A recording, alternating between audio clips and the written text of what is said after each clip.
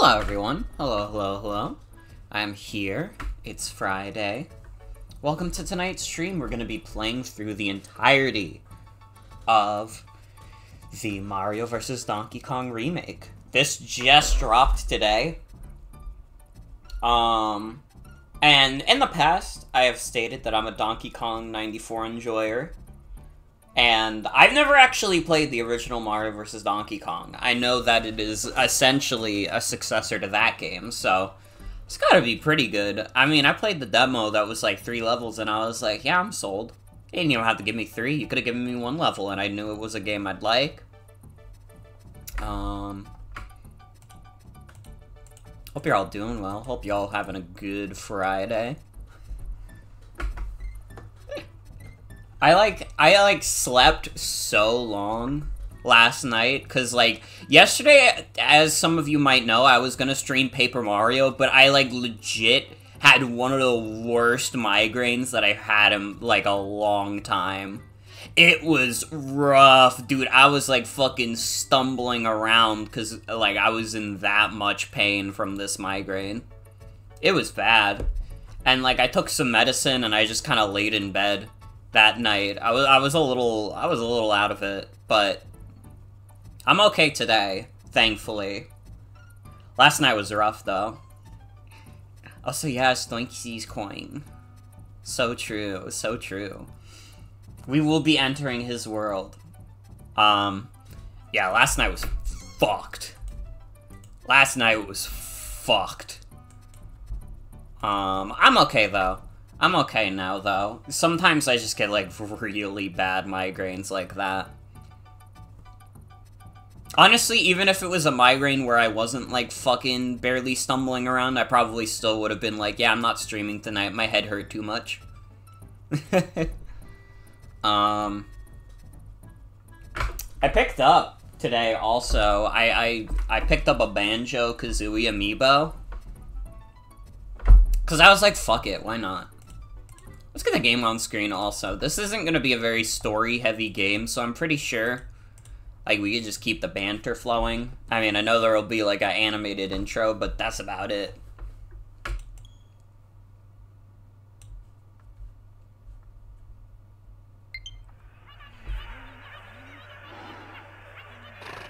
Dude. DK, this remote only has 1 button.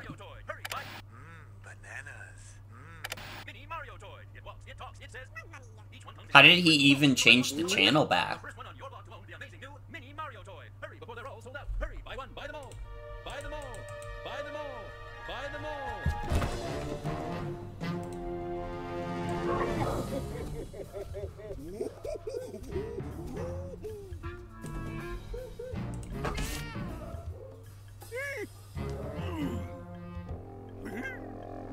Might be one of those ergonomic buttons that can hit different directions for different inputs. Maybe.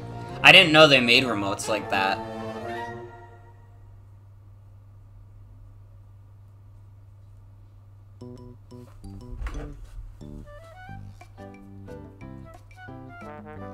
They're looking directly at you.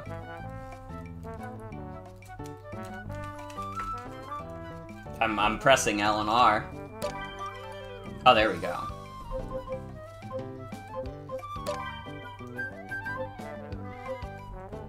Yeah, we go classic. We do a little classic here. It's a fucking Game Boy Advance game, alright? By the time the Game Boy Advance came out, they were already making, like, piss-easy baby games.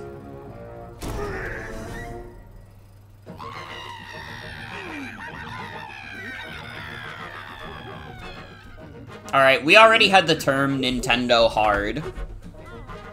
And Nintendo Hard was not referring to games that were coming out at that point. Hey! Hey! Wait! I do think it's kind of funny that they didn't record any lines in this game. So this is just, it's straight up Charles. We are in fact hearing Charles Martinet.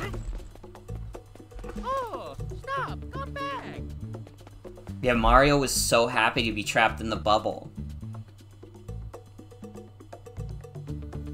We finally got the result of Microsoft's big news that they were, like, building up. They were building this shit up for a week and a half, only to say, like, yeah, a few of our games are going multi-platform, but not all, giggle. I gotta admit, it's like the ultimate troll tactic. I mean, fuck, you heard me speculating on this stream, like, what the fuck could Microsoft be cooking? Are they going third party? Is the Xbox dead? No, they just wanted to announce that, like, some of their games were going multi-platform. Which is, like, literally the most boring possible thing they could be doing an announcement for. Because, like, dude, you know how many fucking Microsoft games are already multi-platform?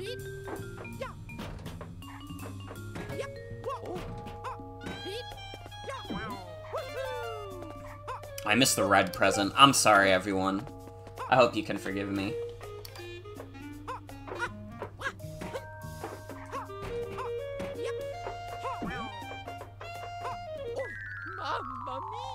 Oh, I thought I jumped on top of it. Whoops.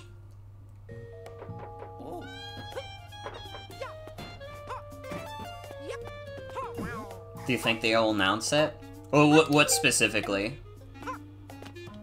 Oh, TL Tomodachi Life? I don't know. I don't know. I would love a new Tomodachi Life game. I'd give anything for it. I don't think it's in the cards currently. I know the big rumor right now, which is a big rumor because the fucking Puro guy was reporting on it, which he, like, leaked pretty much the entirety of the September Nintendo Direct that happened. From what he said, the next Nintendo Direct is supposed to be a partner showcase, which means, like, probably, like, zero first-party Nintendo stuff. I mean, I don't know. I think they've maybe thrown a bone once or twice in those partner showcases with, like, actual Nintendo IP, but most likely it's gonna be, like, multi-platform stuff. I would imagine we'll probably see, like, one or two of the things that Microsoft has cooking.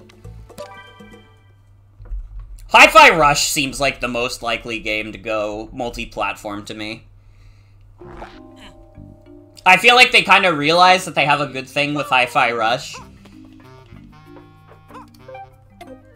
So you might as well put it other places.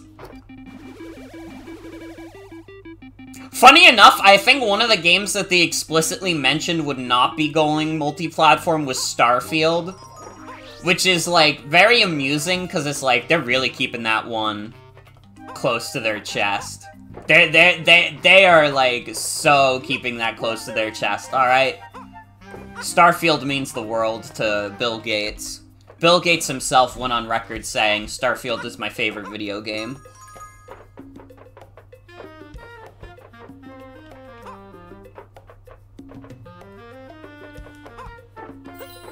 Yeah, I remember Nintendo Switch Sports. It's still, like, it is still a little strange playing that game and having it be, like, you can use, like, the Miis. The Miis are in that game, but they also have, like, this strange, like, new bodies.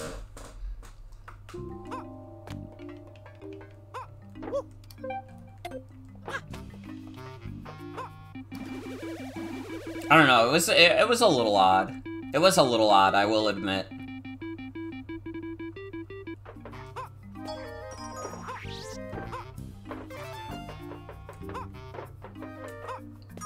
I'm kinda ass at this game, also. But that's okay.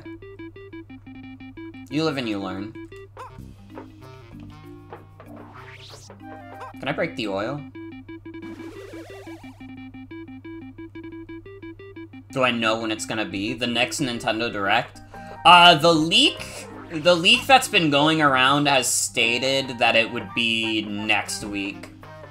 Again, it's gonna be like a partner showcase, which means it's just exclusively gonna be third-party stuff, but we'll see. We'll see. It could still have some fun announcements in there.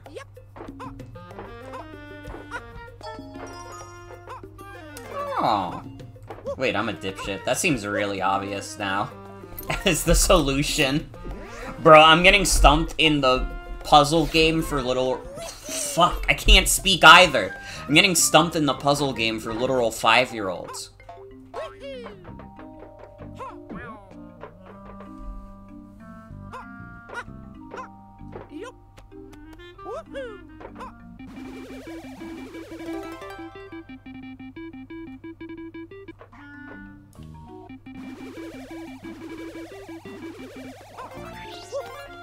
Nice.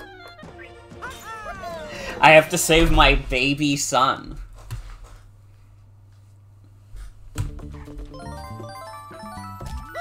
Oh, yeah.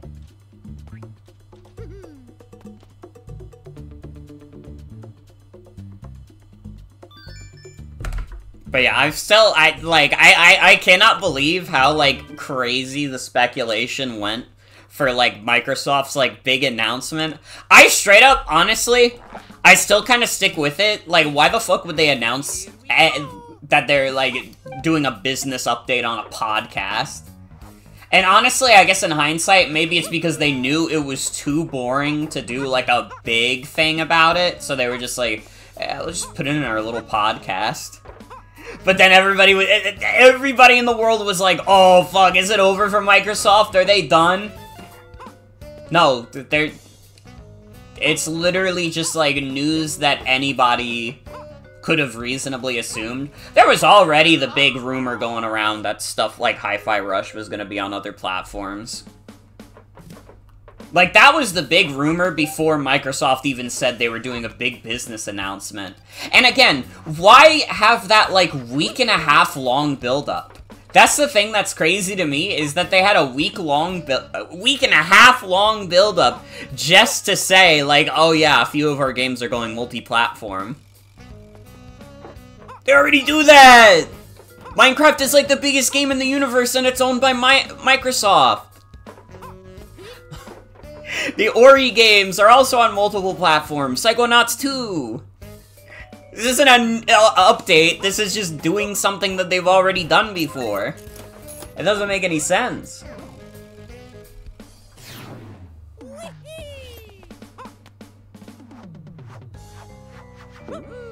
I think another thing that, like, definitely, like, fueled a lot of those rumors, too, was Microsoft, like, getting rid of physical copies for a bunch of random Series X games.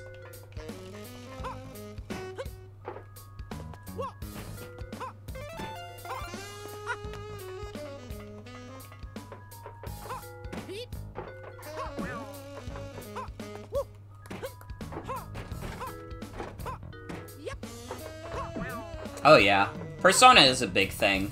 Honestly, if there was anything they were gonna announce in a partner showcase, I wouldn't be surprised if the Persona 3 remake showed up there. Probably just took longer because it wasn't a PS3 game that they were porting.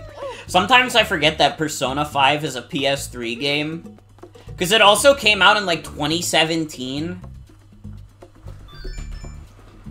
That might be the last big game that came to the PlayStation 3. I don't know.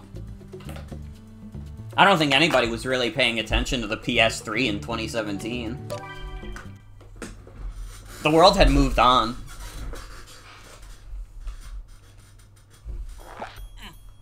Here we go.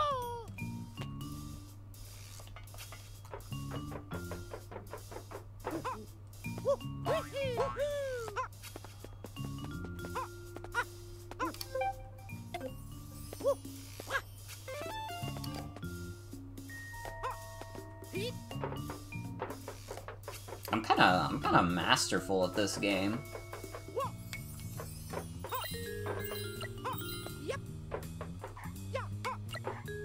Fuck. I say that and then I can't make a basic toss. It's fine, it's fine.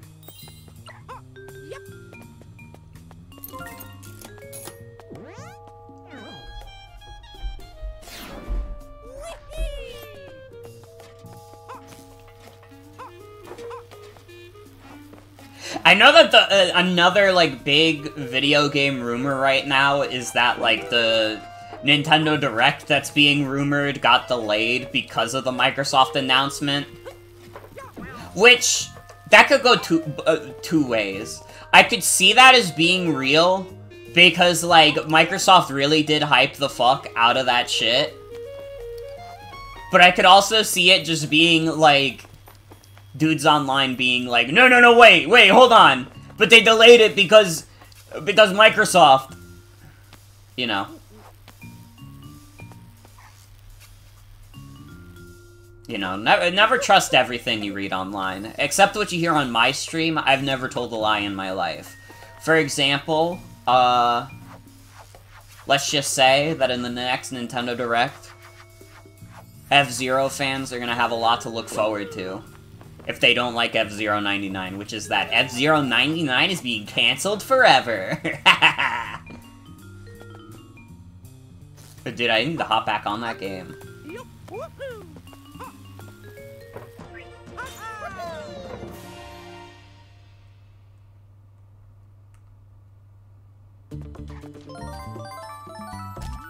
Oh, yeah. Me and my beautiful toys.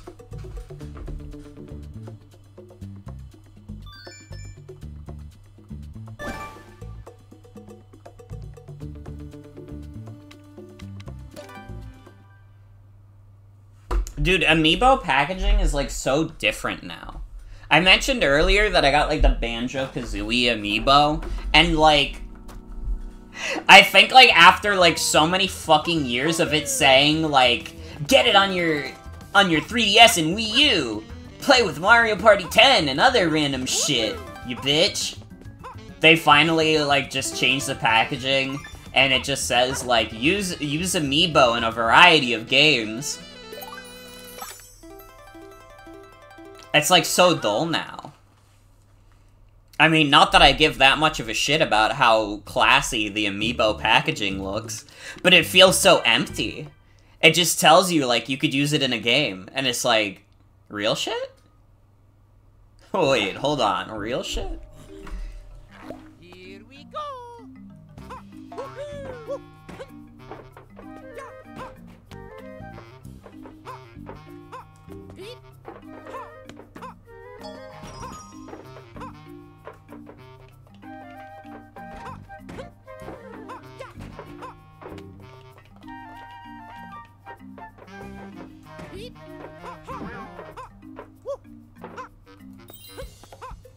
Dude, who the fuck did they have do the soundtrack for this game? Why does it kind of go crazy?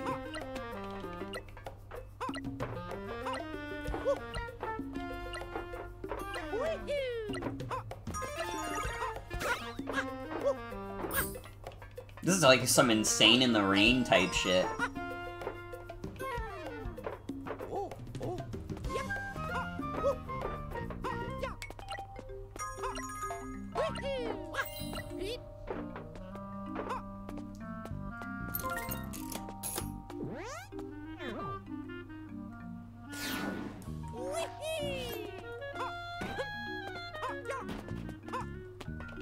Trying to think, is there anything else that's been going on in my life?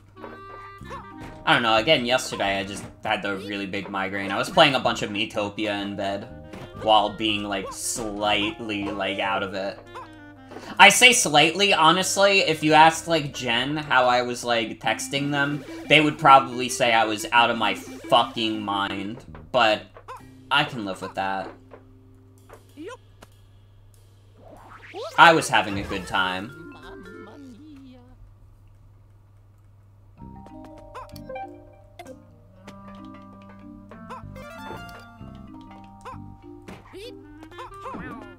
Dude, honestly, I thought about it more, and I'm just like, the Miitopia might be, like, the RPG of all time. And I'm not just saying that because I like baby me shit. I'm just like, I don't know, I think about it, it's like the ultimate, like, you put yourself in a role, and you just, like, you get to create your, like, kind of own story.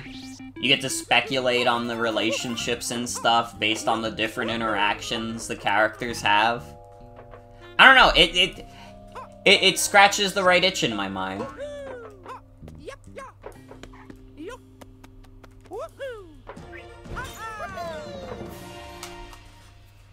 I like playing an RPG, and then I get to kind of imagine what kind of characters I'm, like, creating. And, like, that doesn't really happen that often in a lot of, like, modern RPGs. Honestly, like, the Pokemon series probably feels like that's the closest you get, and even then, like, you're kind of still just, like, a kid going on an adventure at the end of the day. You don't really get a lot of flexibility in how that kid is thinking, because you're often railroaded in the story. Here we go. Yup, woohoo. Yup, woohoo. Yahoo. Yup, woohoo. Yup, woohoo. They're making RPG characters, like, too defined. Yup, woohoo. Yahoo. Oh. I see the game you're playing, Mario vs. DK.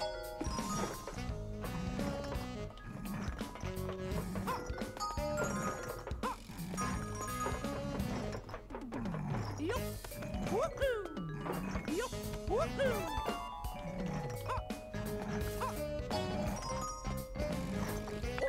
Mamma mia! I don't know, I think we need more Yup, video games where woohoo. you can put yourself in a situation. Woohoo! Yahoo! Yup, woohoo! Yahoo! DDLV has a good story. What is DDLV? Yahoo! Yup, woohoo! Yahoo! Woo! Ah! Woo! Ah! Ah! Ah! Ah! Bro, this brick monster?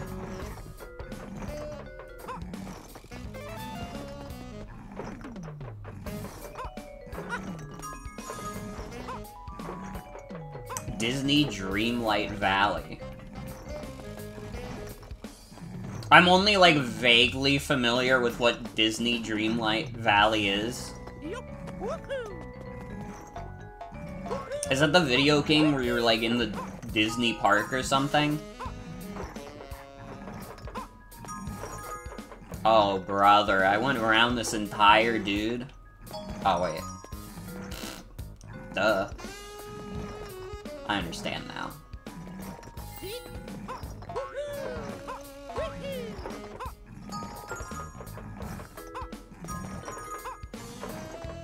Animal Crossing X Disney, it's your own valley? Mm-hmm.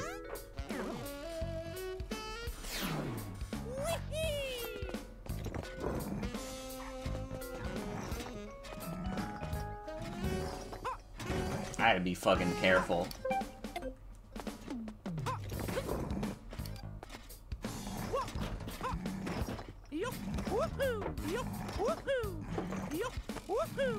I forget like 90% of all games that show up in direct quickfires, because like if you're a company and you're putting out like any presentation and you're just like, hey, check out this highlight reel of like 100 games in like 12 seconds, I'm gonna forget all 100 of those games.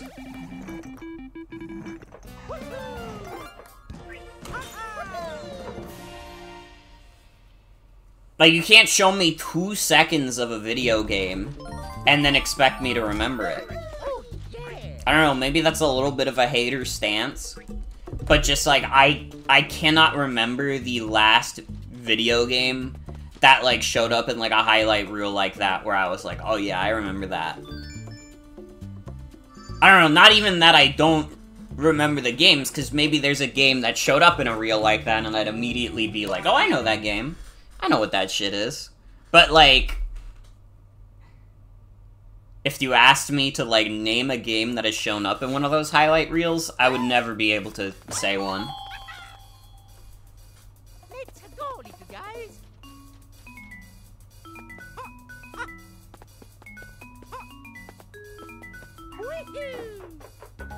They're so needy. They can't move without me. My baby toy army.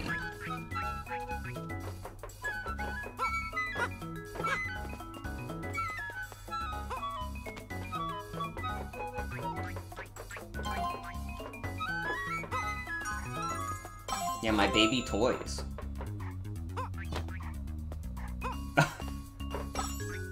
They want to jump in the toy box so bad.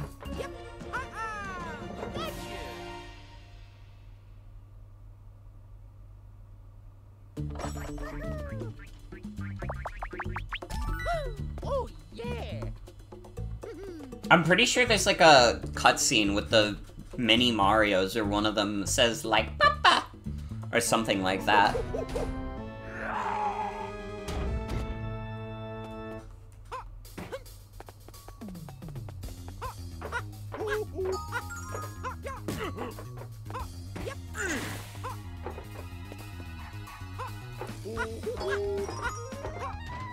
Fuck.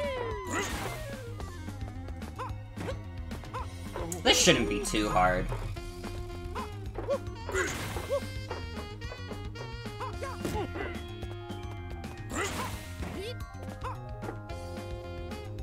What is my toy meter? If I get hit, do I lose one of my toys? No, I definitely got hit there.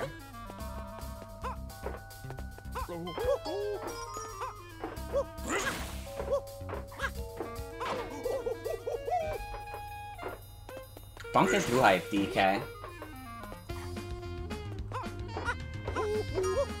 Dude, who the fuck did this soundtrack? Why does this shit go so crazy? This awesome, like, jazz rendition of Mario vs. Donkey Kong music. And you know it did not sound as good on GBA. Listen, I love the Game Boy Advance. It's a very weird little handheld, but I like it. That shit, like, the sound on the Game Boy Advance was so bad. It's actually crazy how bad, like, the sound on GBA is. Oh, yeah. Oh, yeah.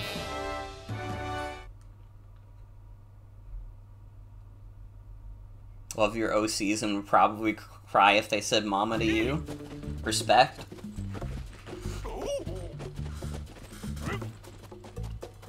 I respect that. Stop, come back.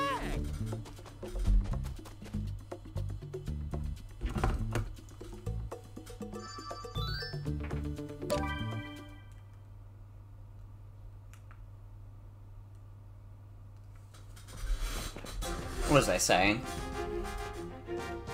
Oh yeah, I was talking about the GBA. Dude. And one of the craziest things about the GBA that I think about a lot is, like, pretty much every, like, SNES port on GBA had, like, much worse sound quality. Dude, fucking thinking about the Earthbound port on GBA is like, holy shit. What a fucking downgrade. And I mean, to be fair, I mean, part of it is that the SNES had, like, a really impressive sound card for the time. I mean, we all love the Genesis. Or at least, I do enjoy some Genesis sound. Not a lot of developers were necessarily qualified to make good Genesis sound. But by and large, if you wanted, like, the highest quality sound out of a game system at the time, you were getting a Super Nintendo, because that console's sound went crazy. And I mean, I guess when you go to a handheld, you're gonna expect some downgrades, but man, it's crazy how much of a downgrade it is in terms of sound specifically. Like, I don't know, there are GBA games with really good soundtracks. Like, I mean, Mother 3 has, like, an absolutely legendary soundtrack, if you asked me. But I feel like, honestly, part of it is that it's in spite of being on GBA, rather than being because it's on GBA. Here we go. I don't know, maybe I've never heard the Mario vs. Donkey Kong music on GBA, so maybe that also went crazy. And I'm being a little hater, but I don't know. I don't know. Mamma mia.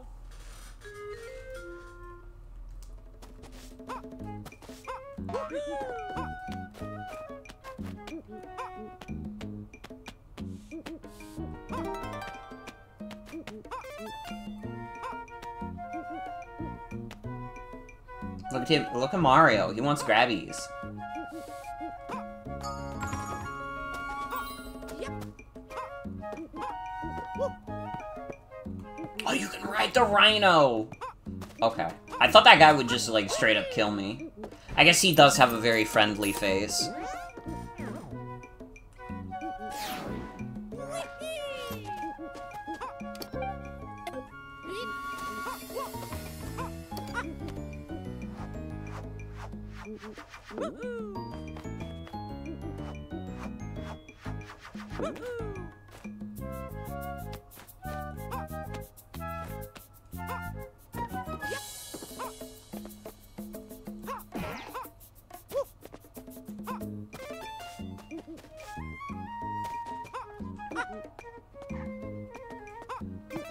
I know bad sound quality is not necessarily what people go to first when they're kind of dunking on the GBA a little bit.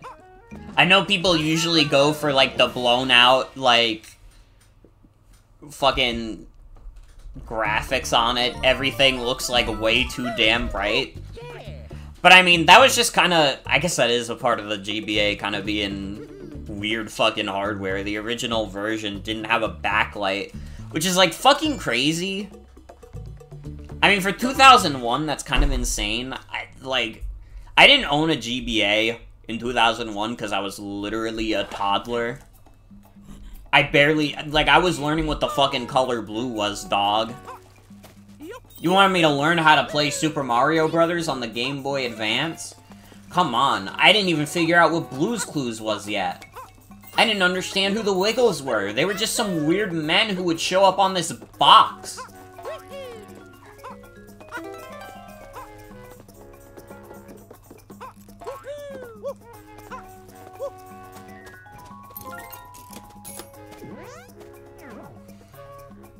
I did rewatch the Defunct Land episode on that one, like, Wiggles Dark Ride, and I was, like, thinking about it, and I have this, like, weirdly specific memory of, like, watching something that was, like, the Wiggles, but they were, like, in space against this, like, really pretty space background, and I was, like... If I didn't remember that that was, like, Wiggles media, that, like, imagined picture of this, like, space background would probably be one of the, like, most beautiful things I'd ever imagined. I guess it could still be, but it would also just have, like, the Wiggles there. But I'm also thinking about it, I don't know. I guess I can't say the Wiggles were grounded. They had, like, a fucking dinosaur on the show.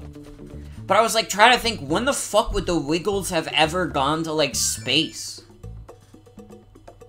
When would that be something that happened? And I don't have an honest answer for it. I'm sorry, Wiggle Mania, it hasn't hit. Maybe when I turn 24, Wiggle Mania will come back.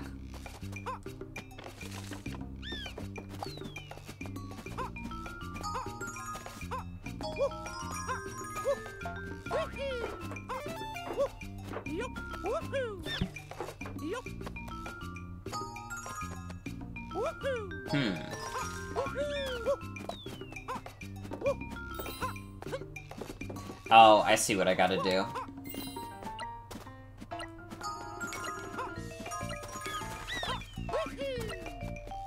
I understand everything now.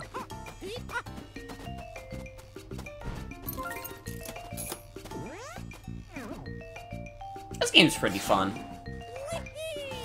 Not too difficult this early on, but I don't imagine why they would make it super difficult in World 2.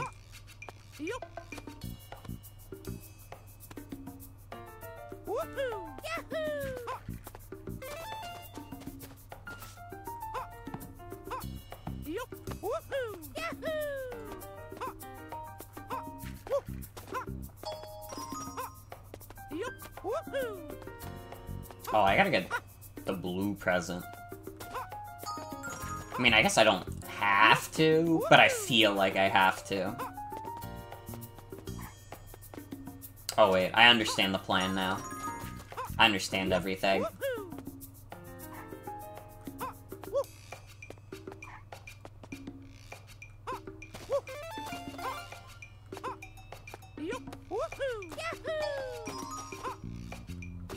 Yup. Woohoo! Yahoo! Yup. Woohoo! Honestly, in a way, I feel like the Switch is kind of like the GBA 2, except this time they didn't release something that was, like, way more successful than it. Like, the Switch never had, like, a console come out that was, like, the DS, because, like, in terms of popularity, I guess the Switch is more akin to the DS. But in terms of, like, what the Switch kind of is, it feels more like a GBA-type system to me. Like, a lot of the best stuff on the Switch is, like, stuff from older consoles, which is not necessarily a bad thing. You know, it's a very good retro machine.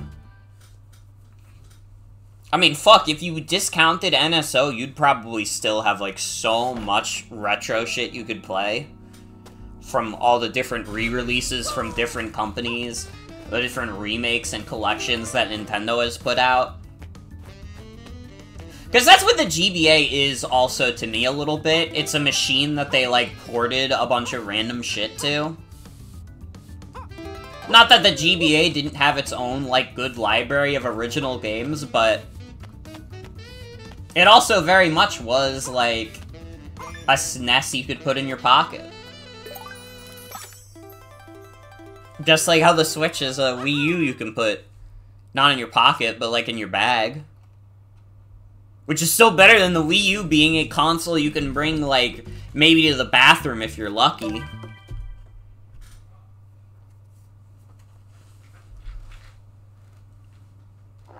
Here we go.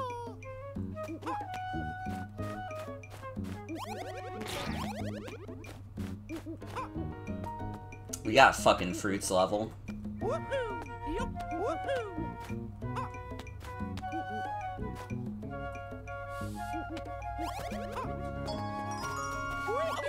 Ah! I didn't mean to backflip. I showed too much finesse with my gameplay. Yup. Woohoo! Yahoo! Mamma Fuck. mia.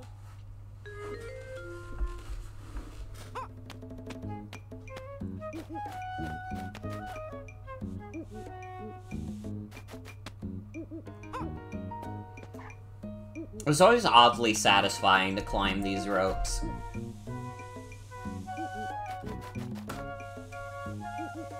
I don't know why Mario's doing that now. I know that was a thing that, like, DK Jr. did when he was trying to save his dad.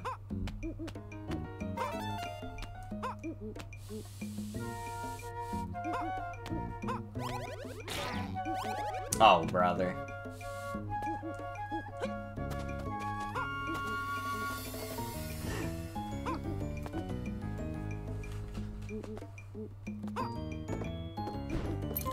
Get me out of here.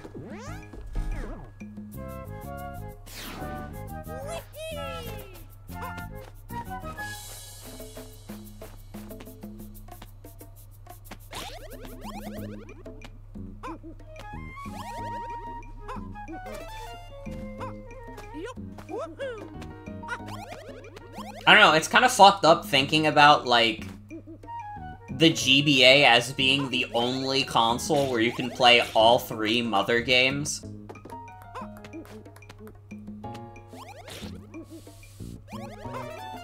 I still think it would be really fucking funny if they did drop Mother 3 on NSO, but only in Japan. I don't know, I kind of feel like if they did it, they might actually put in the effort to try and translate it. I don't think they're using the fan translation. That would be crazy. I don't know, that would be an unprecedented event in Nintendo history. I don't think they're doing that. But, like, I think about it, and I'm like, I don't know. If they just wanted to, like, really hype up, like, the expansion pass, yeah, they probably could put Mother 3 on there. Here we go.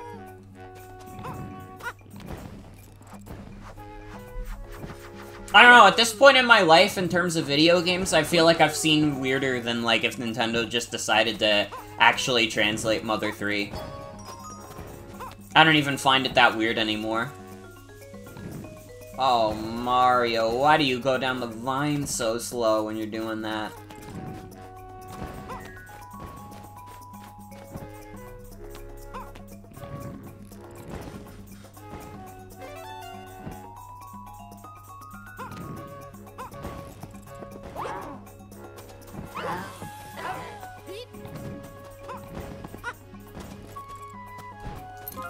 go.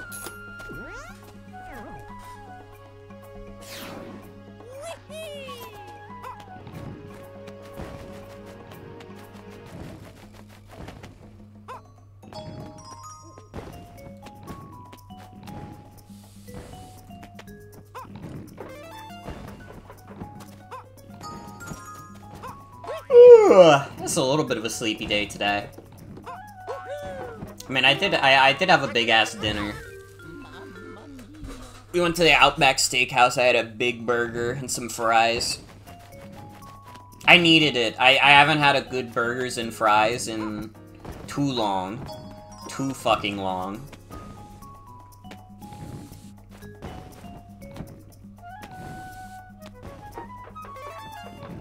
Okay, I understand how this all works now. If you want to go up fast, you do this. If you want to go down fast, you do that. All right, I'm seeing what the chef is cooking.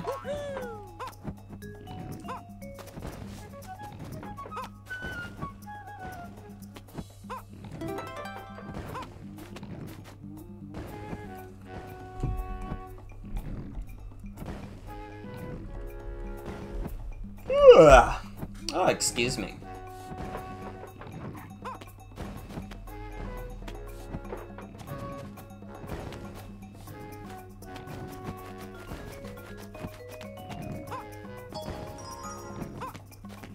Okay, I think what we do is we do this.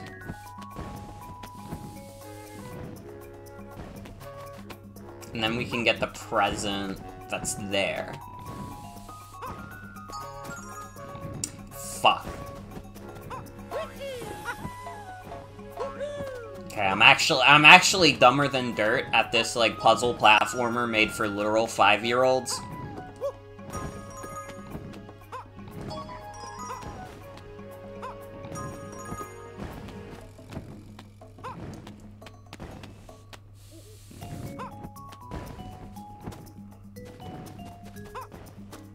Not making that mistake again.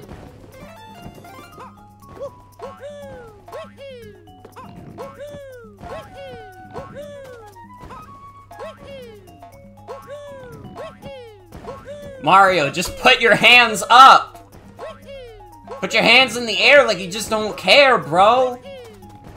What is his problem? Is he stupid?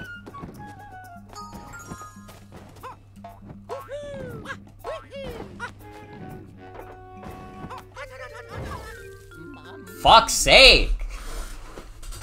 I was losing the war of attrition because I was getting pissed off that Mario was just... Bro wasn't doing nothing. I know it's my fault as the player, but I can't help but be a little mad at him. It's only my fault because he won't put his hands in the air.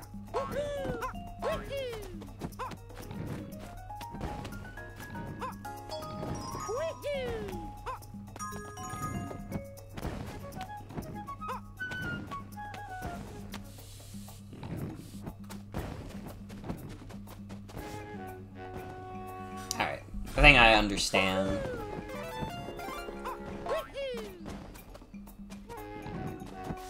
Oh, can you not crouch walk under things? I guess that makes sense.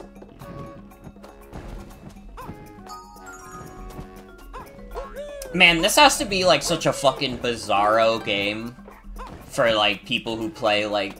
When they think of Mario, they think of, like, New Super Mario Bros. And, like, that kind of shit. I don't even think this game controls badly at all.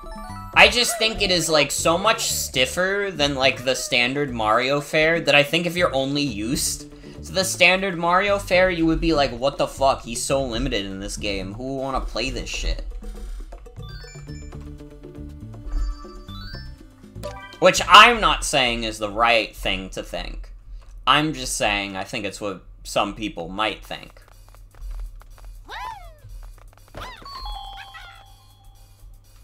Let's go, little guys.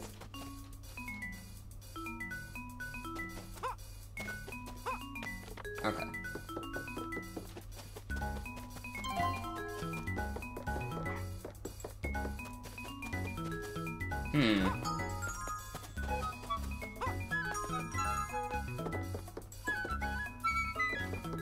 So how do I go fast enough that...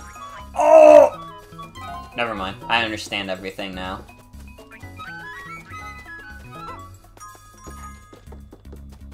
Sometimes it's literally just as easy as just fucking go for it.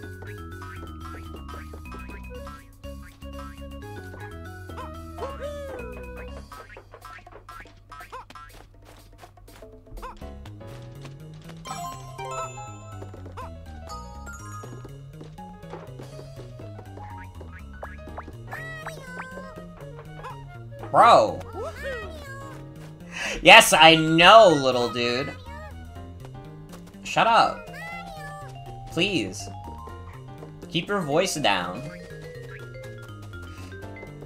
This one little dude who got lost in the pack? Okay, hold on. Actually, I need to turn the red switch off.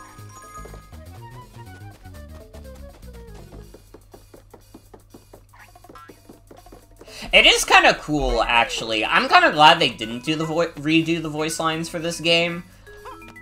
Because essentially, we're just getting, like, restored, like, Charles Martinet, like, voice lines. Which is kind of wild. Oh, fuck.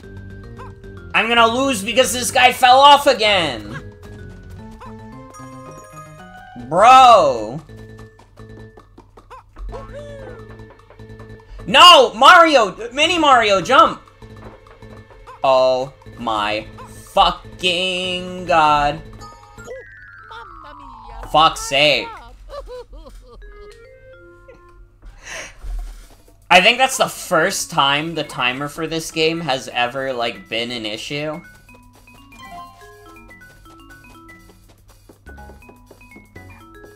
The one dude didn't get lost from the pack. That's not the right term. Whatever. He didn't get separated from the pack.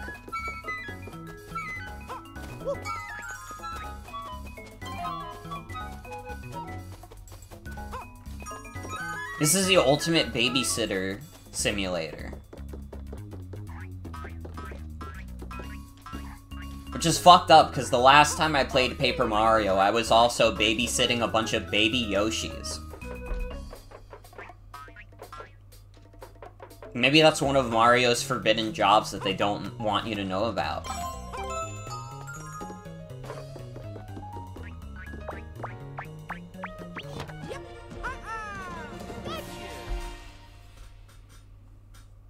Dude, I think Mario would actually kind of be a killer babysitter. To be fair. Oh, yeah. Like, I don't know. Mario definitely has, like, cool uncle vibes.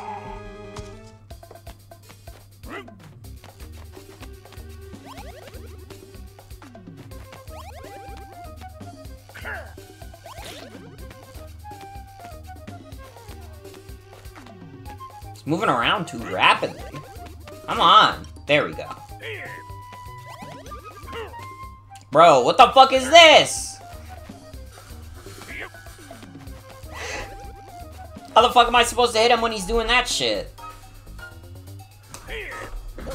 Oh, fuck.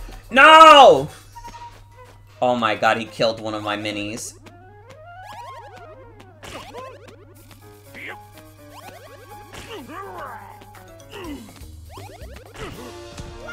Fuck you.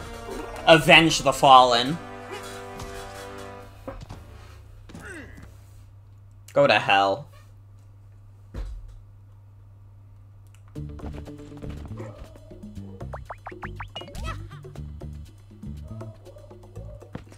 I'm mad as hell.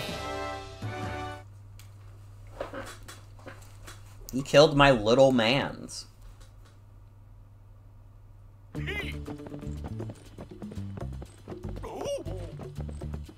In the third world, we're already in a volcano level.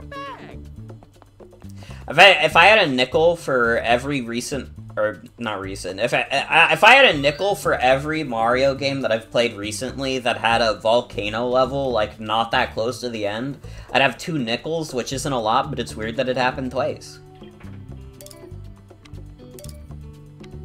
Alright, I gotta use the bathroom. I gotta be real. I gotta use the bathroom. I'll be right back.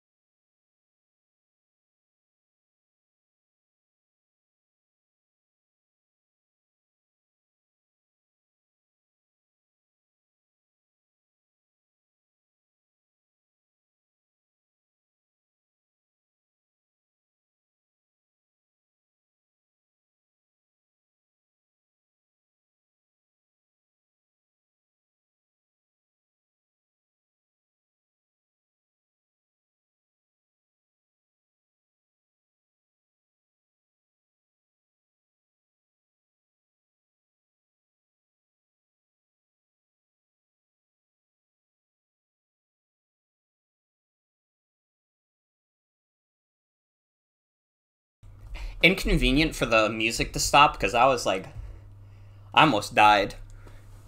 I'm gonna be real. That was a disaster. What happened in the bathroom on February 16th, 2024, may never be spoken about again. It was a catastrophe, even.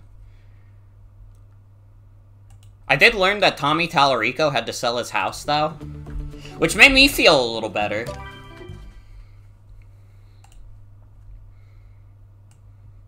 I don't know, we enjoyed dunking on Tommy Tallarico here.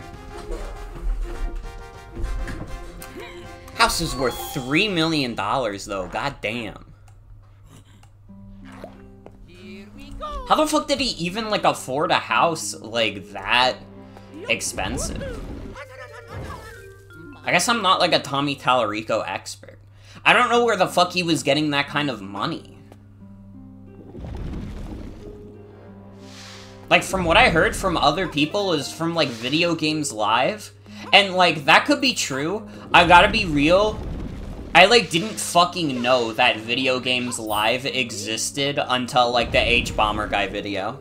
I had literally never heard of it in my entire life until that video came out.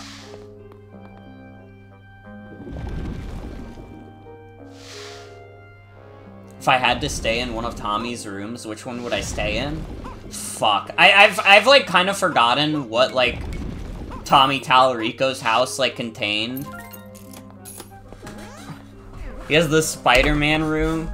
Hold on, I have to look up, like, the rooms in Tommy Tallarico's house.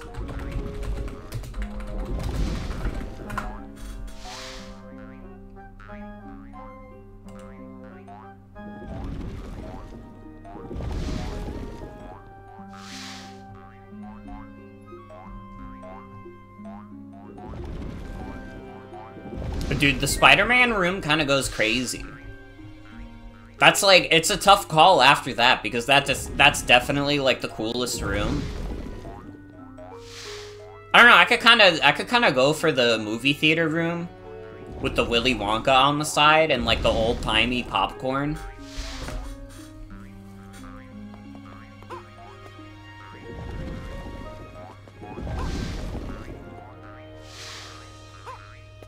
From what I heard, also, part of the reason why he's selling the house is just because, like, Video Games Live has not been doing very well. Which, again, is funny because I still, like, I've never heard of Video Games Live before. Obviously, I know they perform, like, video game music live. I could glean that much. But, like, do they just, like, do it from, like, any video games? Or is it, like, specifically games that Tommy Tallarico would at least have his name on? You know what I mean?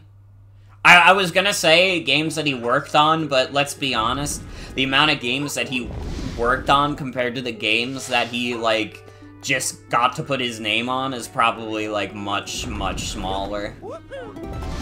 I mean, I still think it's really fucking funny that everyone went out of their way to disprove the idea of Tommy Tallarico working on Sonic and the Black Knight, just so they could prove once and for all that he is truly, definitively not the first American to work on Sonic. Also, hiya, Briss, welcome. Welcome, welcome.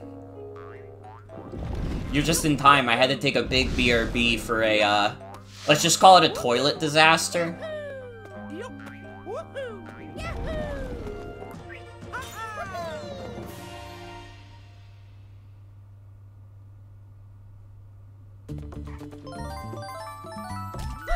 Yeah, I'm okay. I do need to drink some more water, though, for sure.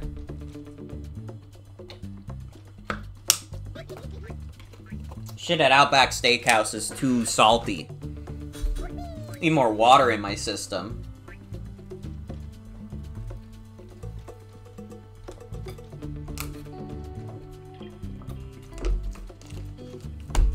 Actually, don't have that much water at my desk. I have like a bottle and a half.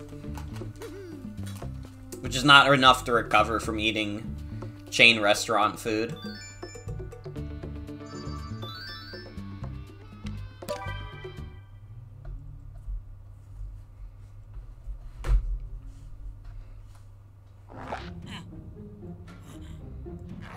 Honestly, again, I, as far as I can tell, I do not believe that Tommy Tallarico had to sell his house because of the H-Bomber Guy video. But also, honestly, if you ask me, if anybody's deserving of buying Tommy Tallarico's house on the market, it would be H-Bomber Guy. I think we should all donate to H-Bomber Guy's Patreon in the hopes that he'll be able to afford Tommy Tallarico's place.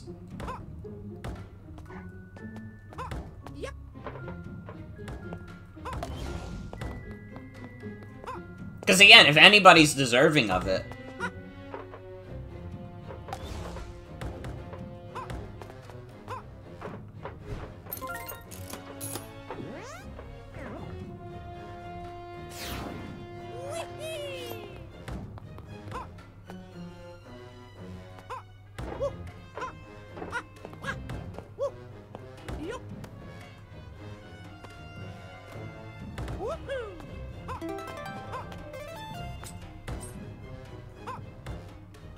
Ah! Mamma mia.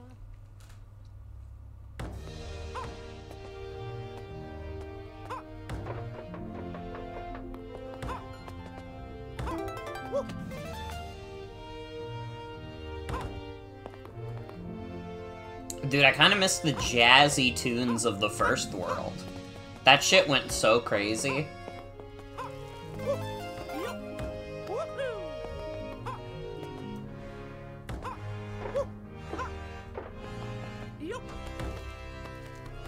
This feels like endgame music at, like, World 3.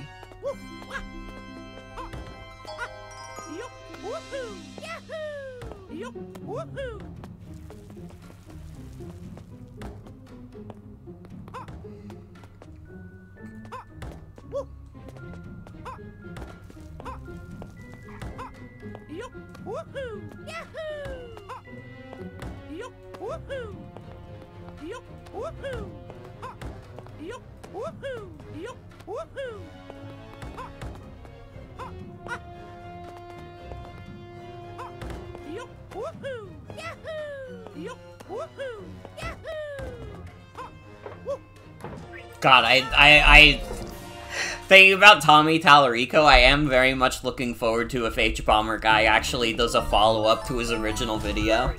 Honestly, it really has been, like, watching, like, H-Bomber Guy do, like, I know he doesn't necessarily love doing them.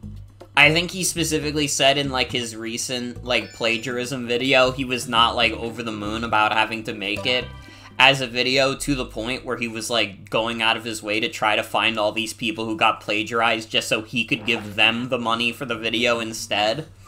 Here we go. But I have to admit, I just gotta be honest, it's intriguing YouTube stuff to watch.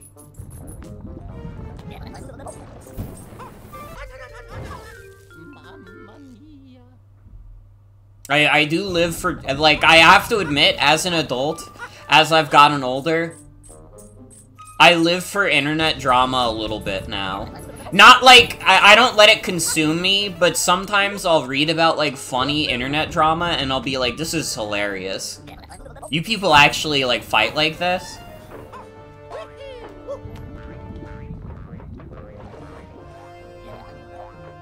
Like, I don't know. I don't like when a YouTuber, like, commits, like, a heinous act, and then, like, everybody's like, here's the drama. I don't like that, but yeah, sometimes you just want the gossip.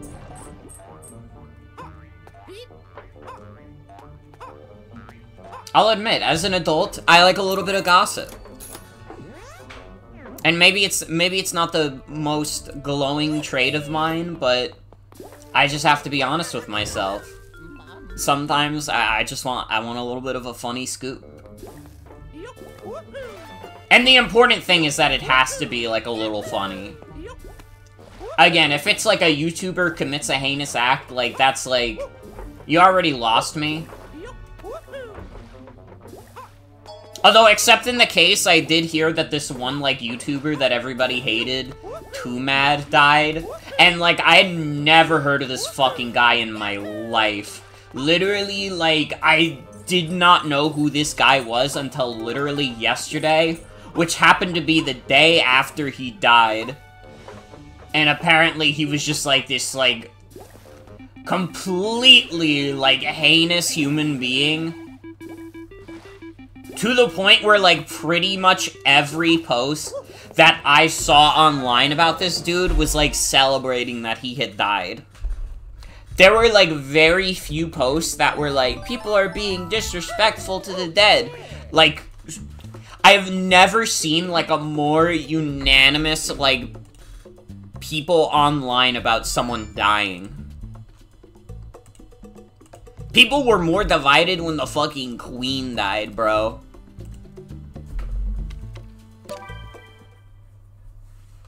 Well, I mean, that's obvious. All the British people who are still, like, into the monarchy would be very upset about that. I don't know if they'd give a shit about whoever Too Mad was.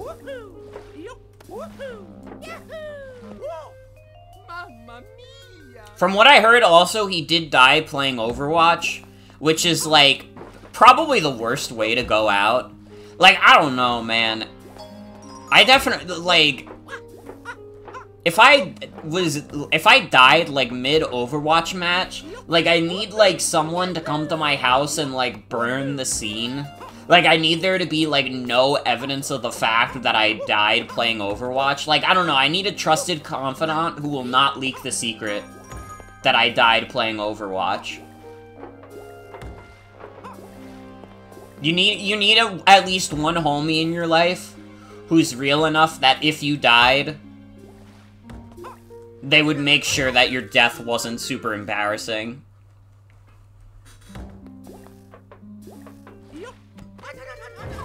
Mamma mia. Again, if like, I will say also, if any of you don't know who Too Mad is, and you're, like, curious, I will just say, again, this guy was fucking heinous. Genuinely, there's, like, content warnings for all kinds of things if you want to look into the kind of dude that he was.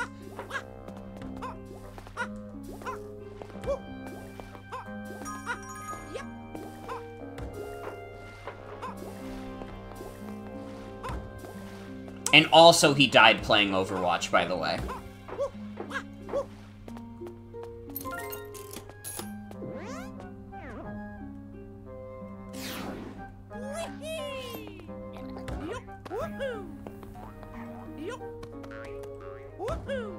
Now I'm thinking about how fucked up that would be for, like, the people who are in-game. They're probably, like, I don't know, they're probably, like, getting really upset at their teammate who's, like, AFK in spawn, and they're like, what the fuck is this dude doing? Why is he not doing anything? How do we kick this dude, bruh? And then, like, actually, he's, like, literally dead, and they have no fucking idea.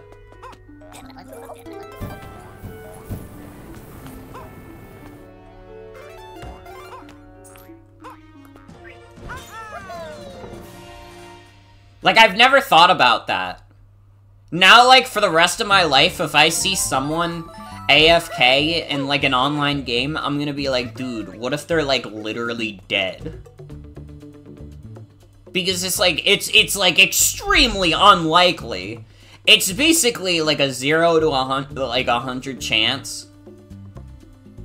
But, like, what if? What if you're, like, shit-talking this dude who stopped playing the game, and you're like, what the fuck, this dude stopped playing the game without leaving the game, and then it turns out he actually just fucking died. That'd be crazy. And you'd never know. There would be no way for you to ever know.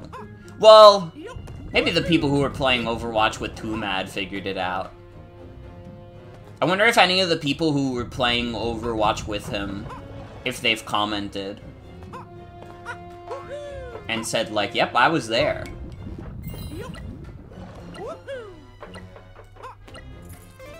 You've had that exact line of thinking a lot, and it was entirely unjustified every time.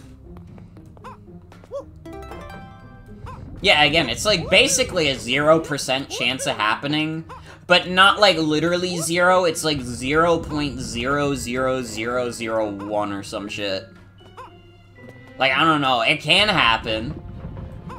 It happened to like one human being on Earth, but it's probably gonna be a while before it happens again. Fuck.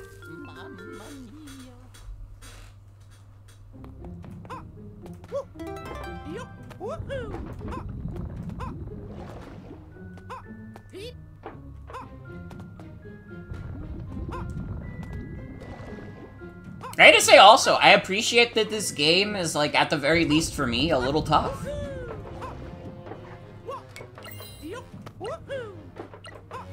You know, this is not a baby video game.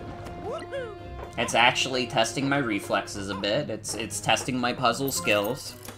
I mean, the puzzling is not that difficult, but, you know, you gotta play around it.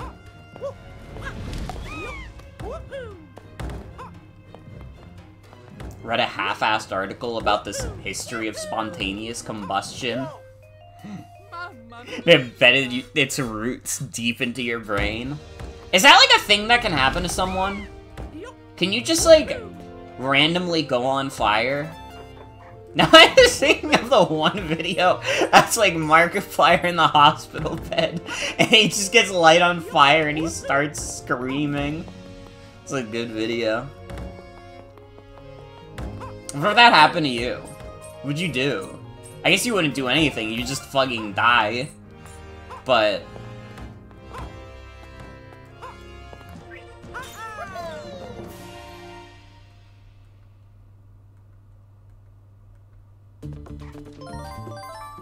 unreliable historical documentation points to maybe. Everything else says lol no. We have to get recorded proof of someone spontaneously combusting. There are pyromancers out there that don't want you to know the truth.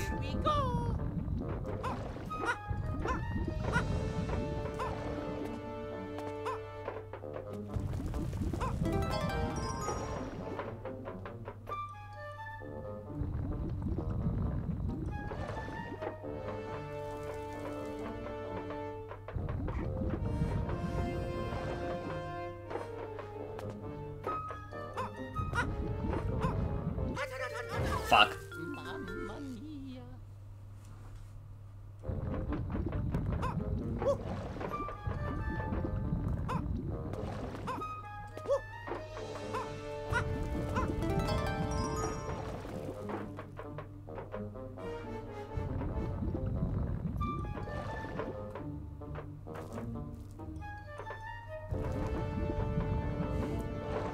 I learned today also, this is like a funny little anecdote.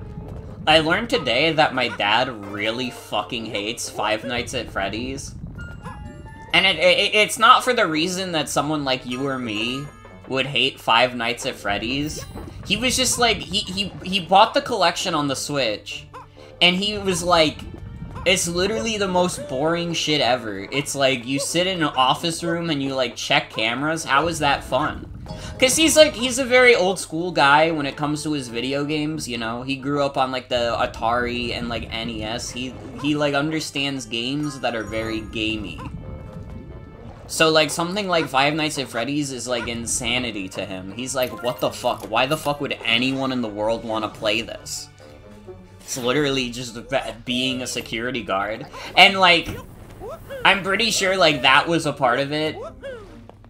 Because, like, also, like, my sister made him aware of the existence of games like Job Simulator, and he was like, what the fuck? I have a job. Why would I want to play a game like that?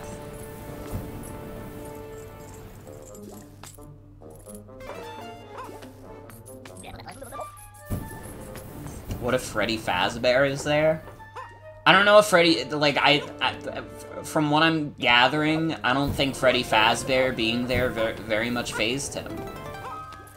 I mean, he's not the kind of guy that gets scared much in general. I very much think I got that kind of sensibility from him.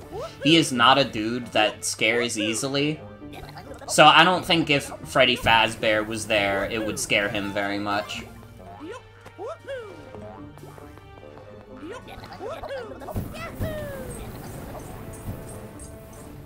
I mean, fuck, he's the kind of dude who's been watching, like, slashers and shit since he was a teenager. I don't know if Five Nights at Freddy's would be enough to frighten him. Like, he remembers when Chuck E. Cheese actually was, like, a fucked up, like, animatronic guy.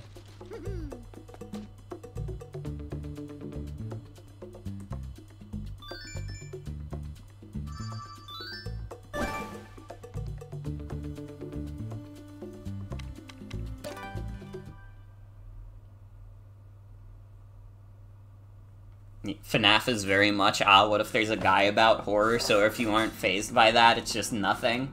Mm-hmm. Here we go.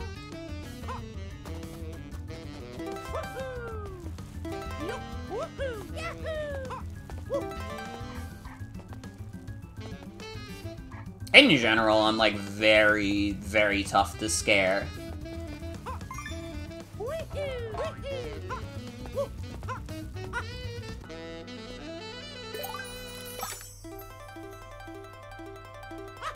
I don't know, in general, I don't get very scared by, like, traditional horror. And again, I think I very much got that sensibility from my dad. Not that I've been watching slasher movies all my life, because I really don't. But just that kind of, like, I cannot be fazed attitude. Okay, this is a scary toy level. My toys could die if I'm not careful with them.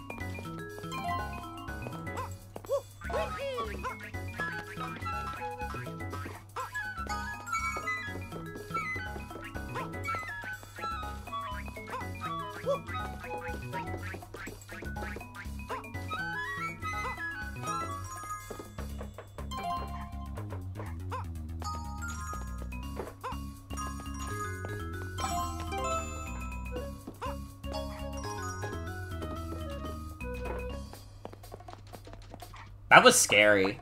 I didn't like the idea that my toys could die at my hands. I also got scared that they would die. See, that's the kind of thing that scares me. A small little toy dying. More horrifying than Jason or Freddy, to be honest. Like, I mean, you just hear those names and it's like, those are just guys.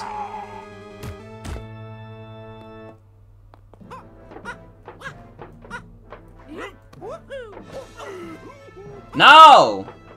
He killed one of my toys! I did not realize that was how this worked. Wait, did they name their horror characters out of guys? After guys? I don't know.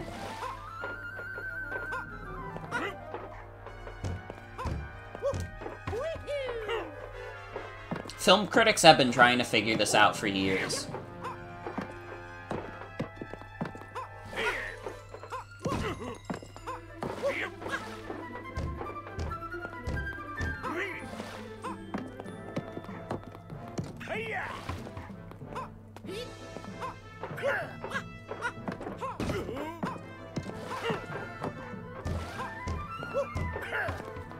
Dude, I'm kind of mad. I just thought about, like, at work when I was, like, suffering really badly from yesterday's migraine, I was moving, like, decently slowly, and I had to make, like, a sandwich for a customer, and the customer, like, straight up left because they said I was taking too long, which is fucked up because they said that, like, a minute before I finished the sandwich. Like, I was about to come right out, like, and price it, and they were like, no, it's taking too long. And it was fucked, because it was, like, salami, cheese, salt, pepper, vinegar, some mayo. And, I mean, I don't know. It's not, like, the craziest sandwich in the world, but it's just like, dude, I put my heart and soul into that. You wanted that on your sandwich. They came up to me and were like, "Can I get a sandwich with everything on it?" And I was like, "We have a lot of stuff back here. You're gonna have to be more specific than everything on it." And, like, I probably came off as more rude than I meant to, because, again, I was suffering really bad from a migraine, and I was just, like, exhausted. But it was, like, I don't know. I feel like probably the normal reaction would be, like, what do you mean everything on it? We have, like, a million things back here. You want a sandwich with salami, cheese, and then a million other extra shits? It's just, it doesn't seem logical. You want me to put some butter? A little bit of, do you want me to toast the bread too? Come on.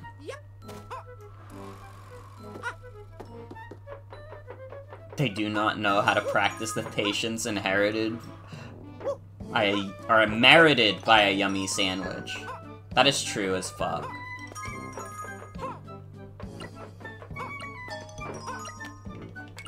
I don't know, that goes for a lot of people who come to the deli. I honestly feel like the amount of sandwiches I've had to make versus the amount of sandwiches that I've actually sold is like a really bad ratio, because people really will just like walk away if they feel like you're taking too long. And it's like, I don't know what the fuck they're expecting. It's like you have to cut the bread, you have to cut all the ingredients, you have to make sure you have the ingredients in the back, otherwise you gotta go through the store to find the ingredients. Like, it is not a simple process. It takes a bit. I guess part of it is that we make the sandwiches in the back so they don't have that tangibility of, like, seeing the progress you're making, but it's like, come on, dude. You gotta be patient for your sandwich. Nobody in this world is patient enough for their sandwiches anymore. It's even crazier because we literally just sell sandwiches in the front. Like, we have sandwiches pre-cut in the store that if you're really that impatient, you can just pick up, but they want it fresh. And it's like, listen, I get it, I get the appeal of wanting it fresh, but it's literally already fresh! We cut the sandwiches that day! You're asking me for a salami and cheese sandwich, you can get that at the front! What are you coming to the front to me for? Just because you want some salt and pepper on it? Go home! Put the salt and pepper on it at home! Fuck's sake.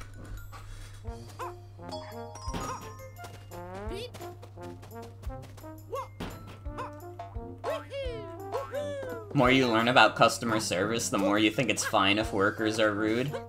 I can be rude sometimes. I fully admit it. I have my moments. I try not to be, you know, I try not to let the things get under my skin, but sometimes some customers warrant it.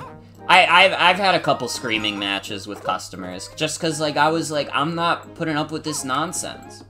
You're literally not putting me through this bullshit tonight, brother. Like, there was one guy who used to be, like, insanely rude and always get on our case about how long it would take for us to cut things. And, like, one night, I literally, like, walked into the back while my one coworker was, like, cleaning a machine. And he, like, immediately started complaining to my coworker, like, why aren't you cutting? Why are you listening to that guy? Why won't you take customers? Isn't that what this is all about? And I just, like, came out, heard him screaming that, and I was like, oh, I am not putting up with your bullshit tonight. I told him straight up, like, you're gonna be fucking banned from the store if you don't stop this fucking nonsense.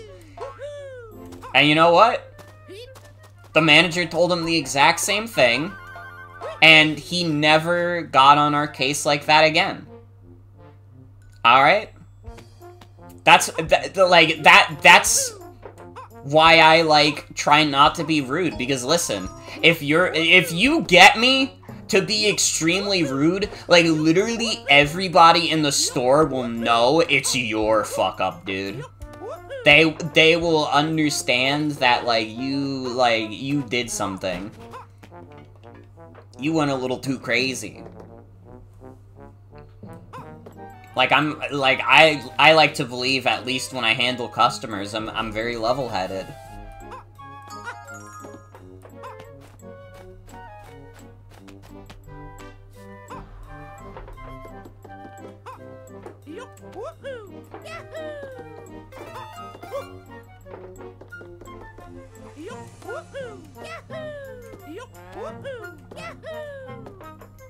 the fuck do I get up here?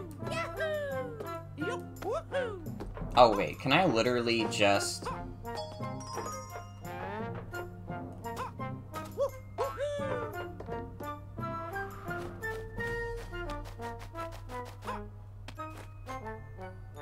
No, I can't. Wait, what the fuck?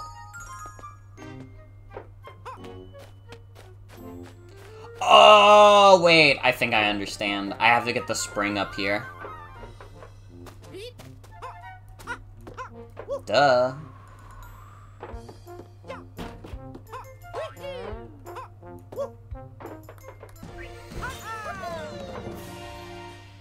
Yeah, for the most part, I'm always, like, very nice with customers. It's very much a matter of, like, listen, if a customer is gonna be rude to me, I'm gonna kill them with kindness. Alright? And, like, that's the professional thing to do anyways. You know, you, like, even if a customer is, like, getting on your case about something, you remain very cordial, you remain very professional. Which, again, is why if I really do get rude with a customer, if I, like, fucking scream at a customer, everybody around me knows that they fucked up. Like, they, like, fucked up hard. If a customer is rude to you, you should shoot a brimstone at them. True, true. Now, hi, Joey. Welcome. Welcome, welcome. Here we go. That's really the only instance I can think of me getting, like, particularly rude with a customer. I think, like, there was maybe one time where I got, like, a little feisty with a customer because, like, she was insisting, like, we had to be open longer, and I was just like, ma'am, no. You can ask, like, the managers, they'll tell you we close at this time. Because she had been, like, a problem customer in the past. She's also, I think, like, a customer who I was, like, slightly rude to. And then after that, she was never that rude again. Because I think she just did not expect anybody to question her. Again, that's why I try and be nice to people. Because you know what? If you, like, incur my wrath, you're probably a reoccurring customer, and you probably realize that you fucked up.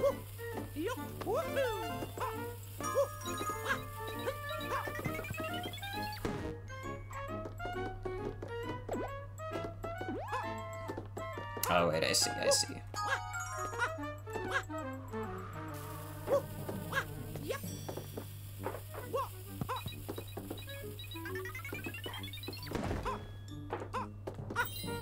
I think also, like, the stereotype is that a lot of the times it's usually, like, older people who are rude. I think that, like, rude customers can come from any age range.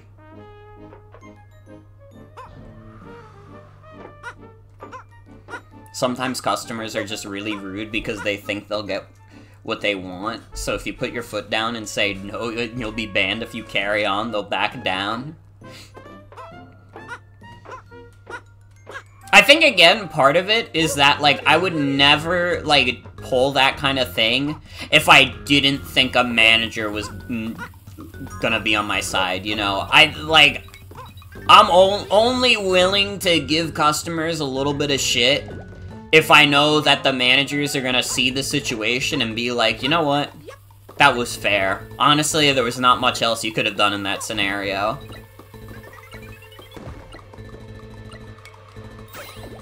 No! The key despawned too quickly.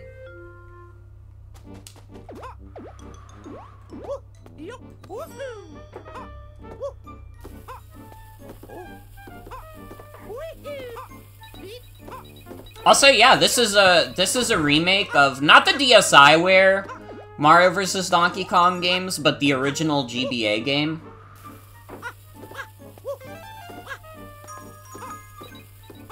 Been living under a rock. It'd be like that. It'd be like that. Yeah, this literally just dropped today.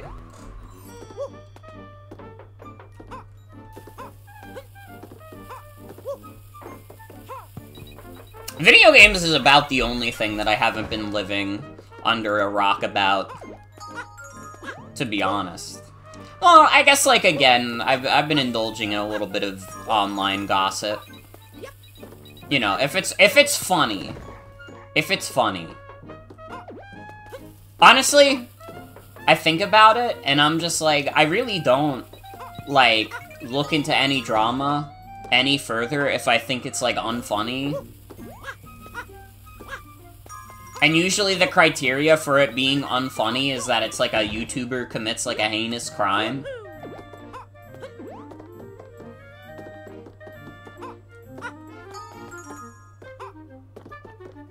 Why did I do that? I'm thinking about it. Why did I do that?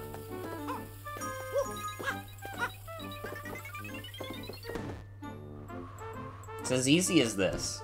I did that in half the time. What if Sephiroth was a YouTuber? Sephiroth would be, like, one of the most insane, like, eco-fascist YouTubers of all time. I don't know, he would definitely, like, I gotta be real, if Sephiroth was a YouTuber, he'd probably, like, try and start a cult or something. He would quite literally be the cult of personality.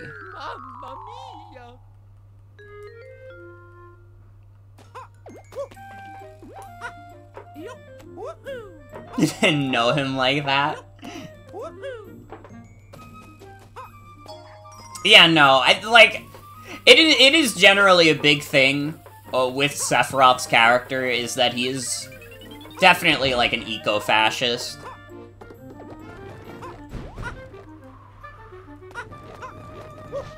I mean, he's trying to destroy the world because he thinks human beings are disgusting, they deserve to suffer. World belongs to Genova, etc., etc.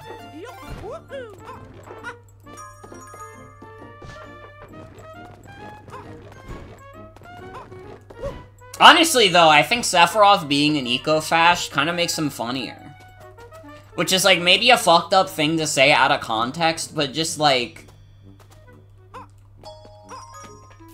I mean, I think we can all agree that, like, eco-fascist beliefs are, like, fucking nonsense.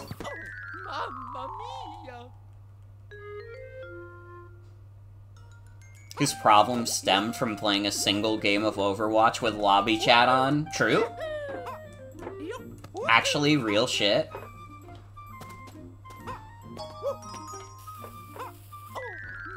Fuck. He was in the lobby with Too Mad when Too Mad died.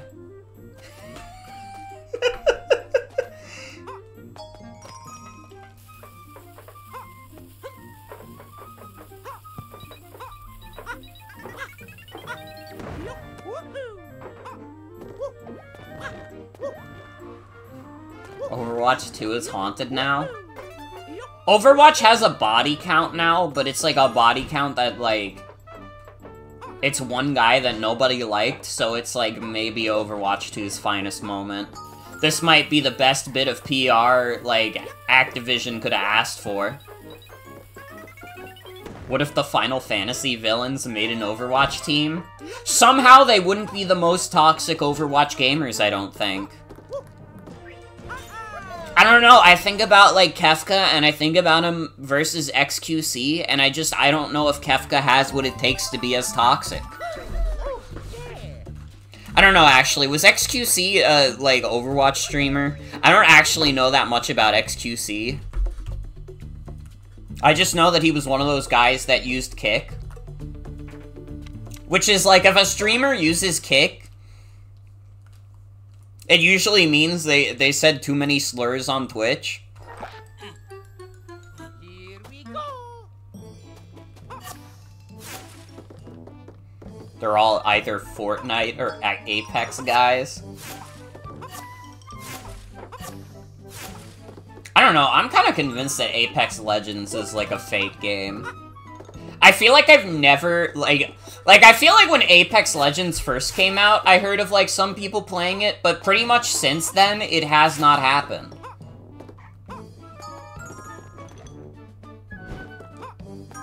I'm thinking it's a little bit of a prank. Gay sex legends, true? True?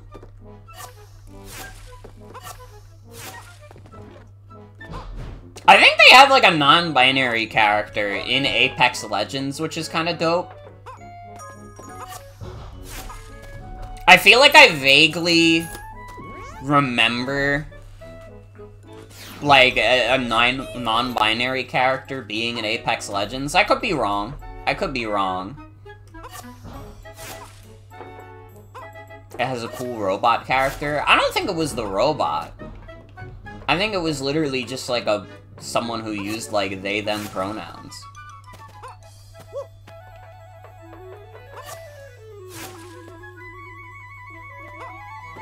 A game doesn't have Winston, it's bad. Excuse me for dropping in.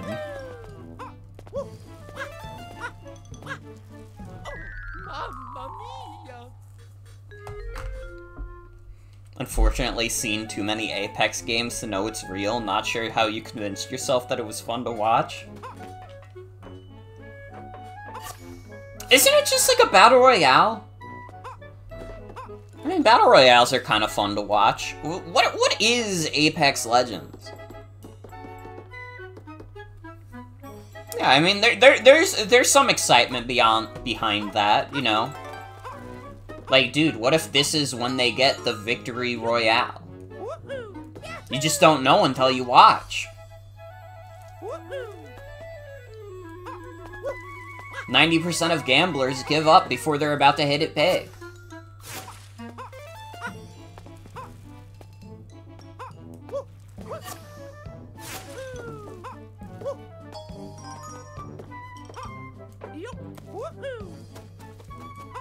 Mario gambled everything away.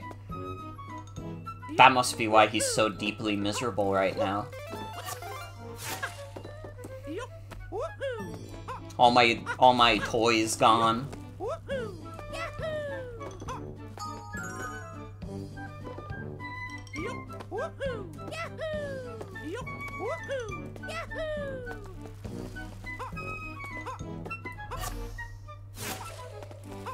Being put in Donkey Kong's contraption to pay for his sin of greed. True.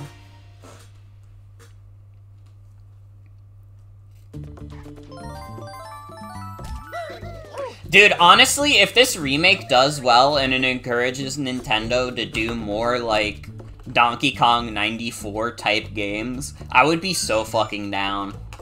If this just started becoming a regular fixture of, like, Nintendo's, like, software, that would be dope. Here we go! Because I know what happened originally with Mario vs. Donkey Kong is just that, like, it came out, and then, like, a bunch of people were like, yo, the minis, they're so cute, we love the Mario minis. And then they were just like, fuck it, we're pivoting. So every single Mario vs. Donkey Kong game after the first one just became about the minis.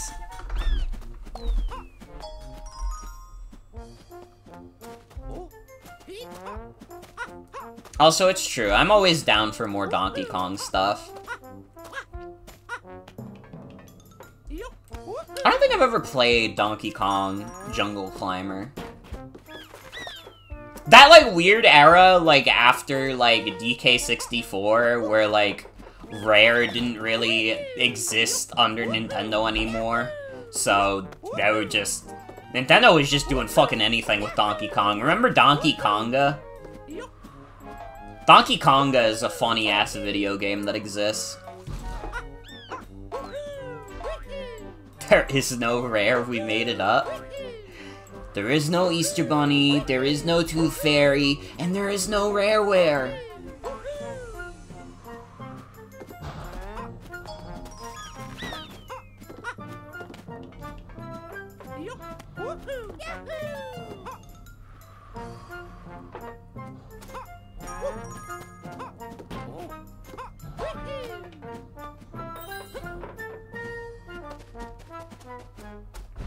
He kind of does look like a Flappy Bird a little bit. I think one of the funniest things that, like, my coworker has said, like, out of context recently, while me and another coworker were talking about the Batman Arkham games, because, again, I've been playing Batman Arkham Asylum.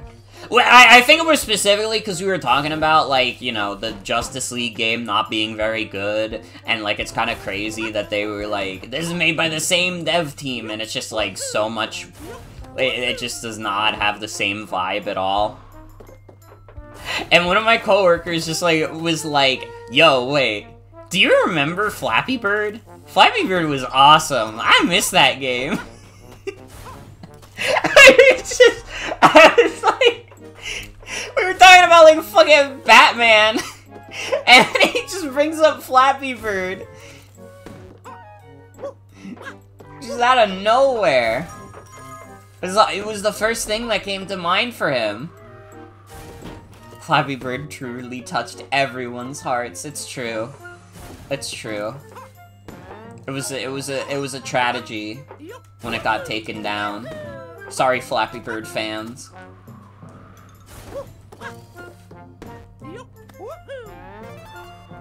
Oh, let's go. Joker did all that because Flappy Bird got taken down. Got ported to 3DS as a homebrew app. Let's fucking go! Dude, honestly, Flappy Bird, like, Nintendo Switch remake, when? It's what the people are asking for, Doug? Do you want to bring it back?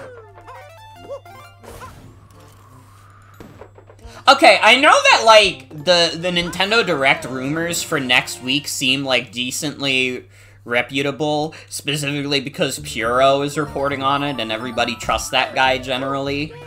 Where the fuck is everybody getting, like, the rumor for, like, the Nintendo Switch 2, like, being, like, revealed next month? Like, where is that coming from? Cause, I mean, like, I don't know, maybe I have a little bit of trust issues now that, like, everybody was talking about, like, you know, oh, fuck, Microsoft, and I was like, you know what, yeah, maybe something fucked up's happening at Microsoft, and then they were just like, no, lol, it's like four games are getting ported to other platforms, and then I was like, oh, okay. So maybe I have a little bit of trust issues after that. I don't even know if it's leaks specifically. I don't know if there's been, like, a specific, like, leak. I just know that, like, people are saying, like, yo, Nintendo Switch 2 reveal in March, and I'm just like, I guess I'll believe it when I see it, you know?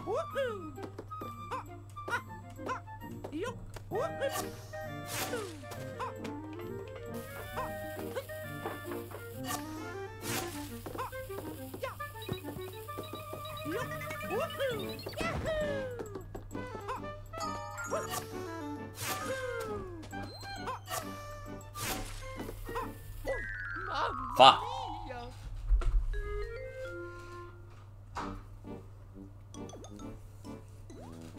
I don't know, I guess also in general, like, with, like, Switch 2 and, like, that kind of shit, I'm always just, like, at this point, I'm just like, this is, like, the 7th week in a row we've done this. It feels like. It really just, it feels like a repeat of, like, the Switch Pro stuff, where, like, every week it was like, the Switch Pro is really coming out, guys. We promise. And then it's just like, it just becomes white noise at some point. It's just like, we've done this song and dance so many times.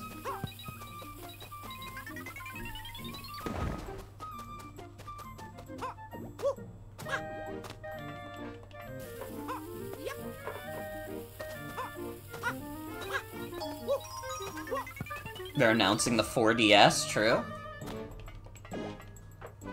Switch 2 is real, your brother works at Nintendo. To be clear, I do believe that a Switch 2 will happen. I don't see any reason why Nintendo would pivot to some random other bullshit when the Switch is, like, literally their second most successful, like, console of all time. Only behind the DS, and even then, if they have, like, another, like, good year, they're, like, really close to surpassing the DS's sales. It's, like, actually kind of crazy thinking about if the Switch gets, like, one more good year. Like, they've done it. They've created the literal best-selling console of all time.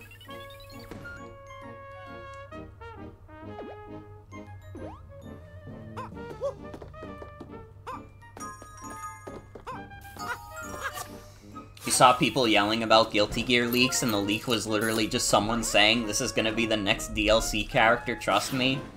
It is a picture of Ronald McDonald.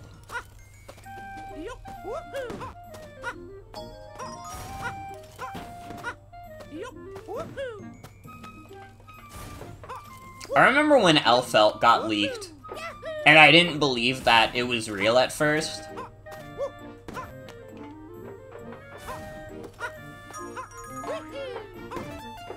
The next DLC character will be the Switch 2. Oh, shit! Nintendo unveils Xrd on Wii U. God. Fans have started a petition to get Xrd on the Nintendo Wii U. What say you?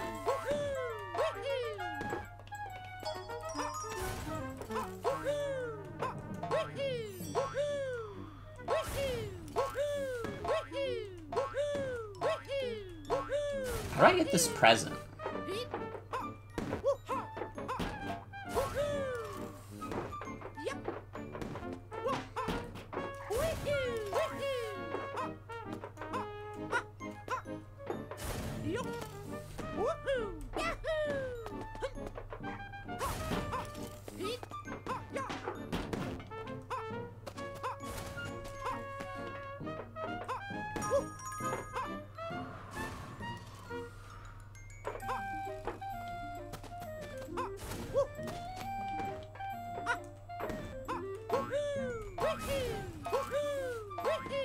I realized also, I own the Guilty Gear, like, collection that released on the Switch a while ago, and that does have Plus R on it. I could become a Plus R person.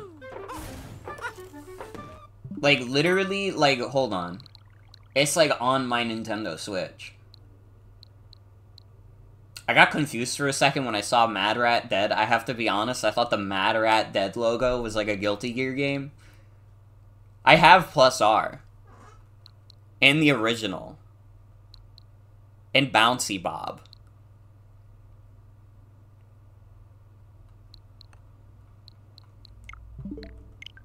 I think Bouncy Bob is the best Guilty Gear character.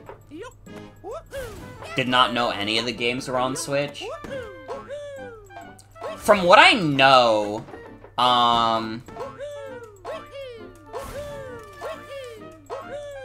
the anniversary collection that I have was only physically released in, like, other countries. It was not released in America. And, like, otherwise, it was literally just digital releases of Plus R and Guilty Gear 1. I don't think any other Guilty Gear game is on the Switch.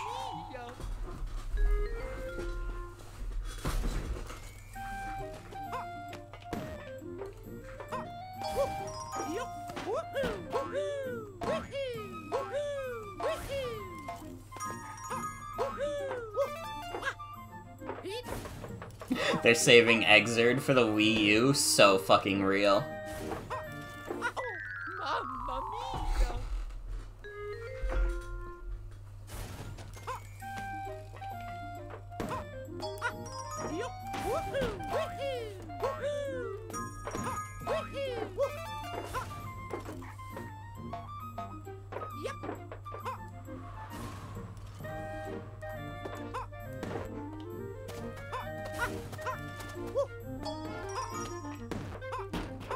I don't know. What are your guys' Switch 2 opinions?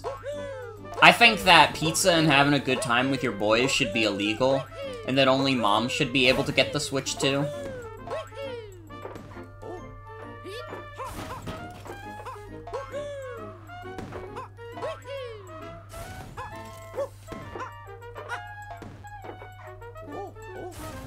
Took the words right out of my mouth.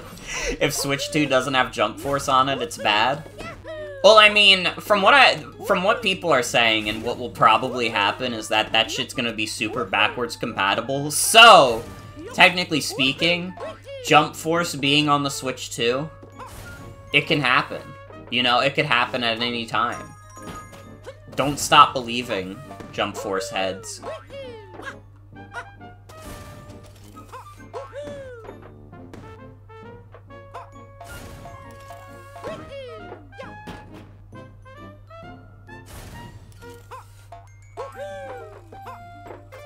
I think it should have eShop music.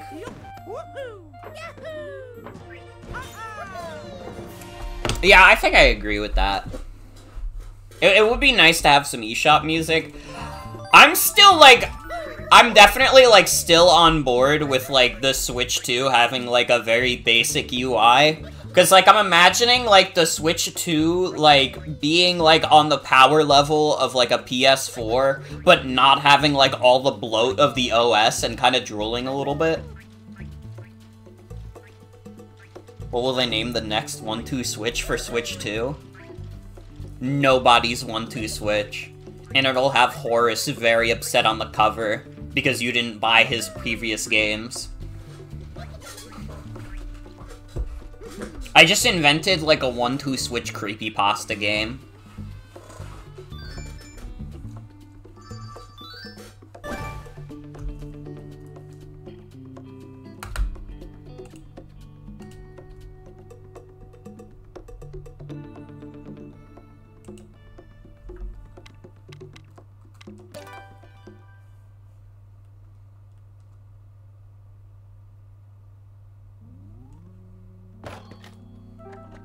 Give me my yummy lives.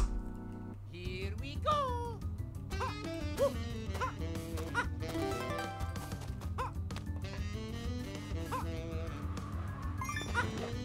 Everybody 1-2 Switch really is the funniest game that Nintendo has ever dropped, because it is, like, unmistakably, like, unabashedly, complete and utter fucking dog shit.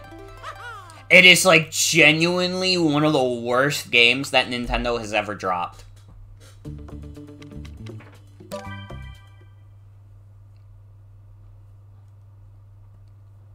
Scott Bingo, so how bad can it be? True.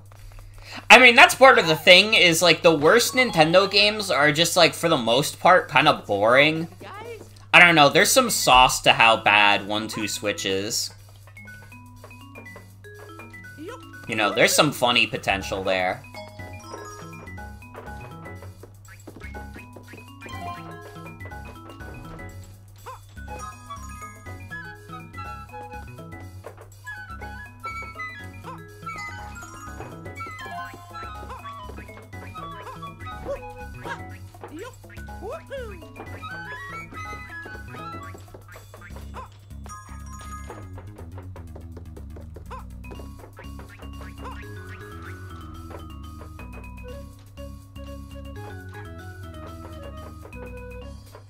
Fuck. Don't follow me. Thank you.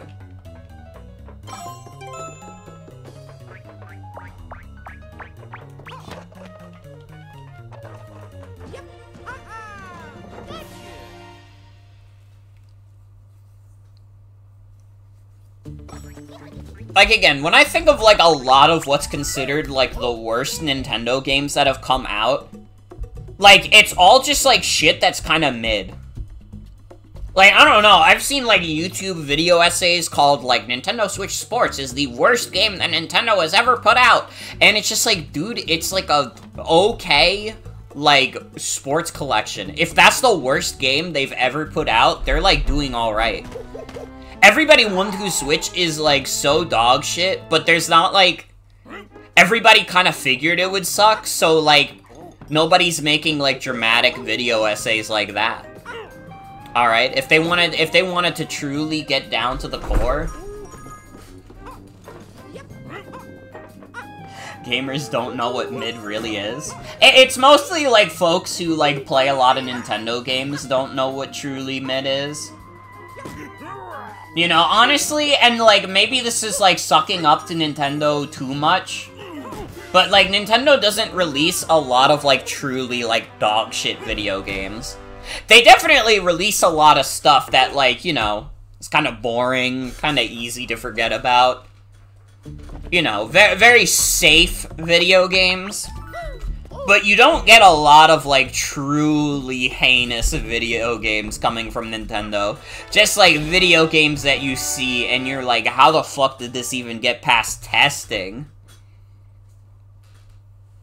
They've come close a few times. I don't know, I'm trying to think, like, what is a truly dog shit Nintendo game? I mean, I would consider Everybody 1-2 Switch a truly dog shit video game. I don't know, like, Animal Crossing Amiibo Festival is probably, like, pretty bad. It seems like even, like, I don't think anybody really likes that game. And I don't think it's a sticker star situation where it's, like, by and large, like, still, like, decently polished. I just strictly think that Animal Crossing, like, Amiibo Festival is not a good video game. I don't know, I guess it's easier to fuck up a party game than it is, like, a regular video game, is part of it. Like, a bad party game is, like, who's gonna play this? If you release a bad, like, single-player video game, you'll probably, like, sucker some people into it, but a bad multiplayer game is, like, not only do you need someone to buy that, but you also need to have someone buy it and convince their friends to play it with them. And, like, how in the fuck are you gonna convince someone to get their friends to play Animal Crossing Amiibo Festival with them? It's just not gonna happen. I think that's part of it, honestly. A lot of the Nintendo games that get the most flack are, like, games that are, like, unreasonable for you to ever get, like, another person to want to play it with you.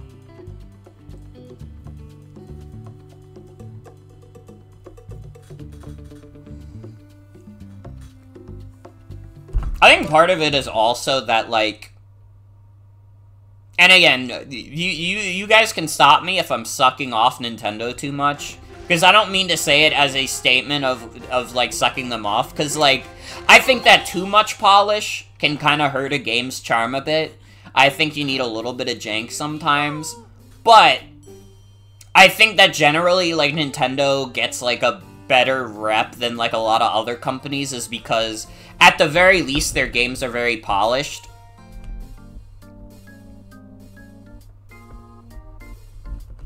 I mean, fucking, that's why Pokemon Scarlet and Violet got so much shit.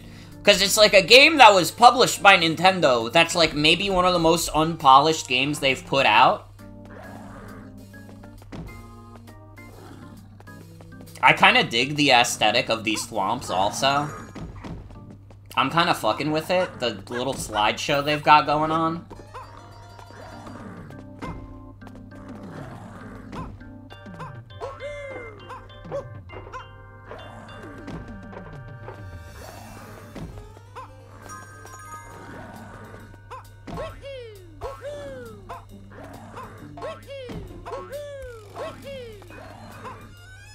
Yeah, I do like this as a thwomp interpretation.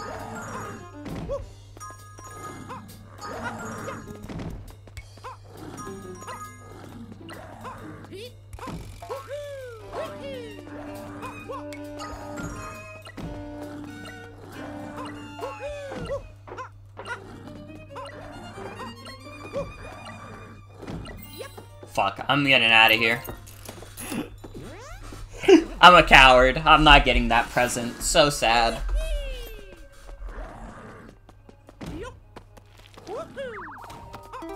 I don't think you're really required to get all the presents in this game, as far as I can tell.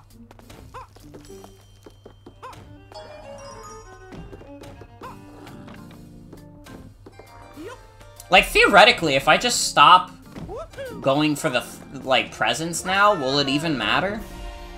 Will the game get mad at me at some point and be like, you should have collected more presents?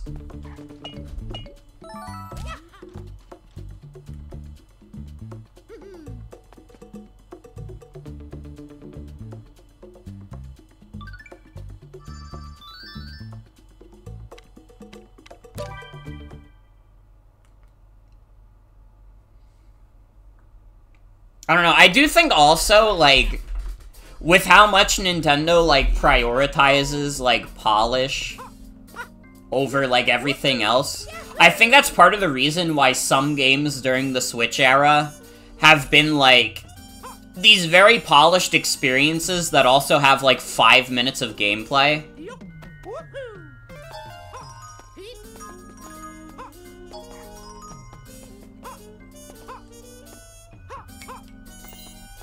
Although, now that I think about it, I was gonna use the Mario sports games as an example, but then I remembered the Mario Tennis Aces, like, opening that they added post-launch that had, like, the worst voice work I've ever seen in a Nintendo game. Hold on. You know, I really just need to, like, show you guys, like, the opening of Mario Tennis Aces again. Maybe, like, very specifically the moment at the end of it, because it, like, literally makes me, like, lose my mind every single time. Oh. Luigi. Luigi.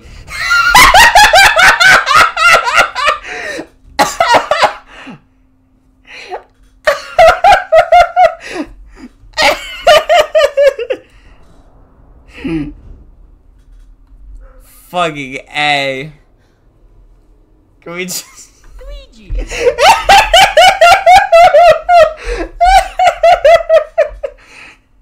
They're gonna get Charles in the studio to record one line. They couldn't get him in the studio to do, like, a grunt or something. They just, like, fucking reused, like, some fucking ass old line of Charles saying, Luigi! It's, like, maybe one of the funniest things they've, like, added in a while.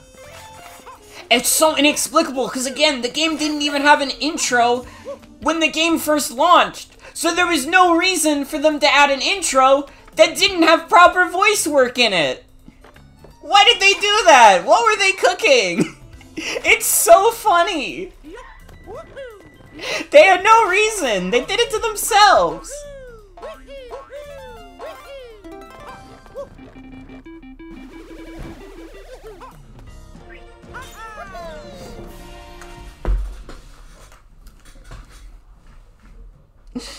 Fucking scary Luigi. Oh, yeah.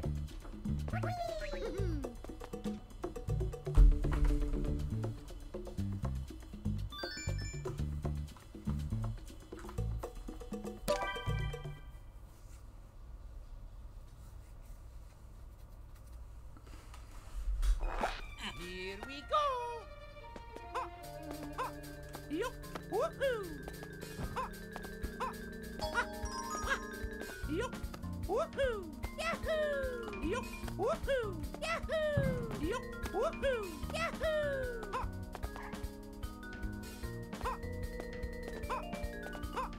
Yup.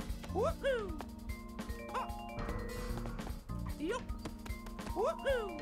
You know, I've been thinking about what this specific song reminds me of. This is like a Cuphead type beat. Like, I don't know, the dude going crazy on the, like, what instrument is that even? There's like a Cuphead level that starts with, like, that exact instrument.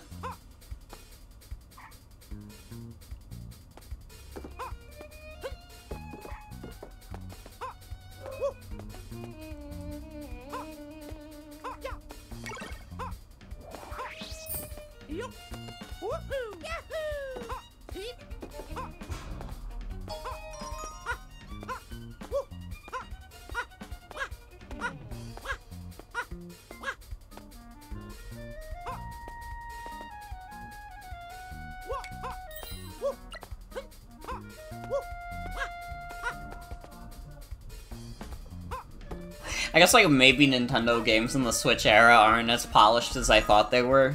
After reanalyzing it, after looking at the footage of the Mario Tennis Aces opening again, I was like, okay, maybe I'm not onto something.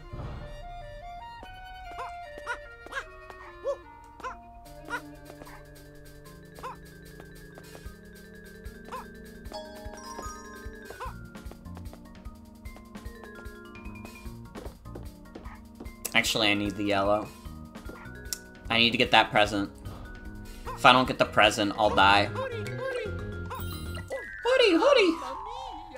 Calm down, Mario. See, you died because you got scared.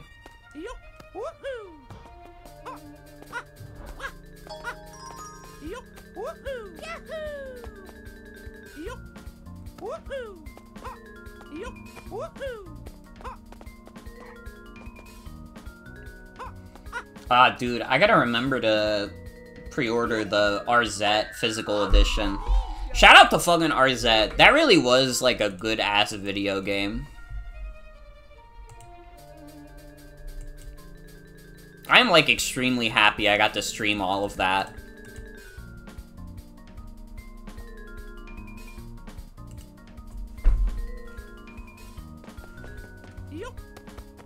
If you guys did not get to check out that stream, I did just upload the VOD. I, like, actually forgot to when I woke up this morning. So I did it, like, right before I streamed. Won our zillion dollars, literally.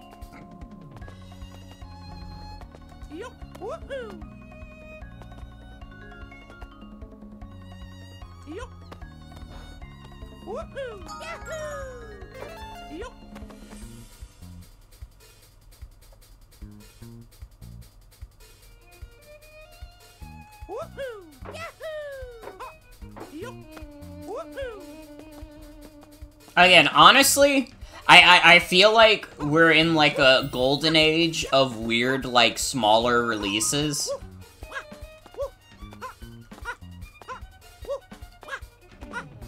At least that's what it's felt like for me. You know, obviously, like, indie games have always been, like, great, but I feel like we're starting to get, like, good, like, AA stuff again.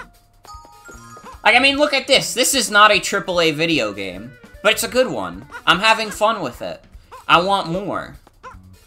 Give me more random small releases that aren't, like, fucking $70, like, it'll blow your tits right off experiences. Because honestly, maybe I don't want my tits blown off by, like, the fidelity or whatever.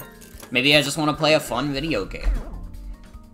Maybe I want to play a game based on Zelda CDI, bruh. Oh, I was thinking you could jump on top of those. I guess not. Oh! Wait, that's really clever, actually. I like that.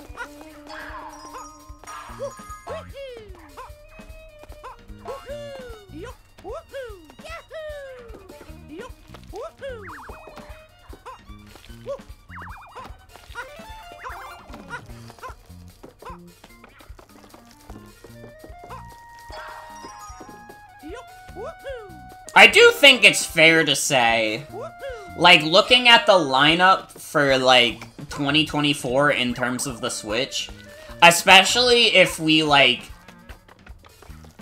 get a partner direct next week instead of, like, a regular one, the Switch is probably on its way out, right? This is, like, Nintendo's favorite party trick, when they just start making a bunch of random remakes and stuff, and, like, ports and shit. Like, they're focusing on everything else right now. They're focusing on developing the new console, they're focusing on developing good first-year games. That's what happened with the 3DS to the Switch. The last years of the 3DS are so fucking bizarre. Dude, did anybody remember that they released Kirby's Extra Epic Yarn? That's a video game that exists that you can play and you could buy at some point. It's literally just Kirby's Epic Yarn for the 3DS, except it adds things that nobody liked. Dude, the Boo Toy. Wait. It's so cute.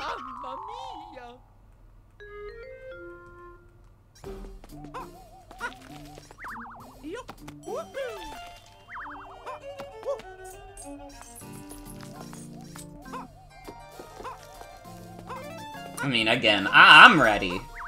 I'm ready for a Switch 2.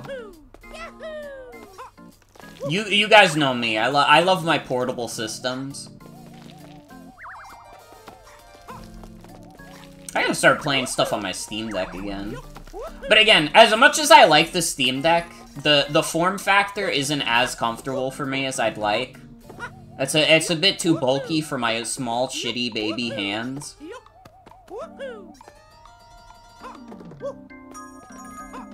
But the Steam Deck is still awesome.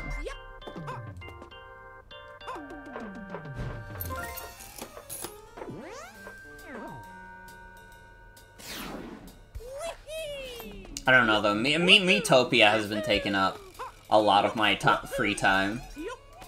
I've just been playing that shit because it's so fun.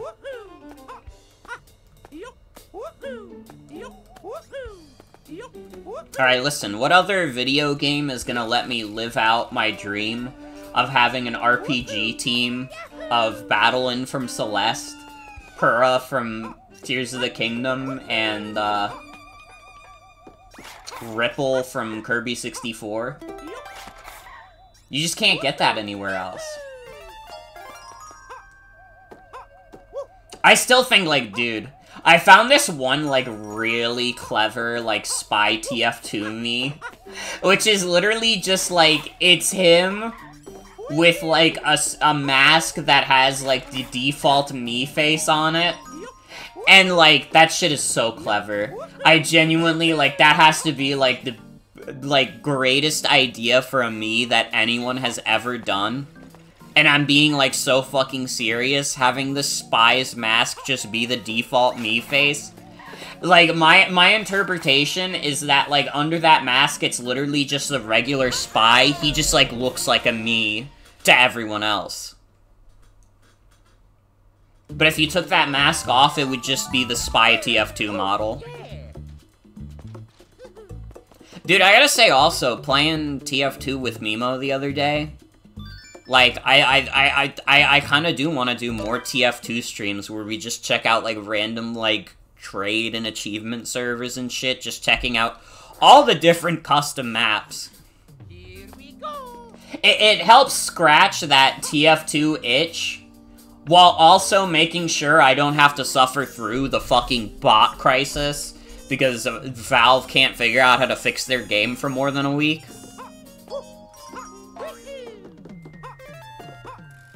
You can talk more about Scott the Waz? Mimo, you have no fucking idea how, like, fucking tempting it was when I uploaded the TF2 VOD to include, like, a transparent PNG of Scott the Waz. But I was just, like, thinking about it, and I was like, I don't want to be accused of clickbaiting because people can't be asked to watch until the end of the video.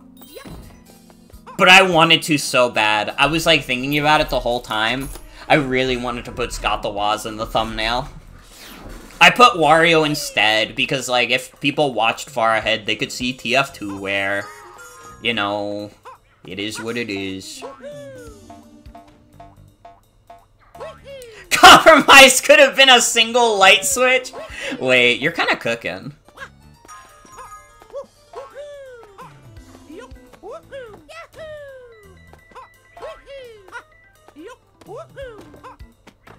I will admit, and this is maybe one of my greater faults as a streamer and YouTuber, is that I don't think about thumbnails very hard. I gotta be honest, like, literally, when I'm uploading a VOD, I do the thumbnail within, like, 5 minutes. I just, like, skim through the video real quick, try to find a moment that I remember being kind of funny from the stream, and just, like, I'm like, okay, yeah, that's the thumbnail. Or, like, or if it's an important part of the game. I mean, with the TF2 thumbnail specifically, I'll look up the map, and then I'll look up a class that I played in the VOD. Although, again, in this case, I used Wario, because we played TF2ware.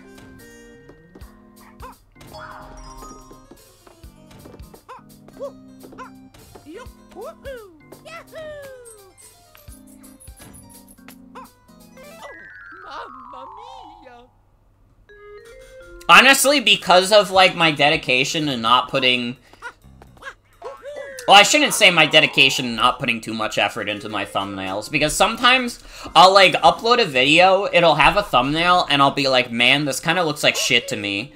And, like, within, like, another 5 minutes, I'll have changed it to either, like, a better-looking version of what it was, or I'll just, like, find another screenshot from the video that I think looks better. It has happened a couple times. And it's not because I care about, like, making it look good for the algorithm. I just, like, sometimes I, like, upload a thumbnail, and it's, like, it looks like a really zoomed-out image, and I'm just like, this looks like shit. I'm just gonna zoom it in. Or I just find a different moment from the VOD if I feel like the zoom-in just makes it look too crunchy. Because, you know, sometimes the zoom-in looks fine. You know, a lot of the times you're not going to see the biggest version of a thumbnail, so it doesn't matter if it's, like, a little zoomed in. But sometimes, if you zoom it in too much, it'll just look a little shit. Although, maybe sometimes that's the point. You know, you have to play it by a case-by-case basis on whether or not it's appropriate to zoom in. This has to be so fucking boring for some people to hear, by the way, but also I don't regret it, alright? If you can't handle me talking about YouTube shit, I hate to tell you what website I've been using for like 12 years of my life now.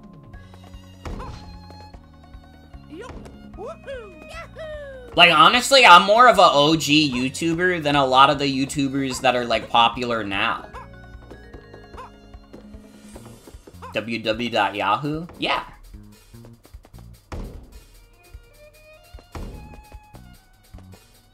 Oh, wait, I see what I have to do. I gotta fall through here.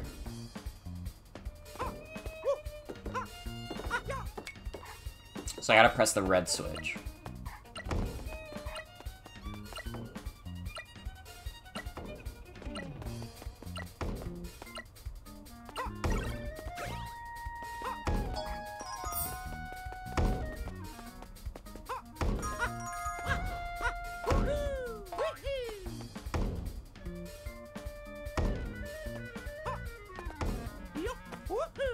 Like, I don't know, I've literally been on YouTube for so long that I actually do remember when you were able to, like, fully customize your YouTube channel.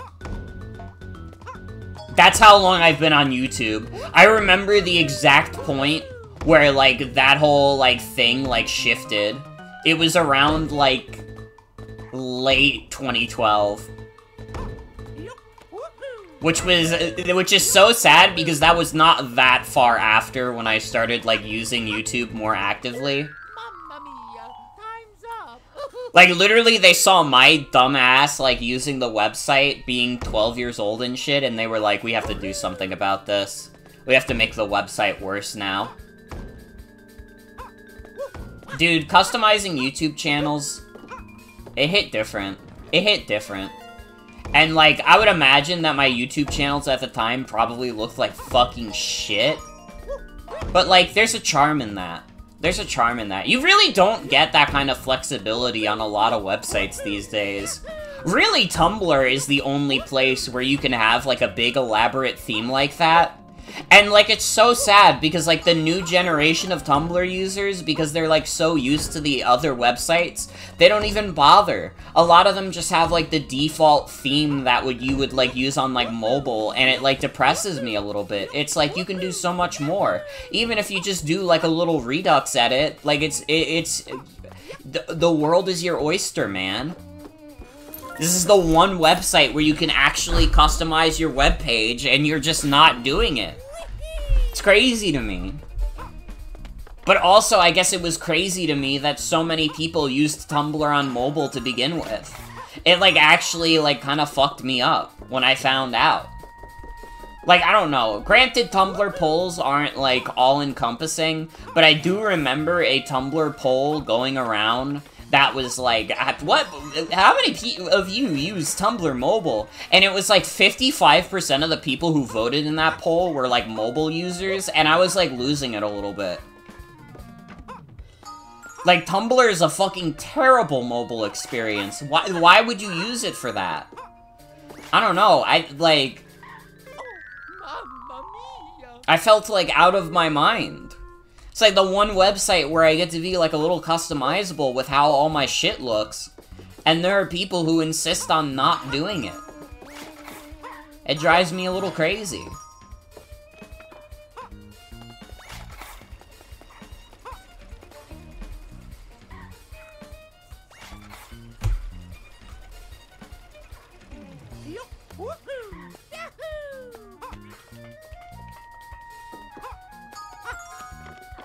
Fucking, I was so proud of myself when I figured out how to make Justin Bieber Vine embed in my Tumblr about.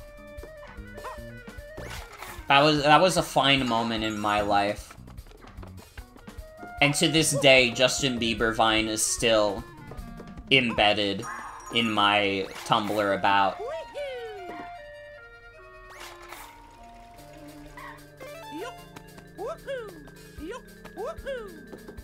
I don't know, in general, it's been kinda crazy hearing about how, like, a lot of people just don't use computers these days because they just use their phones. Because, like, phones really don't have that customizable aspect to them at all. And that's always been a thing I didn't like using the phone for, is just that, like, the phone just doesn't have that, like, customization to it. It doesn't have as much that you can reasonably do on it, because it's not as flexible as a device as a computer. And, like, I'll still use my phone for shit, but, like, dude, honestly, at this point, I probably use my phone to play Pokemon Go more than, like, anything else. That's, like, it. Inshitification is such a wretched phenomenon. What is inshitification? I've heard the term before, but I'm not familiar what it actually means.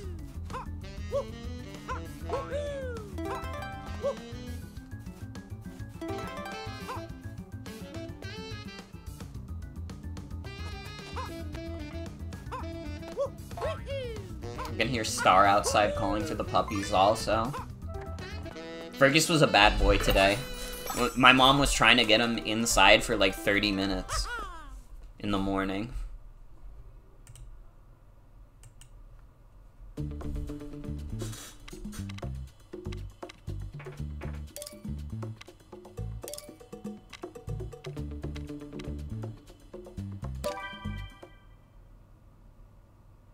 Oh wait, I did the 1-Up world. I'm like fucking... I did the 1-Up world and I was like, wait, what, wasn't that the mini Mario level? Because I'm like dumb. Let's go, little guys. I'm gonna be really sad if the minis can get killed by the thwomps. I don't know, that'll be like deeply miserable to me.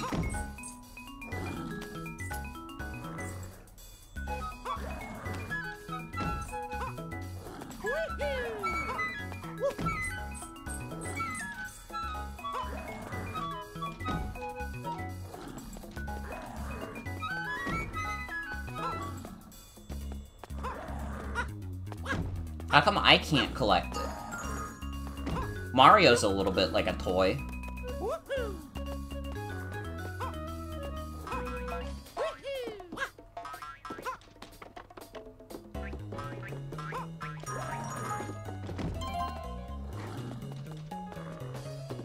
Awesome. I got Y. I do not have T yet. Mamma mia!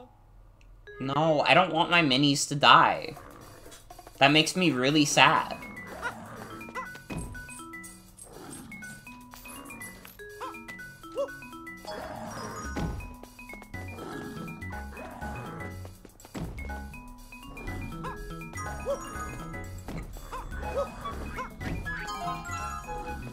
Okay, I'm starting to understand everything. It's the deterioration of the online experience, largely by means of reprioritization of who to satisfy for development, locking functionality behind apps and paywalls, weakening workers' rights, etc. God. That do be real as fuck.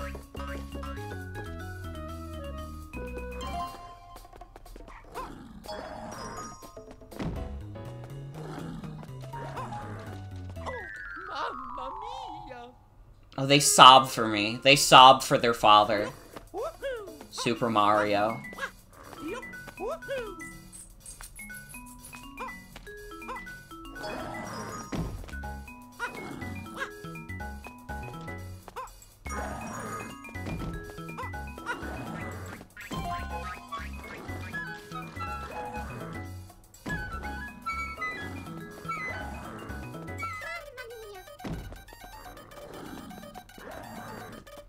Nope, I'm dying. I can't stand to have my minis die.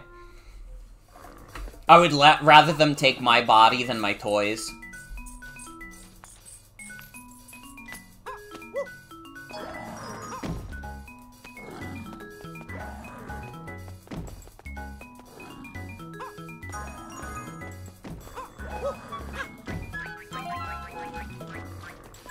I don't know, I do think the craziest thing about, like, this current age of, like, people not understanding how to use computers anymore is just, like, hearing that it is genuinely a struggle for people to figure out how to make, like, a folder. I'm just like, that is, like, what the fuck?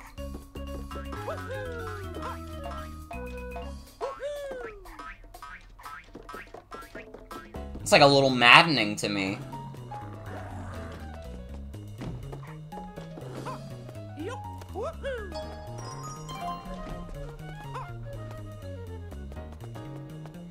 App 1 is specifically relevant because part of the reason why so much shit got its own app is because we're at the point where IP-DMCA laws are so in favor of corporate giants and so far against standard users. Locking your services that used to be on a website or otherwise more accessible platforms means you can legally prosecute anyone who tries to circumvent your inshitification changes like shittier ads and such. God.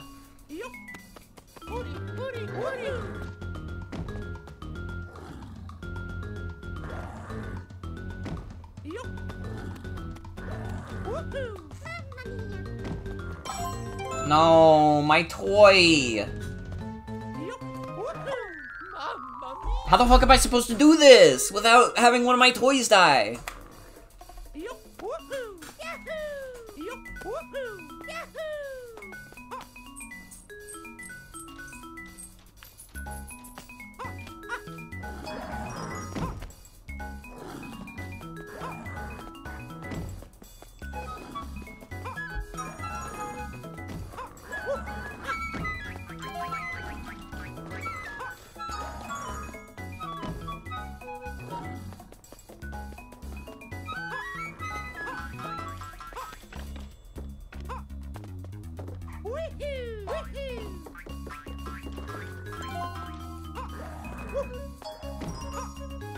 Wait, I understand what I have to do, actually.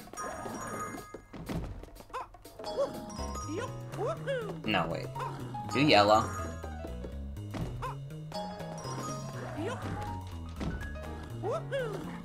Okay, no toy left behind.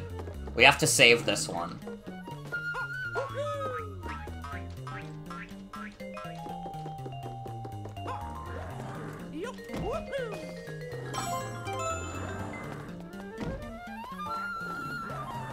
Okay, now the question is, how do I get the toys up here?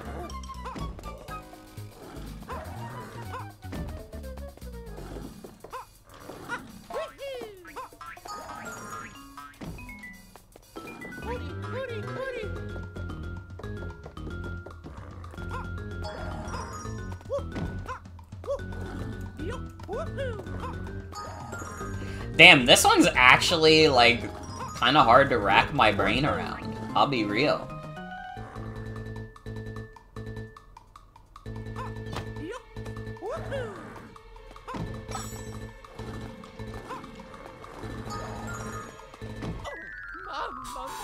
How do I get them up here? There's no, like, spring I can put them on or anything.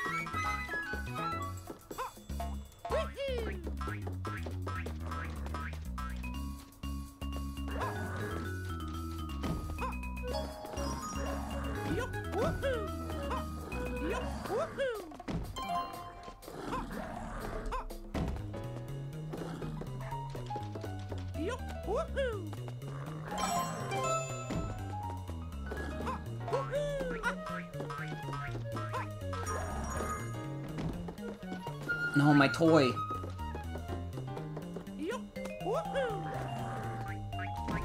Oh! They can hop. You know what? I didn't realize that they can hop. Okay, we did it. Now we just gotta beat up DK. Oh, yeah. I kinda like this also as a system of, like, your health for fighting DK. I already fucked up. Hold on. Do not start me at the Mini Mario level. Okay, thank you.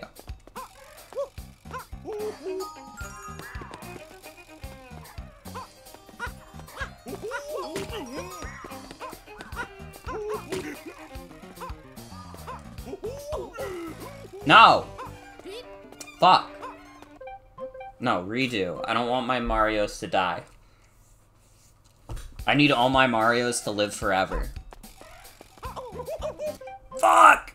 I'm so bad! I'm so bad at this game. I'm sorry, everybody. I'm an empath. When one of my toys dies, I get deeply fucking miserable.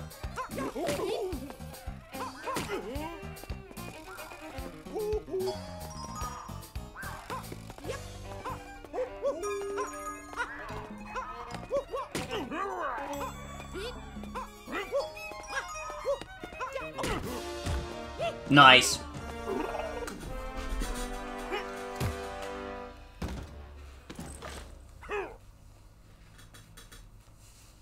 Why doesn't Mario just simply kill him? Is he stupid?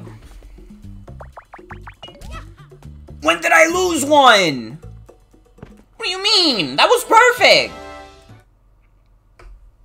This game sucks. How many worlds are in this game? I want to say we're probably like halfway through, right? Versus Donkey Kong Worlds. Come back.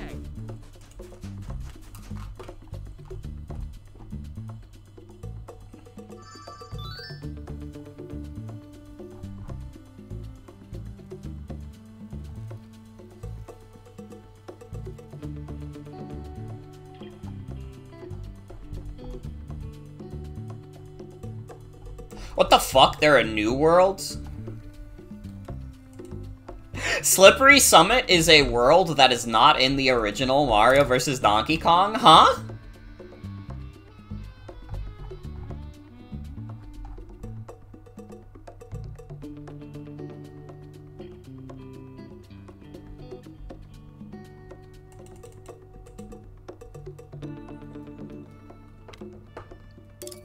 Wait, what the hell? Merry Miniland is also not a world in the original. I didn't realize they added new worlds to this game. That's kind of crazy to me.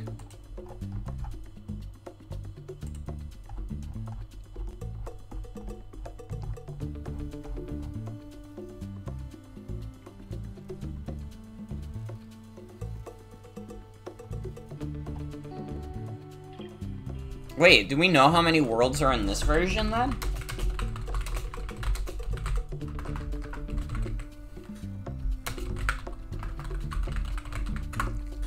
Wait, that threw me in for an insane loop.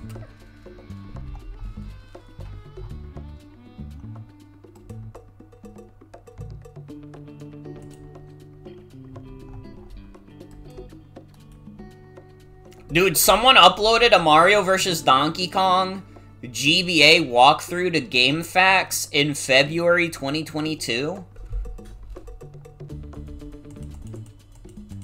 That kind of warms my heart. I gotta be real. That feels right. You know?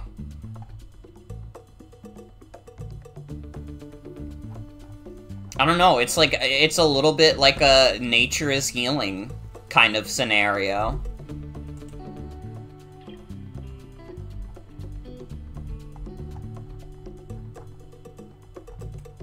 Life can be dream, literally. Dude, like, honestly, like, I can, like, distinctly remember. This is, like, such a funny, random memory of just, like, being a little kid and, like, playing games on the PS2. And, like, my dad would have printed out, like, entire, like, walkthroughs of games. I specifically remember this for a Scooby-Doo game that we owned. Also, I looked up how many worlds there are. There are 8 worlds, as opposed to the original 6.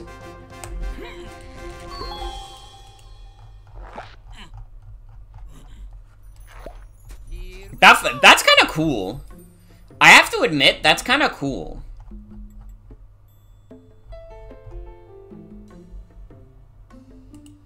I like that they added more stuff in this remake, which they really didn't have to do. I don't think anybody would have, like, thought lesser of them if they didn't add new stuff in Mario vs. Donkey Kong. They were just like, oh yeah, they're releasing a Mario vs. Donkey Kong remake. Sure. Whatever. Well, that just happened. I kinda dig it. Again, I had no idea. I had not played the original. I'm sure for people who had played the original, they see that there's new levels and they're like, oh shit! Wait, it's clean! Etc, etc. Maybe I'm only thinking that. Like, honestly, I've noticed that my brain has been going towards the words clean more recently. Which I definitely think is a result of hanging out with Will and company.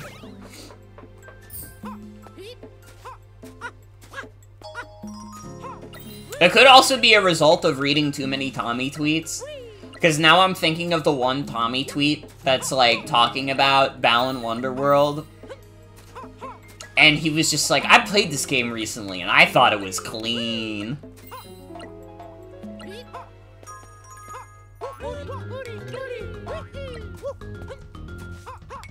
I don't know, if you hear me start saying, like, soul unironically, then you know, like, shit's gone, like, awry. That's when you guys should start getting worried about me.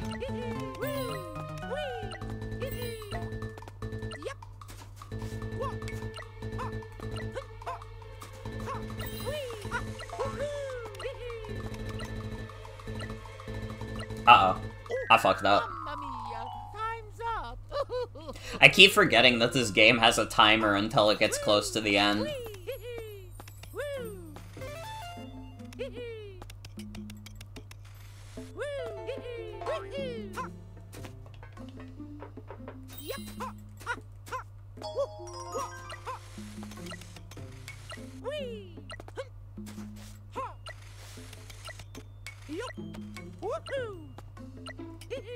Please?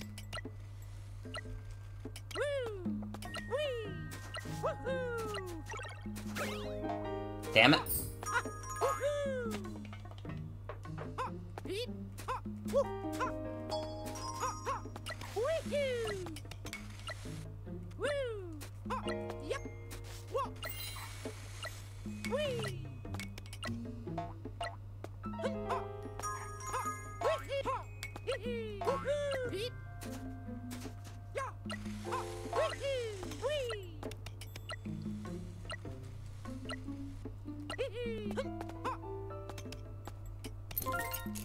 Dude, I saw a post online about this remake that I agree with, and it was literally just, I hope they remake more random Mario side games. Like, they should, like, actually, I'm 100% on board with the idea of a Mario's Pinball Land remake. But, only if they remake the Mario rap commercial for the Japan version. Like, every so often, I remember, like, the Mario Pinball Land rapping commercial. And it makes me lose my mind every time. No, no, that's Mario Dance Dance Revolution. That's not the one. Mario Pussy Attack is Dance Dance Revolution. Mario rapping was specifically for Mario's Pinball Land, which is very funny because, like, I don't know, I've never thought in my mind there was an association with rapping and pinball. You know, I don't know, maybe if you asked Nicki Minaj, she'd be like, yeah, I'm a huge pinball fan. But it hasn't happened yet. Committed a great disrespect to Mario's pussy. It could happen to anyone. It can happen to anyone. Don't be too hard on yourself.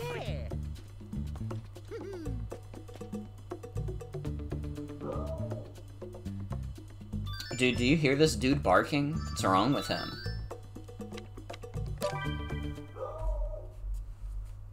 What is Fergus's problem?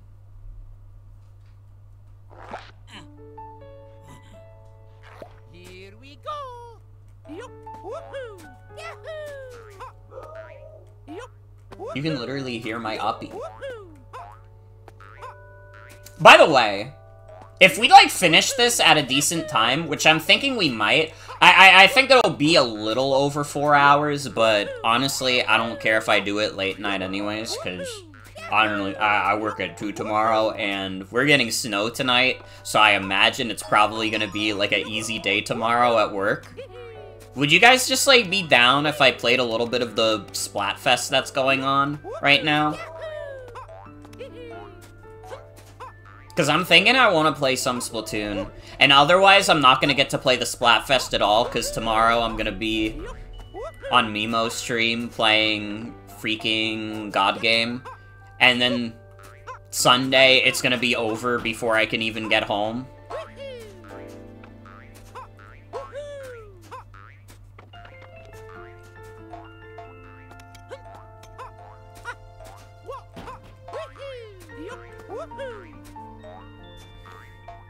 Am I, like, stupid? I might be. Hold on. I think I'm starting to see what the chef is cooking.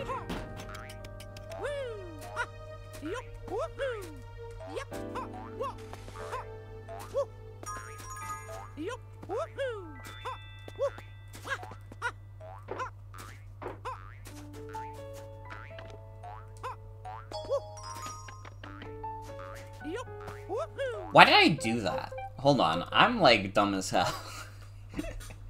I just realized I put that shit on the other side of the map. Bro, that's where it spawned!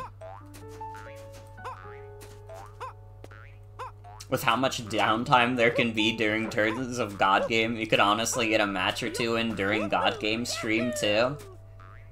That is true, although I wouldn't want to play something like Splatoon that requires pretty much most of my, like, attention during God Game, because here's the thing, part of why I, like, played, like, Sonic Mania and stuff, like, during that God Game match is because that's a little bit of, like, a turn your brain off kind of game. There's no stakes.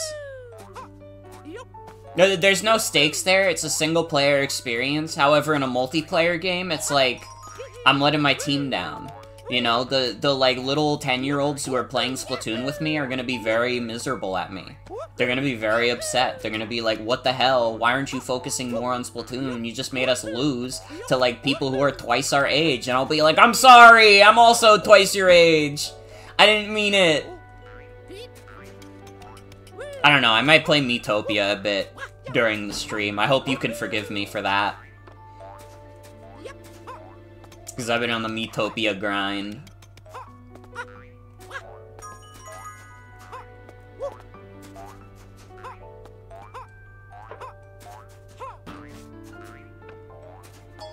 It's also one of those things where if I'm, like, giving my full undivided attention to something, it means less attention when I was playing God Game. You know, part of the thing is that I do need games that are slightly, like, easy to be inattentive to. So if something crazy happens during God Game, I don't, like, wake up, like, 3 minutes later and I'm like, wait, what happened? What are you guys talking about? Everybody's talking about something crazy happening. Sorry, I was getting my Splatoon bucks.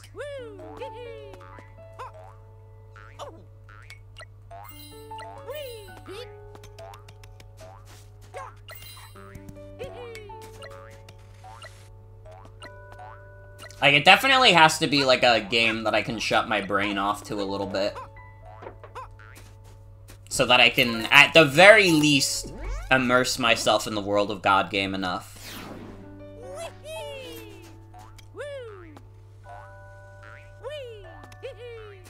Otherwise, I'll miss every crazy thing that happens. Although, it's funny I say that, because during, like, the draft league, I was playing, like, Mario Kart and shit. But, like, honestly, with talking about Pokemon, I could jump in at any time. Pokemon does not require my undivided attention, because when it comes to talking about Pokemon, I could jump in at any time. You could say, by the way, Excalibur's numbers are crazy, and I'd be like, yo, that's true! Finally, someone said it!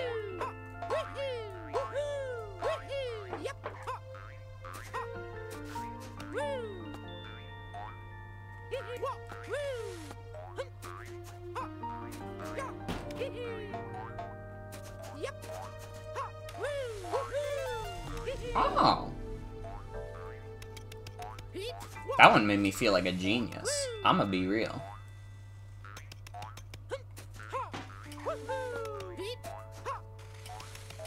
Sienna, if you ever hear me say that, by the way, I'm sorry.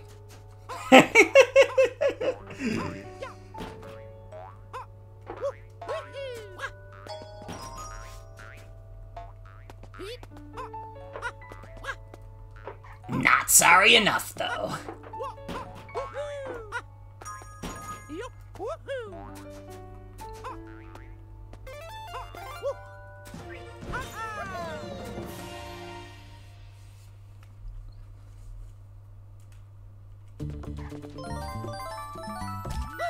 Oh, yeah. My celebrating toys.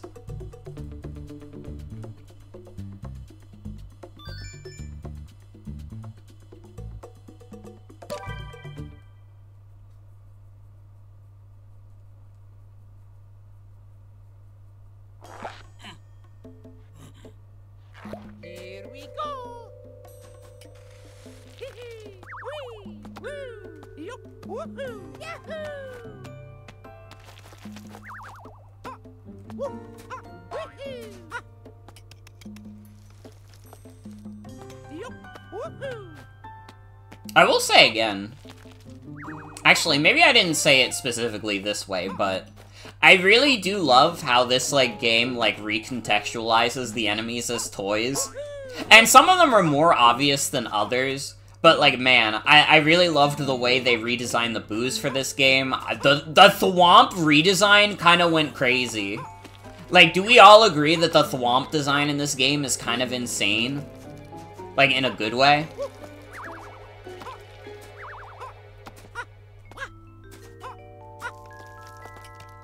Like, with all the fucking faces that it flips through, it's so good. It's such a clever way to reinterpret that enemy.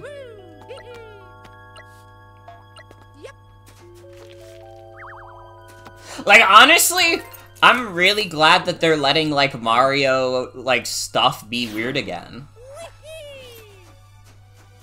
Because, like, definitely for the longest time, like, Mario stuff had to be, like, very uniform. And, like, I don't necessarily think that means that Mario was in a bad place. Because it's like, it's fucking Mario. Mario was still putting out bangers anyways, and, like, we were still getting some weird stuff. Like, Odyssey undoubtedly had a bunch of, like, weird enemies and such that we'll probably never see again. But, like,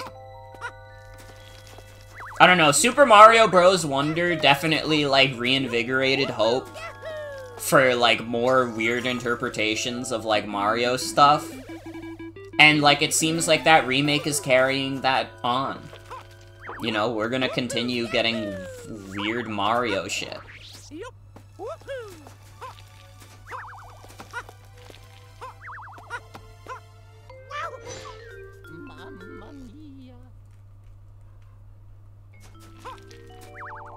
I mean, the Super Mario RPG remake and also the Thousand Year Door remake coming out were, like, high hopes for weird Mario shit. I mean, the Mario RPGs are, like, the premier, like, weird Mario shit. Like, I kinda get why everybody was so upset about the damn Toads for a while. Like, I don't know, I probably am not that angry about it, but I get it now. They really did, like, stick too close to, like, very standard Mario fare, when realistically, they really didn't have to. I don't think it would have sacrificed any sort of marketability or anything, as Mario Wonder has shown us. Oh, yeah.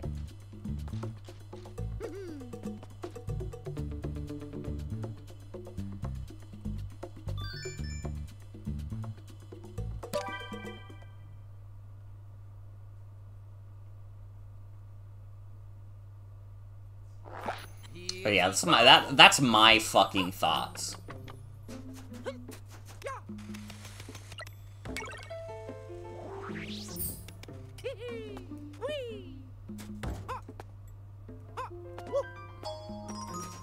My thoughts on Keanu Reeves. Yup. Woohoo.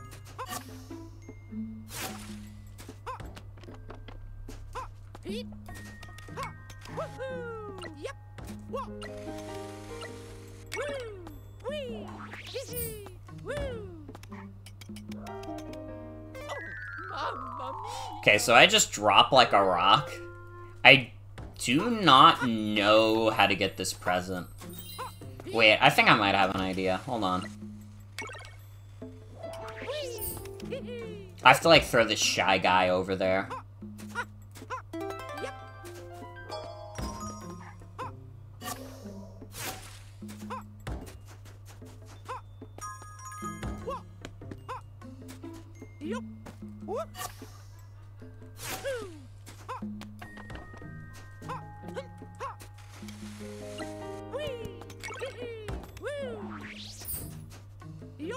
No, wait. I had to press the blue switch. Hold on. No, I'll get it this time. Okay, honest opinions, everyone. Since Mario is running a toy company in this game, do you think Mario is pro-union or anti-union? And you have to be honest. If you truly believe in your heart that Mario is anti-union, you have to, like, be honest about it, even if you love Super Mario.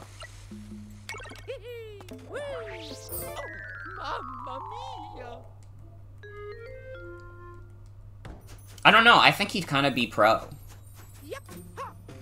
With all I can think about in mind, here's the thing.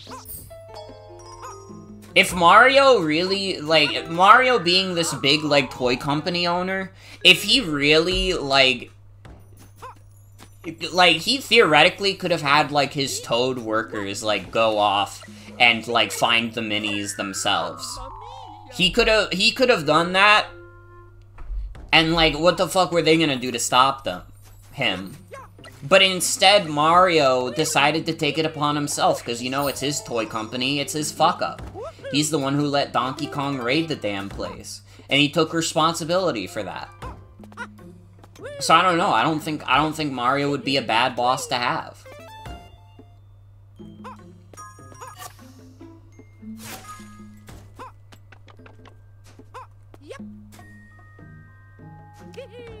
I guess another thing to consider is, like, do we think Mario was still, like, a plumber at some point in this game's universe?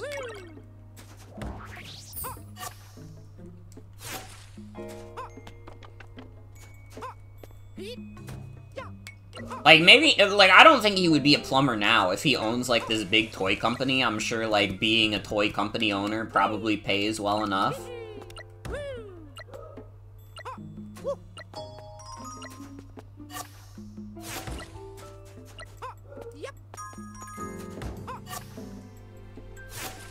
But I feel like, I don't know, I feel like Mario still had to be a working class man at some point to get to this point. Like, he knows the struggles.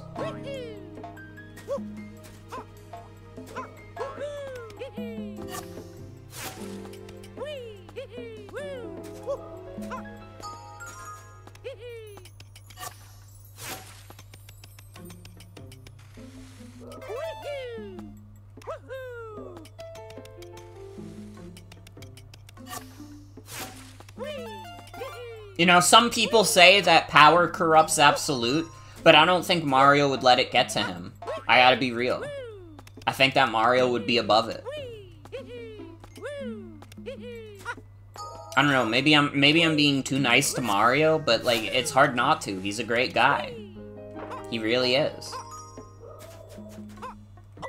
Mamma mia!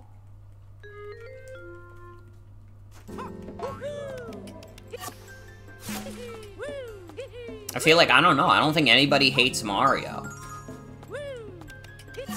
Even like people who hate Nintendo, I don't think they hate Mario. Not as far as I can tell. Like, I know there's, like, people who are very, like, anti-Disney, and they take it out on, like, Mickey Mouse. But I don't think I see people share that same sentiment for Mario. I don't think there is, like, a bunch of people who are like, fuck Mario, he represents Nintendo. I think everybody agrees that Mario's a nice guy. And he's cool and we like him. I don't know, I could be wrong. Maybe if I went and searched on, like, Twitter or something, I'd find someone who's, like, very angry about Mario. But I feel like even people who hate Nintendo, the Mario the man, he's alright. Not even Bowser hates Mario. It's true. It's literally true. No, you know what? There are people who hate Mario, and it's like people who take, like, game theory too seriously. Like, I don't know. I think there are people who are still holding deep-seated grudges against Mario because they saw MatPat say he was, like, kind of fucked up years ago. And they're like, oh, fuck. MatPat got the fucking dirt on Mario, bro.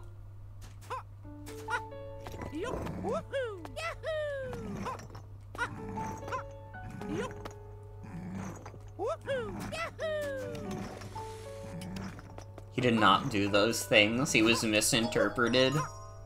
Like, actually, though.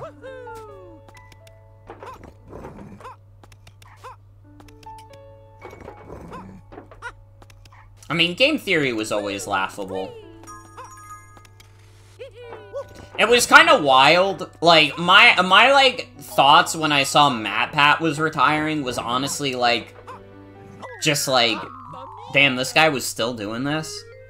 Because it's just, like, I don't know. There were, like, a lot of people online who were, like, genuinely sad that game theory was going away, and I was just like, it's fucking game theory. I feel, like, at least in the circles I've run in for, like, years, like, MatPat always had, like, a really bad reputation because he just, like, he just says nonsense. He just says fucking nonsense.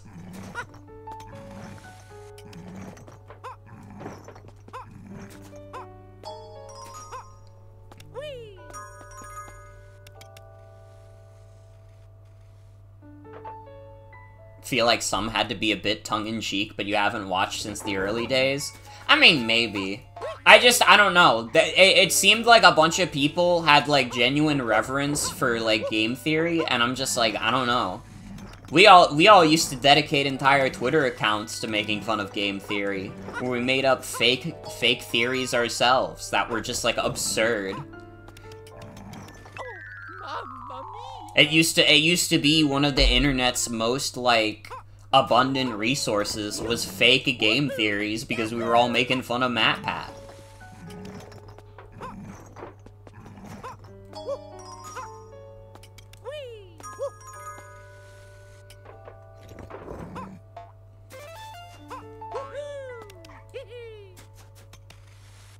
And, like, to be fair, I don't know MatPat as a person. Maybe MatPat is, like, a really nice guy if you just met him in public. But as, like, a YouTuber, like, he's always just been, like, the guy who makes, like, the bad video game theories online. That's what he's always been to me. And, like, listen, MatPat, if you ever, like, hear that, listen, you made your money. You got out when you needed to. I get it. You know, you'll do these kinds of things if you want to pay the bills. I get it. You know, I get it. But they were all just, like, a little absurd.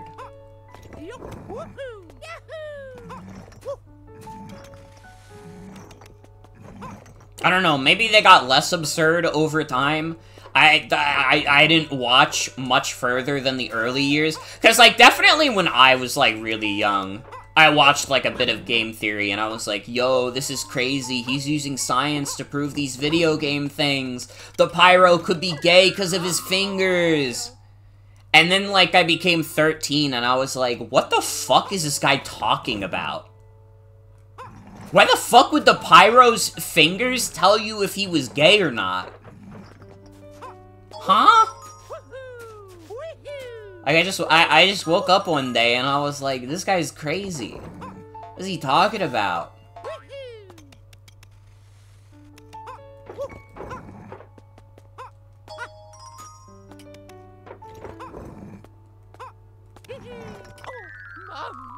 Oh, this is like fucking impossible. To get past the brick monster while it's like fucking icy? You gotta be kidding me. Feels like he realized that he got more views from the theories that were more dramatic and a huge leap in logic, so they gradually got more like that over time. I could see that. And listen, I get it to an extent, you know, get that bag. It's just, it's slop. It's a little bit of slop. And listen, sometimes you gotta make slop to pay the bills, but it's still slop.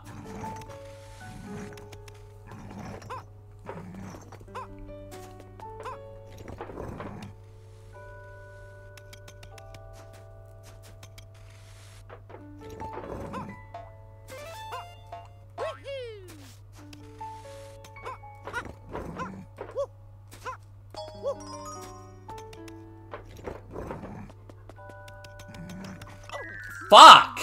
How the fuck do I get past this shit? Why are you making me do this on ice? I have to do it like twice, too! Fucking A.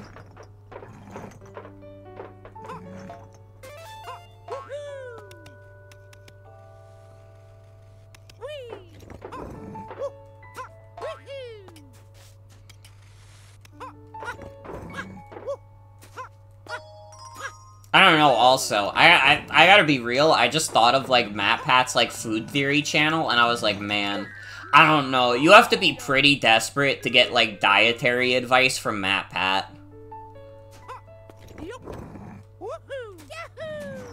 I feel like if MatPat's, like, game theories were, like, these insane leaps in logic, then, like, there's no fucking way you should take food advice from Matthew Patrick.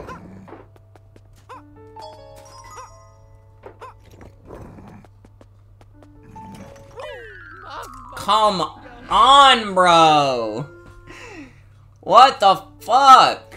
I'm gonna lose all my lives to this one brick monster. Can I skip the damn stage? No. They should have included that feature for babies, because I would like to use it at this exact moment.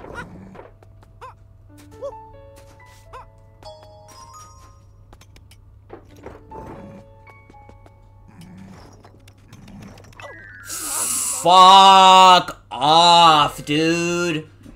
Fuck off, dude. I have to go back around with that, too. Because then I have to hit the red switch. I have to do that twice. In a row. I didn't even press the button to jump very high.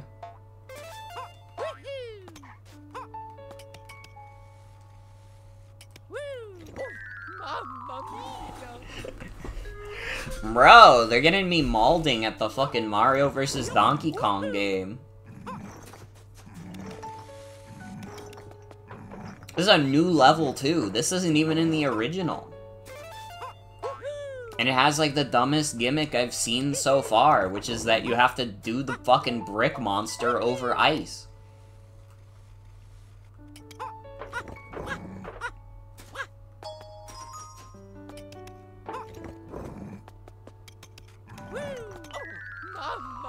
Fuck you! What? Why are you making me do this? Why would you make anyone do this? What is wrong with them? This is like the first thing in this game that I'm like, this is stupid. Why would they do that?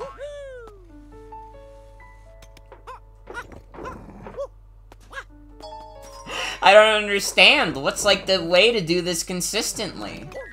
Like, I can't go backwards because I'm on fucking ice, by the way! I can't stop in place because I'm on fucking ice, by the way!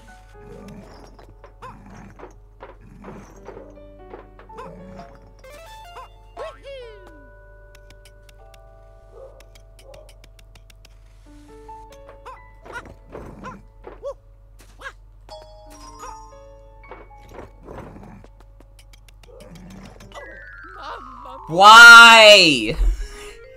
Why? Why the fuck are they making me do this? I have to do this twice! Bro, what does casual do?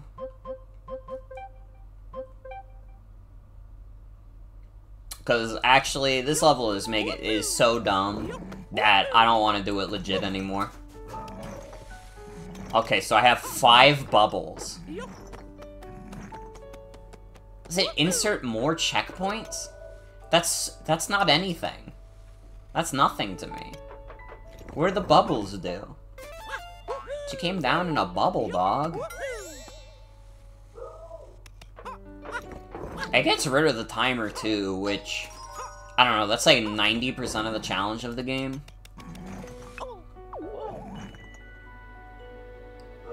I still have to do it! No. Come on! Why? This is almost more agonizing.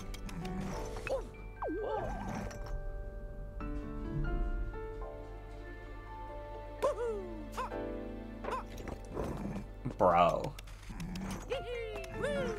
Oh! I have to do that twice.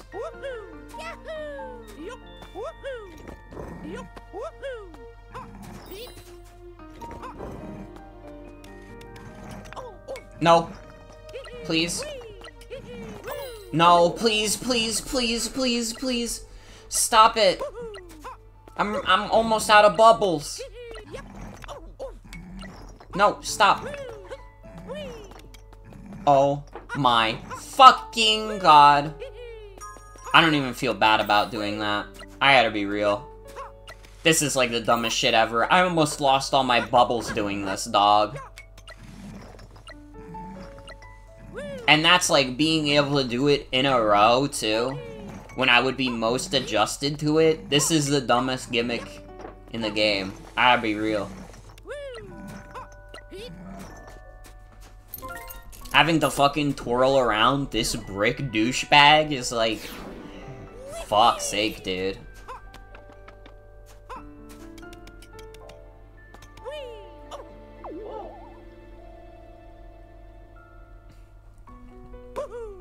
Your punishment being that you have to watch Mario be consumed by the bubble is a very good way to encourage you not to play casual mode, I will admit.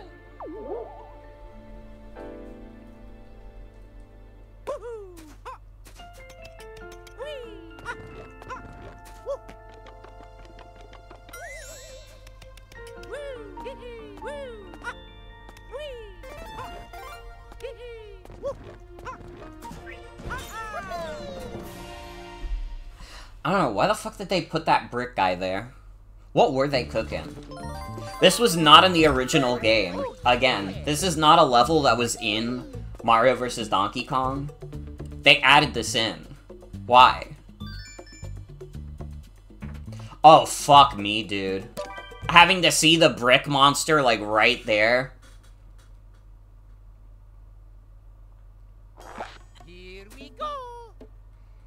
Okay, turn off casual.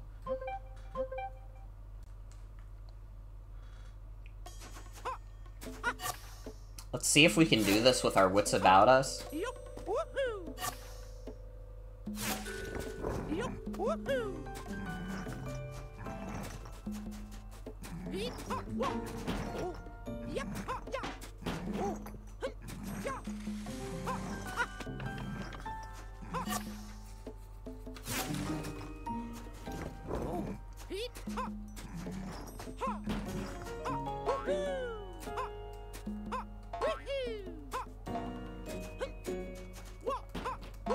You know what's funny? I know I stopped talking about it, but one thing I do want to mention again about, like, game theory.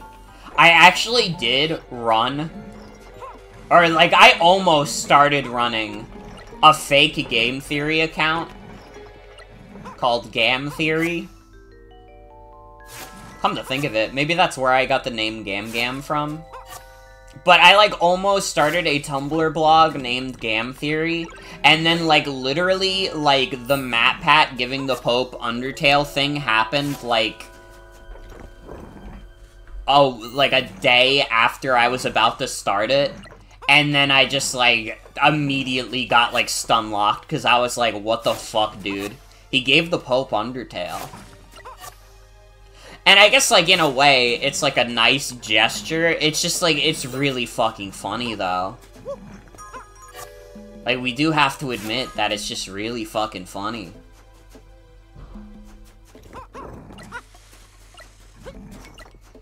I think the Pope enjoyed his copy of Undertale? Yes. I think it pleased His Holiness.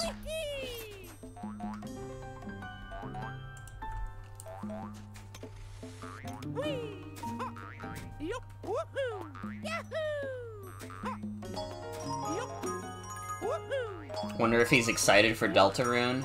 Dude, you know he's hopping on Deltarune Chapter 3 as soon as it drops. You know I'm hopping on that shit as soon as it drops.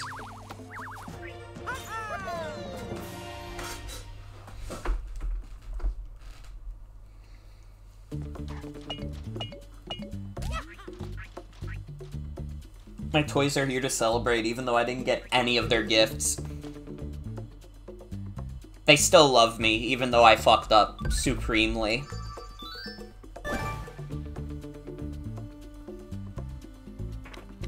Yeah, after the brick monster dance I had to do, I could go for some more lives.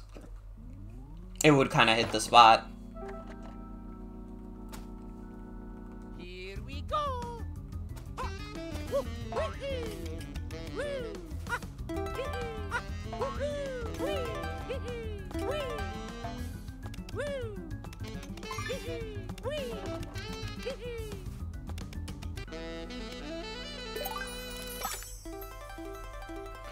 The Pope is definitely, like, the funniest guy to say random shit. I don't know, I feel like everything that the Pope says becomes, like, a little funnier to me because he's the Pope. Like, the funniest, like, thing that the Pope has said to me is just him, like, randomly being like, you know, I would like to believe no one's in hell. Like, how did, like, the average Christian react to that? Do you think they were like, no, they have to go to hell? What is he talking about? Why would he say that?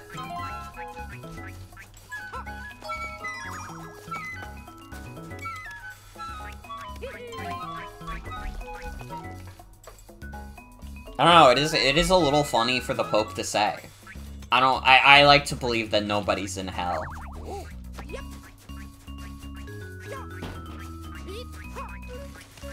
It's one of the core tenets of your religion, isn't it?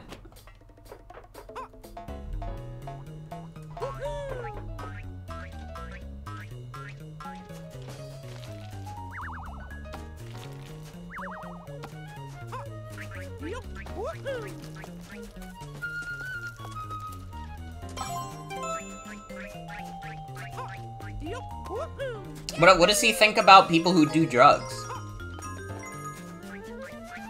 Captain Lou Albano believed that you go to hell before you die.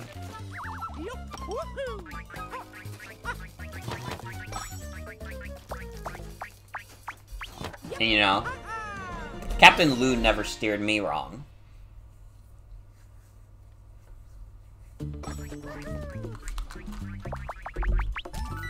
Oh, yeah.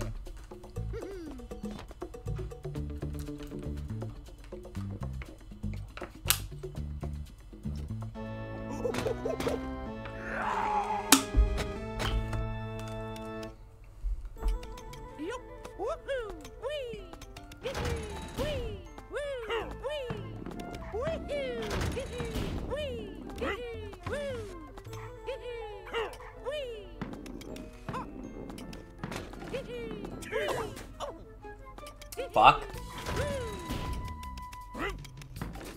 Oh, brother. There we go. One of my minis got taken out, which is very sad, but at this point, I don't think I can afford to be picky.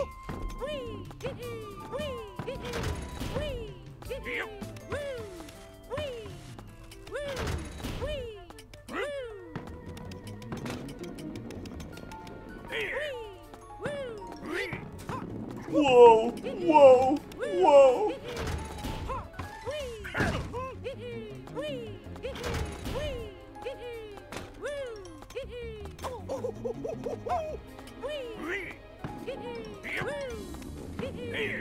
Oh, fuck!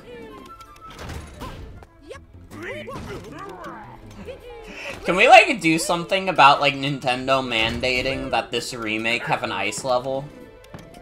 Because that shit was not in the original. We need to do something about this.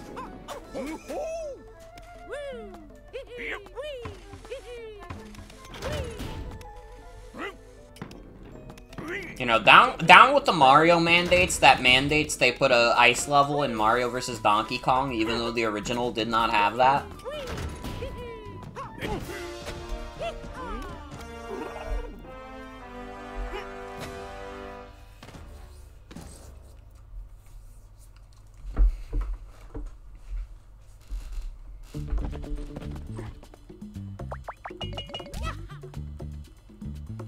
We hate ice, literally.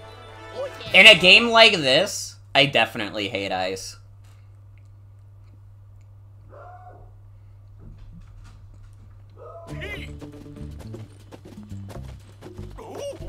Like, it doesn't play with, like...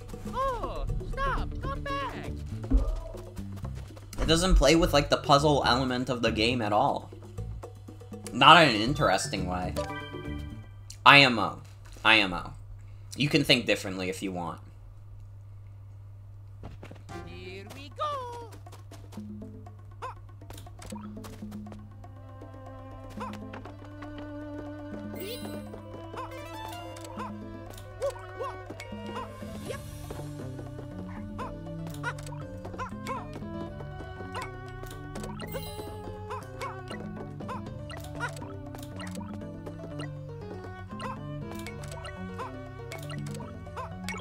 Fuck. See, this is just kind of a more swag version of what the ice level was going for. Oh shit. Oh, it's fucking with my brain.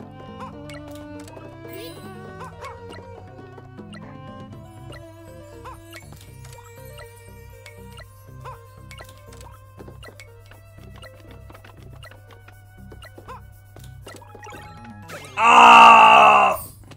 You have to be fast as fuck about it.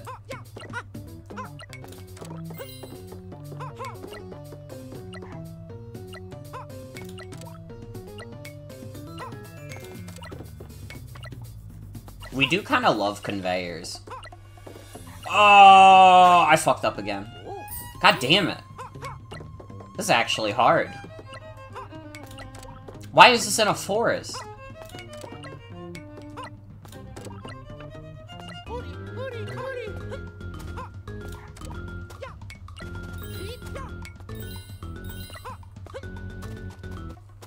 Who put all these conveyor belts in the forest?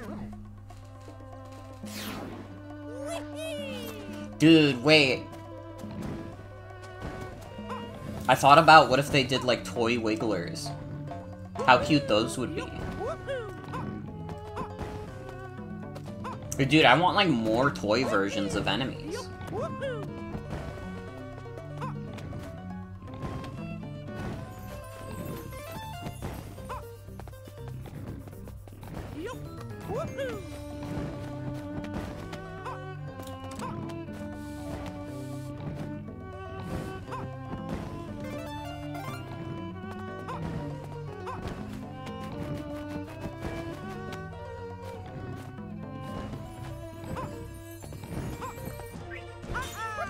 Noise.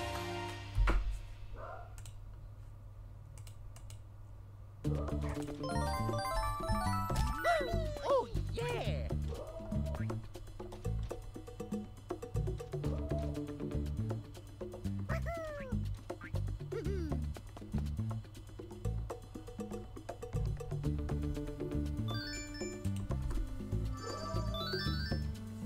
Alright.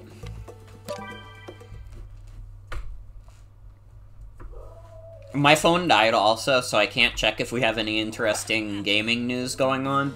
So you guys have to tell me if something crazy happens in the world of video games. Like, if Microsoft announced that Master Chief is getting a blowjob in the next game, you have to fucking tell me right away. Not that I'd be interested in stuff like that. Nintendo Switch has games? I don't believe you. Mamma mia. Name one game that has come to the Nintendo Switch. Yup. Woohoo.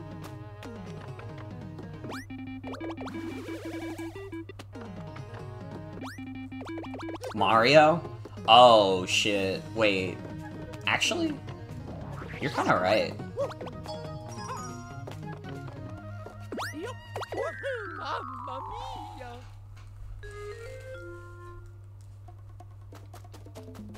I kind of think that's, like, the funniest advertisement that Nintendo has done, is the Nintendo Switch has games. It's probably the funniest advertisement of the Switch era.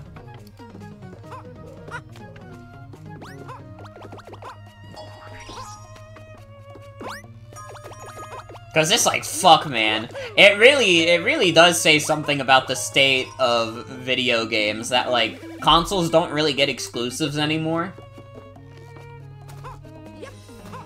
And, like, I don't know. There has been an argument about whether or not exclusives are a good thing for the industry or not. And, like, I get that it is sad to miss out on a video game if you don't own a piece of hardware. Can I be real? I kind of do think exclusives are good. I don't know, like, what the fuck am I buying a console for, if not for the exclusives? At least in my mind, it's like, dude, if like, Nintendo consoles didn't have fucking exclusives on them, why the fuck would I be buying them?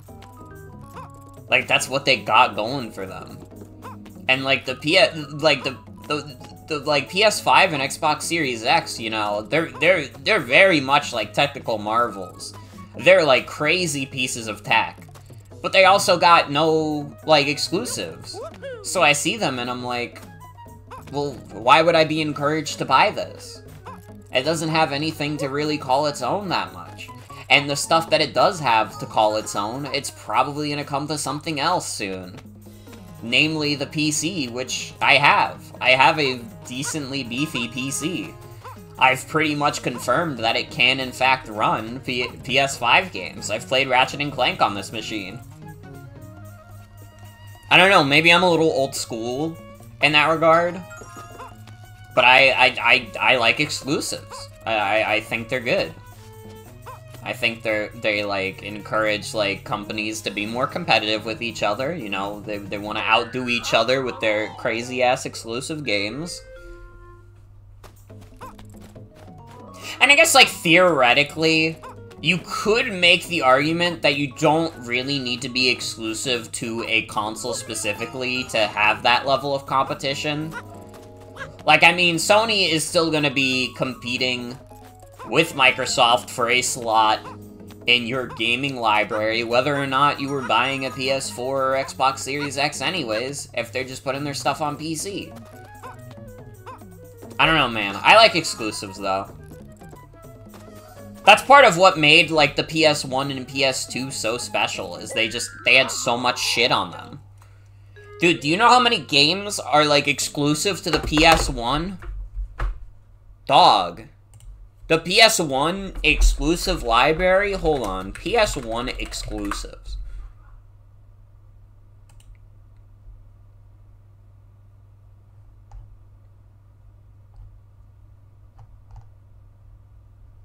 And this is like, this is including video games, or this is not including video games that have been re-released. You know, this is less than the amount of exclusive games that would have existed when the PS1 was new. 454 games that have never been released on any other system. Do you know how fucking crazy that is? Like, holy shit. It's a lot of video games. It really is.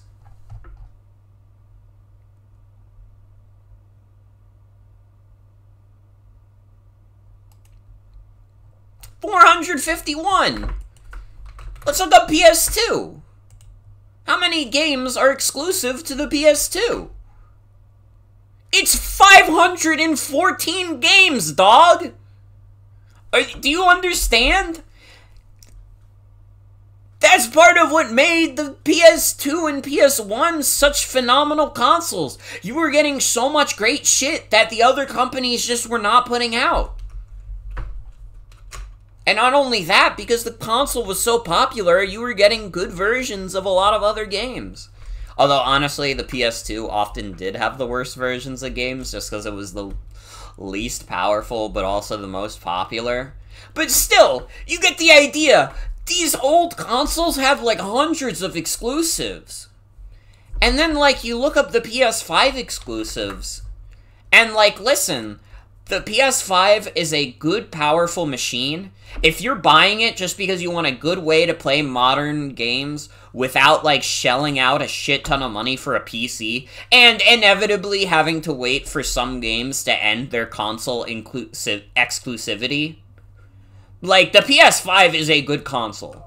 I've been mean to it in the past. It's a good console. But if you are into it for exclusive games, there are 13 games on the page for PS5 only games. This console is over 3 years old. And again, listen, that's not going to be a make or break for everyone. I get it. Sometimes you just want a big beefy machine to play games and you don't want to shell out money for a PC. Especially when, you know, as much as I gas up PC, sometimes big AAA games get ported to PC pretty sloppily and, like, they come out kind of crap. But, like, you're still getting most of the games that you would get on Xbox Series X and PS5 in a good or even great form. Maybe even the definitive form.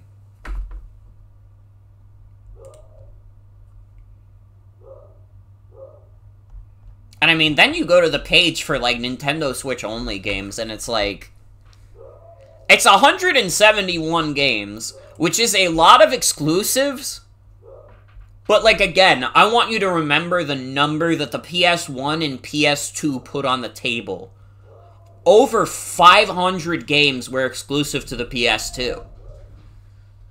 They really don't make them like they used to.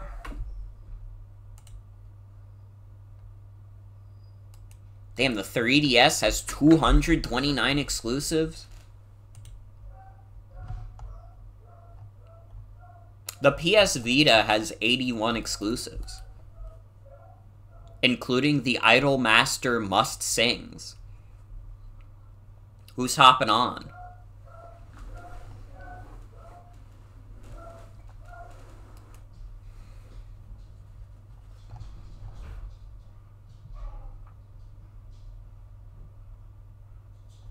Okay, I am realizing also, inexplicably, like, the page for Nintendo Switch exclusive games also includes DLC, so it's actually even less than 171. Bro, did they really need to separate Pokemon Sword and Shield, the Crown Tundra, and the Isle of Armor separate from the other pages?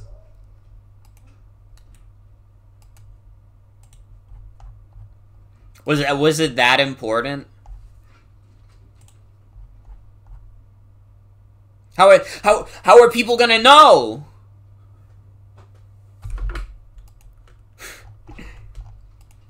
But yeah, that's my thing.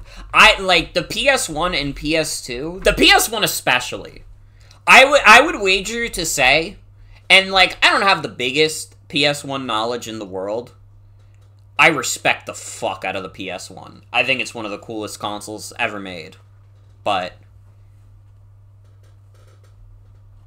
like, part of that is its big exclusive library. The other consoles from that generation were just not doing things that the PS1 could. And that's my shit.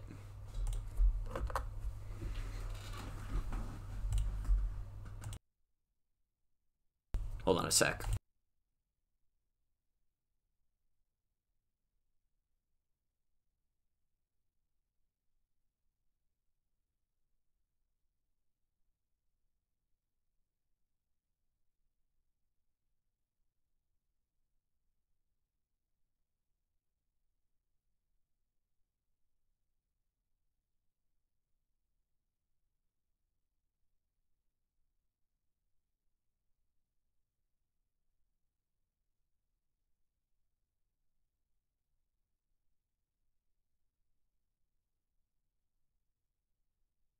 Sorry about that, I had to check something real quick.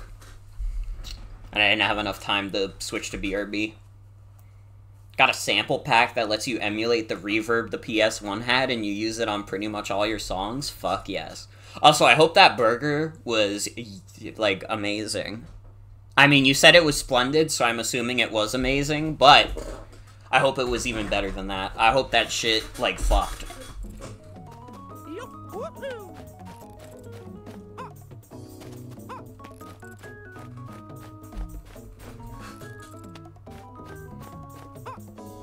From your favorite little dive bar nearby? Fuck yes.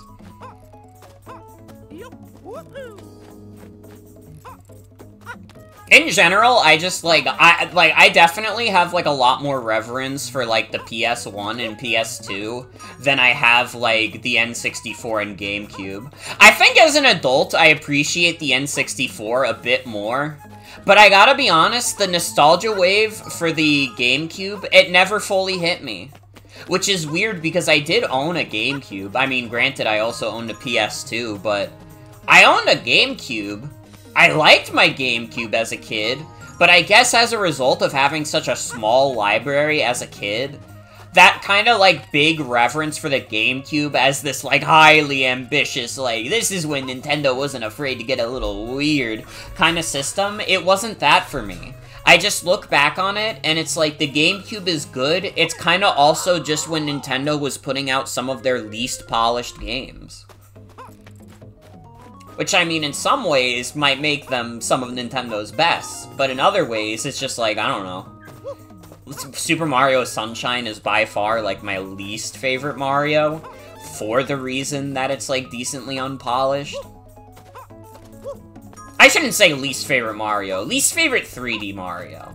And I still think it's good. It's just like, I'm not a Sunshine head. I must admit to myself, I'm not a Sunshine head.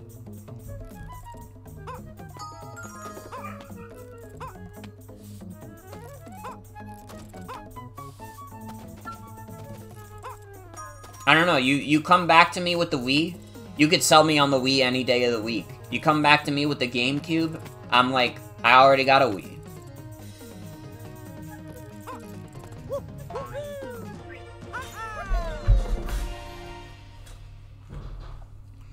Which I know is, like, blasphemy. I know that, like, disrespecting the GameCube is, like, blasphemous to Nintendo fans, but it's just, like, I don't know, I'm not huge on the GameCube. I don't hate the GameCube. I just think, like, I don't know. In a generation that had the PS2, that being, like, people's favorite console that they attach themselves to is, like, a little crazy to me. I'm just like, dog, it was against the fucking PS2. Many of you would fold in that situation.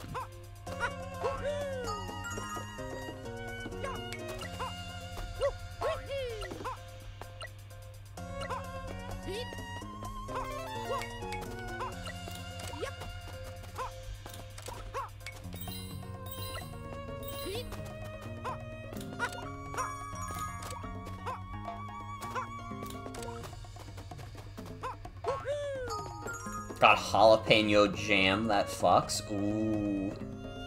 You sent that 3 minutes ago, and I only now just read that. Sorry, I got really passionate about the PS2. PS2 is so good, dude. Last year, I got to play Devil May Cry 1 for the first time, and that game, like, is really fucking cool. I need to play more random PS2 games. Dude, I need, like, people to suggest, like, random, like, PS2 games for me to stream. And not necessarily games that are, like, still exclusive to the PS2, but just, like, I don't know, I need to play more of the classics. Because when I was a kid, like, I don't know, the PS2 was definitely, like, I remember GTA a lot. I remember playing Sonic games on there. We had one of the Ratchet and Clank games on there.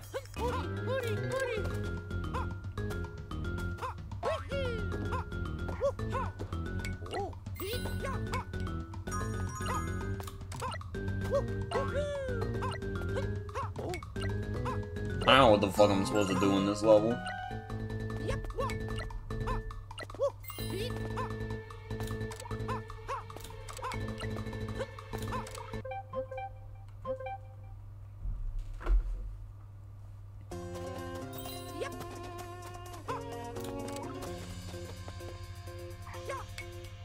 Like, okay, I have to use the top conveyor belt, but I gotta be honest, like, literally how? How the fuck do I get up there?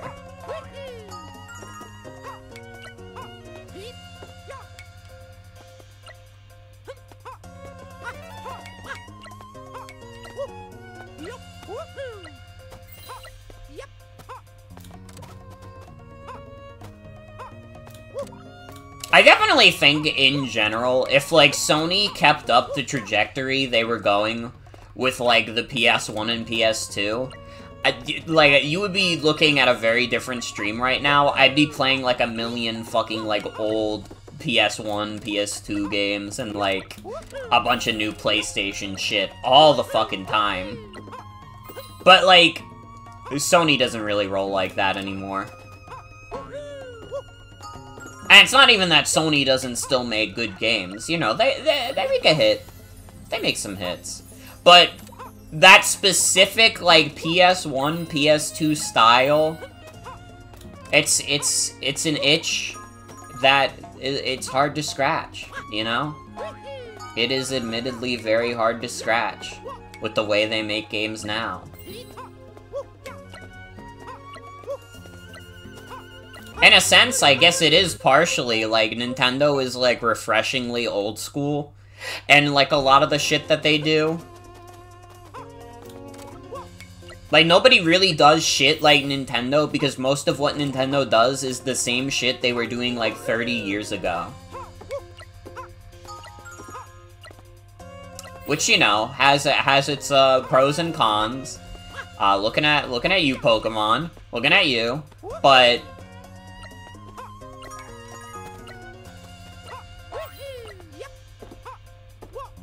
I don't know, I mean, I've said pretty explicitly, at this point in my life, I like a good shorter game.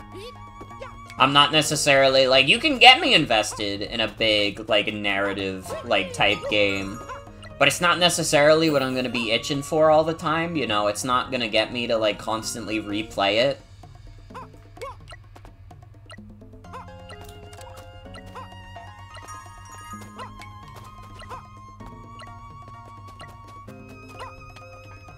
I don't know, does this all make sense? Am I making sense? Or am I just speaking nonsense? Because sometimes I go on a big ramble like that, and I'm like, does anybody even know what the fuck I'm talking about? Mamma mia!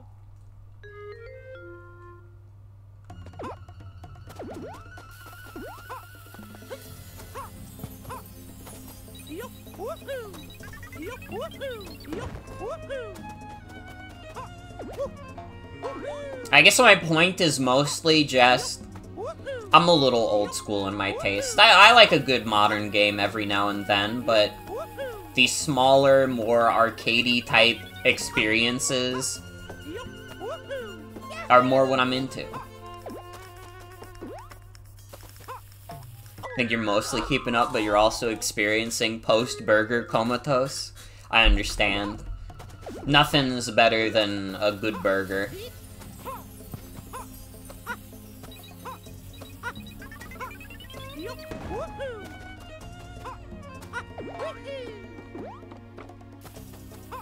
Oh wait, I'm an idiot.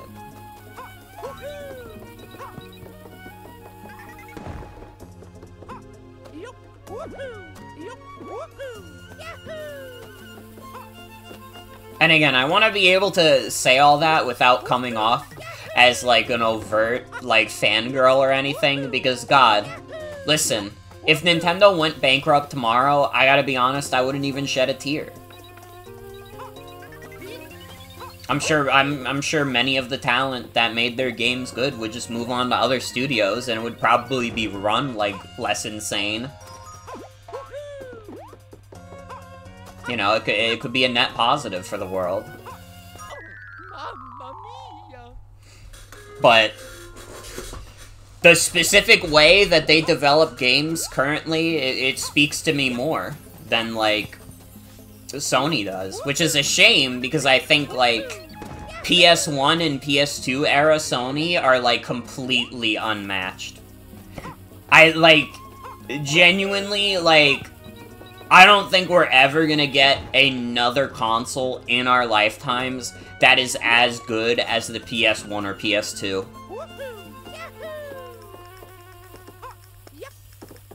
They were just like, they really were like firing on all cylinders back in the day. You know what? It's all because of the PS3. I know the PS3 eventually became a good console, but I fucking blame the PS3. I'm blaming it anyways.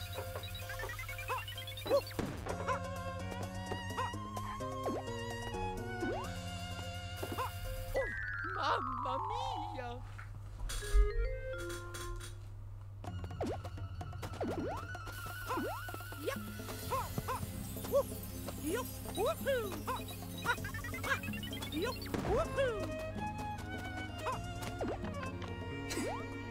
You know what the funny thing is also?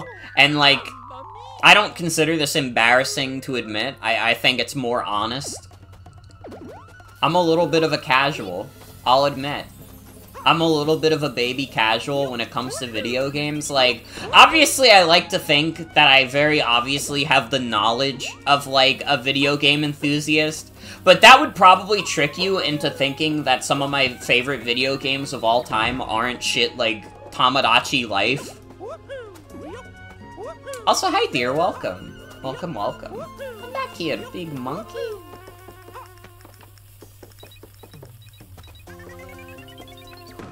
And here's the thing, Nintendo really does have the market cornered on, like, video games made for stupid baby casuals.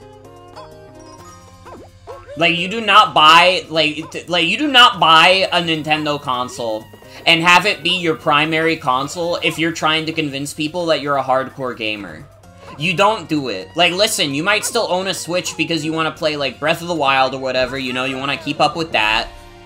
But, like, if you're buying a Nintendo Switch and you're buying a bunch of Nintendo Switch games, it is not because you are a hardcore gamer. And if you want to tell yourself that you are the most hardcore gamer who only plays games for extreme gamers, and you only have a Nintendo Switch, I don't believe you. Listen, unless you show me like 100 of your Switch games and all of them are like shit, that's like Cuphead or like Cyber Shadow or whatever the fuck, then like maybe you'll convince me. But if I see like Animal Crossing and Pokemon on there, you've lost me. Alright? That's normie games. That's why I like them. They're games that resonate with the normies.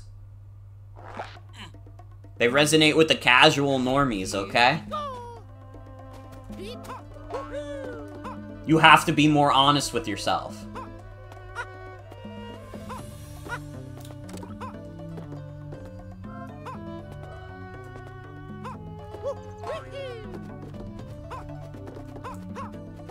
You buy an Xbox Series X and a PS5, or maybe shell out the money for a PC if you want to show you're a hardcore gamer. You don't buy a Nintendo console for that.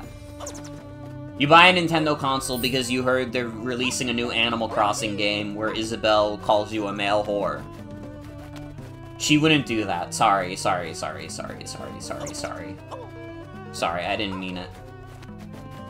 That wouldn't happen in Animal Crossing. They don't know what that is. Sorry.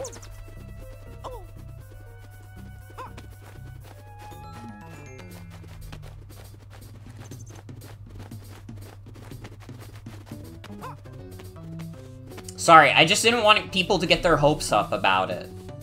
I didn't want people to think that they released a new Animal Crossing game where you can get called a male whore. It didn't happen.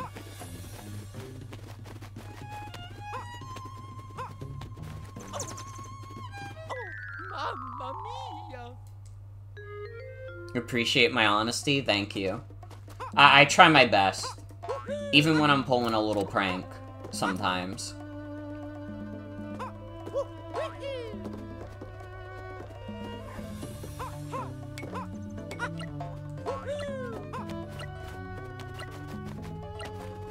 But, like, honestly, that's my thing. I fully admit I'm a casual.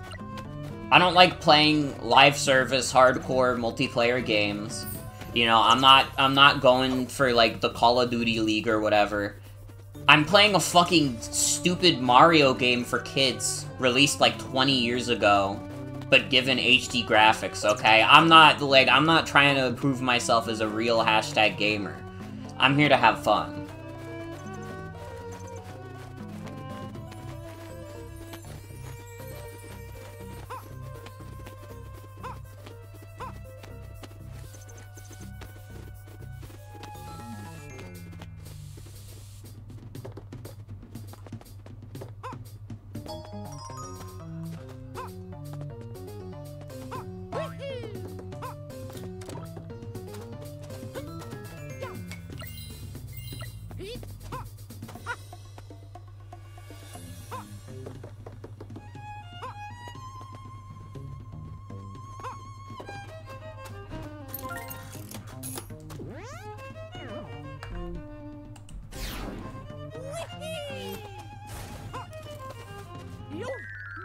Mamma mia!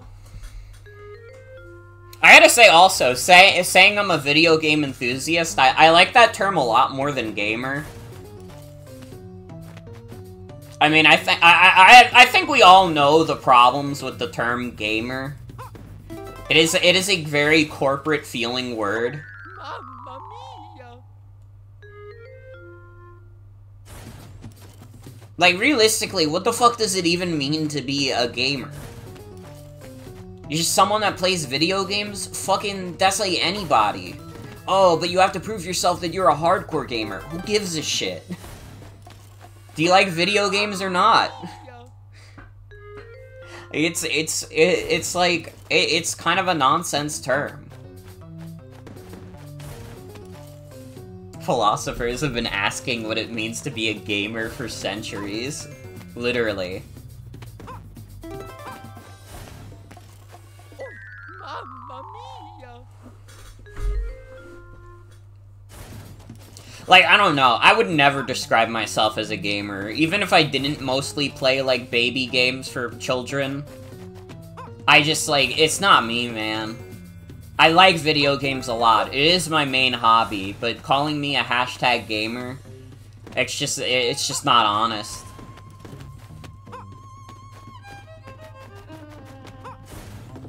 Alright, calling me a gamer feels like I have something to prove, which I don't. If I did, I would have beaten Mario vs. Donkey Kong an hour ago, because I would have been like, guys, check out my speed strats, though.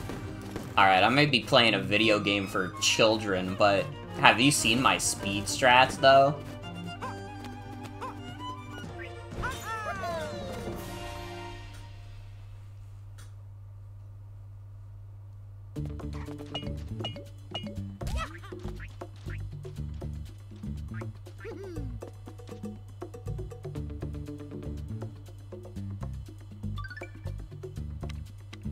I'm getting so many less gold stars now, it's crazy. You have to do what you have to do to survive, though. We're near the end of the game anyways. We only have one more world after this, and then final boss. Here we go!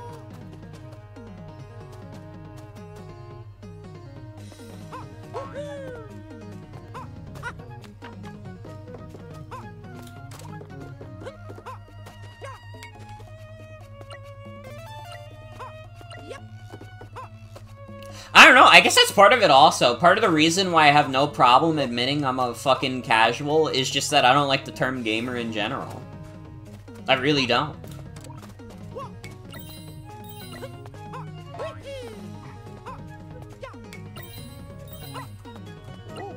And to be fair, I don't hate it on the same level as, like, I don't know. I've been pretty overt about how I hate the terms, like, influencer and, like, fucking content creator. I think those are, those are the devil's terms. You do not use that unless you're, like, the fucking devil. I will not listen to you if you use it, and I will not respect you if you use it. I mean, that's not entirely true. I watch some people who do refer to themselves as content creators. But it doesn't mean I like it.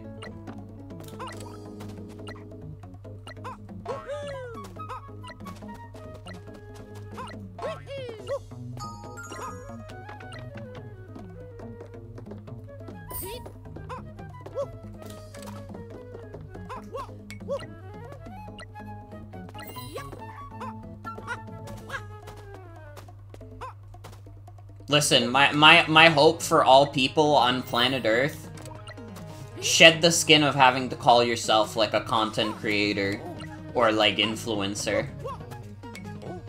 Let's go back to the good old days of being, like, YouTubers and streamers. I don't need an all-encompassing term. I can be both. Alright, like, that's something I can be more proud of. I'm a YouTuber and a streamer. I would rather be that than be a content creator. I hate that shit. Don't call me that.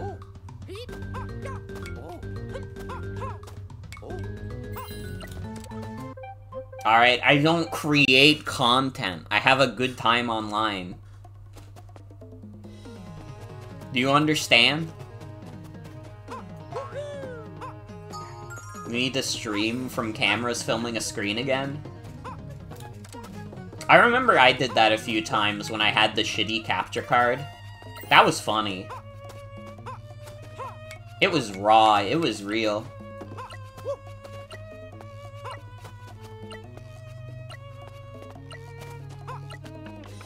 And above all else, it was honest.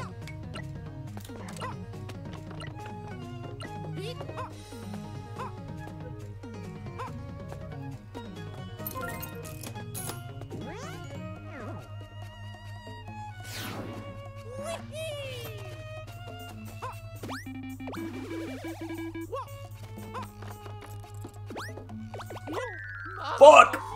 I'm gonna die. Well, I did die. I mean, I'm gonna game over.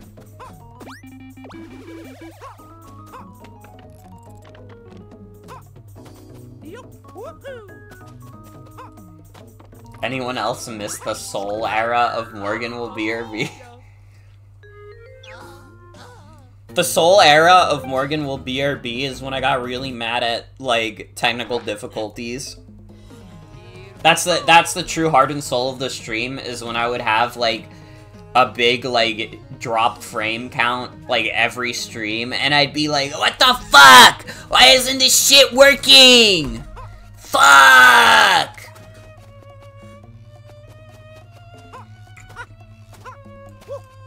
Or I would miss one jump in a video game, and I'd make a noise like... That was the heart and soul of Morgan will BRB back in the day. Alright, what happened to Gay Furby?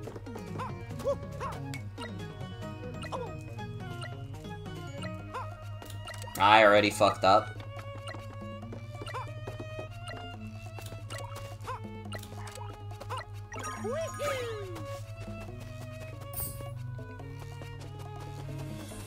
I don't know, not that there aren't, like, good early streams of mine, but there's a reason why I haven't minded going back to a lot of, like, older streams that I did.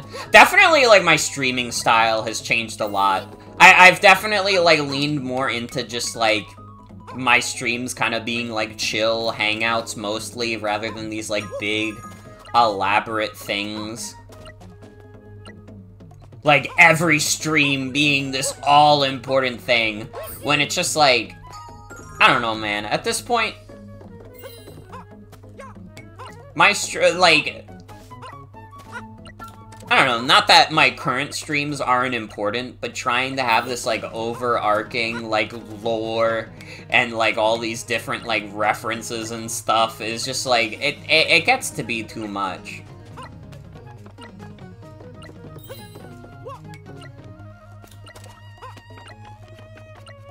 I definitely think the first thing that, like, steered me out of the direction of trying to be this, like, big, elaborate, like, bit streamer, where I would be trying to, like, do these, like, big reactions to get, like, hashtag epic clips, was probably, I would say, like, after I did, like, the Unboxoman 5-year anniversary stream, where I just, like, I don't know, after it, I was like, man, that really was not that great of a stream.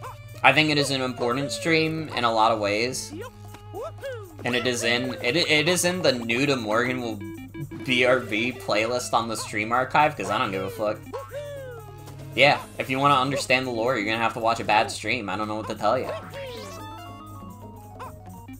So yeah, I'm just Morgan. Honestly, I get a lot more of my goofy energy out on other people's streams. I feel more comfortable getting my goofy energy out when I'm not the main focus. You know what I mean? I don't know. When I'm just streaming on my own, it's just like, I don't want to be the fucking court jester. I don't like doing that. If I'm surrounded by other people, sure, I'll play a little bit of the jokester. I'll be a jester. I don't mind doing that from time to time.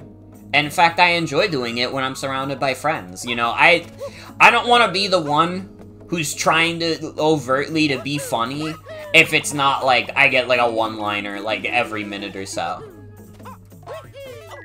Like if every fucking line I say on stream is me trying to do like an epic haha funny, it just like, it doesn't work, man.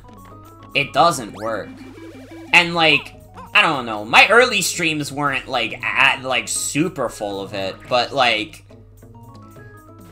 it's part of the reason why I believe like my streams don't have as many like clippable moments these days, is just that I don't go out of my way to create them anymore, and I'm okay with that. I don't really want that to be the style that I'm known for. I just wanna have fun and be chill.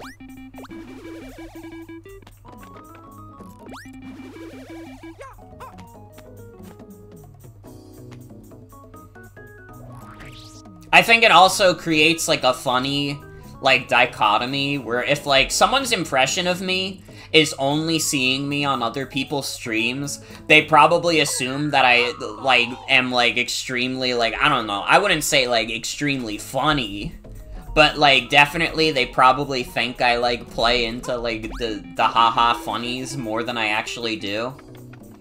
Bro, you come to my stream and instead I'm talking about, like, fucking taxes and shit.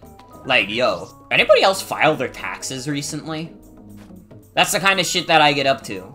I'm not actually thinking about, like, yo, what if the parents from Bluey were, like, crazy, and they were, like, rabid dogs and whatever. Who gives a fuck? Have you guys heard about how Mario Kart 8 Deluxe sold 60 million copies? Did you consider that? Can you even conceive how many people that is? That's more than 10% of the entire United States. And that's for one video game. Did you think about that? Or were you thinking about, like, if I was gonna say a funny one-liner about Oreos? My first thought of a stream vid is, what if the parents from Bluey were rabid?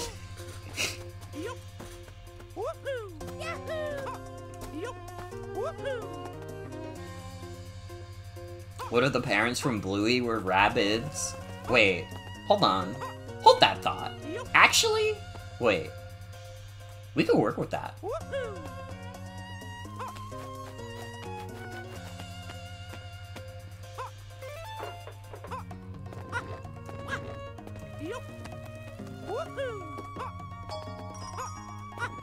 But yeah, I kind of like... I think part of it also, honestly, And it's not that I think I can't be funny. I think, like, my, like, humor is better contained when I'm with other people, for sure. I think I am funnier when I have, like, other people's energy to bounce off of. And, like, maybe that's me kind of just repeating myself. I'm trying to think how I explain this best. Like...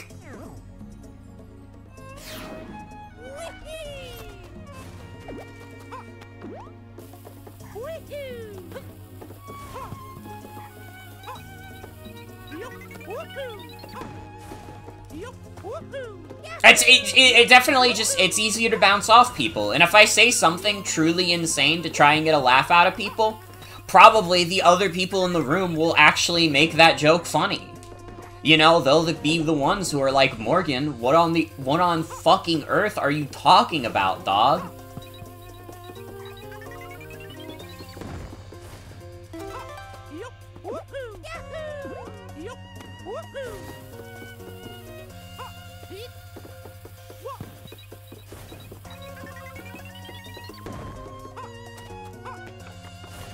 I guess it does come back a little bit to the fact that I do, like, I am a believer that I have a little bit of an abstract sense of humor online. Mamma mia!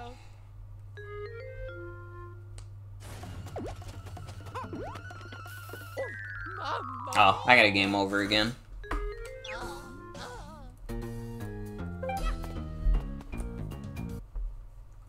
Here we go!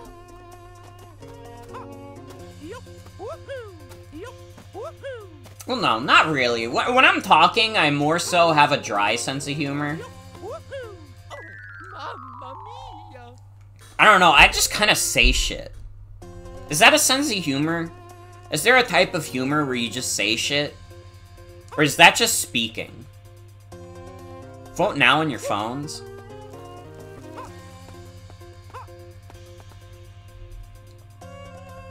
I don't know, I definitely have a very dry delivery to some of the shit I say. Just spitballing? I kinda do be spitballing. But I don't be wet willying.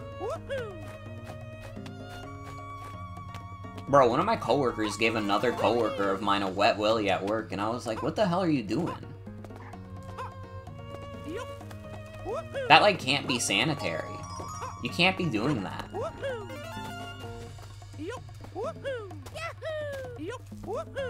At least wash your hands after you give the wet willy.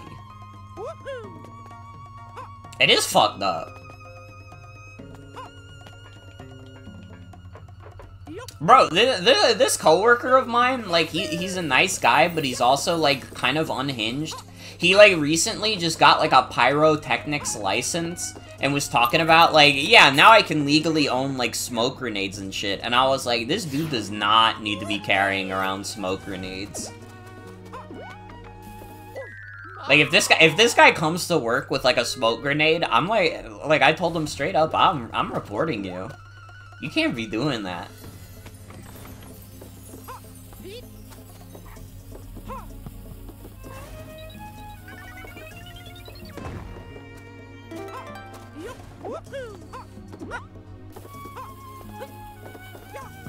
I don't know. I've had more unhinged coworkers.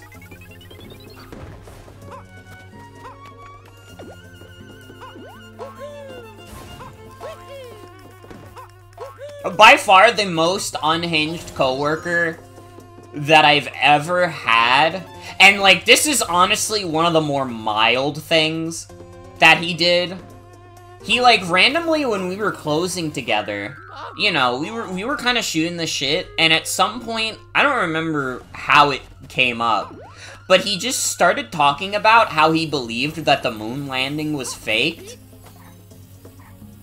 And, like, at first I thought he was, like, doing a bit, but then I realized, like, a minute later, when he, like, kept talking about it, I was like, oh, this guy is being, like, deathly serious right now. This guy is being, like, so fucking serious right now. And again, this is one of his, like, more mild, like, beliefs. This was one of his more mild things, was that he believed the moon landing was faked. He's, like, after that, he just got, like, more and more unhinged.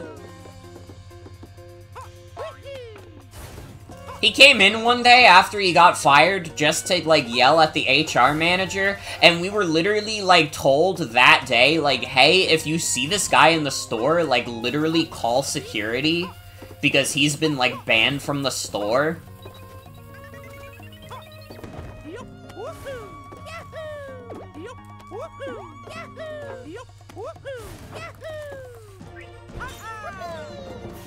Like, he was, like, texting, like, my, like...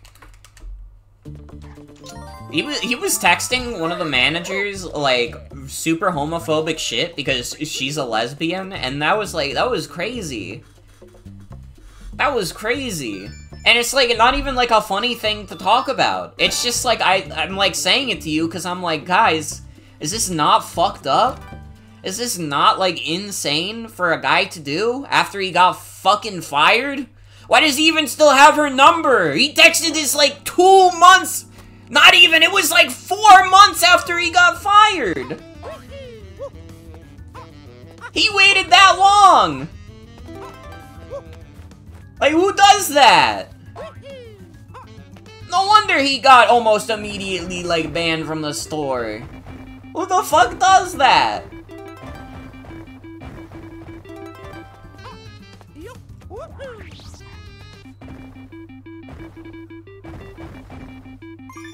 Yeah, I don't know, he was, like, super resentful that he lost his job. And, like, here's the thing. He lost his job because, like, one day he just disappeared from work. And then he didn't come back for 2 weeks. He called the store and asked if he still had a job, and they were like, no, you disappeared for 2 weeks. And then, like, 4 months later, he decided, wait, what the fuck? That's fucked up. I shouldn't have been fired. Like, he didn't say anything to the store. He didn't, like, communicate, like, any sort of, like, family emergency or anything like that. He just, like, didn't show up to work for 2 weeks. Didn't communicate with anyone in the store. And then he got fired.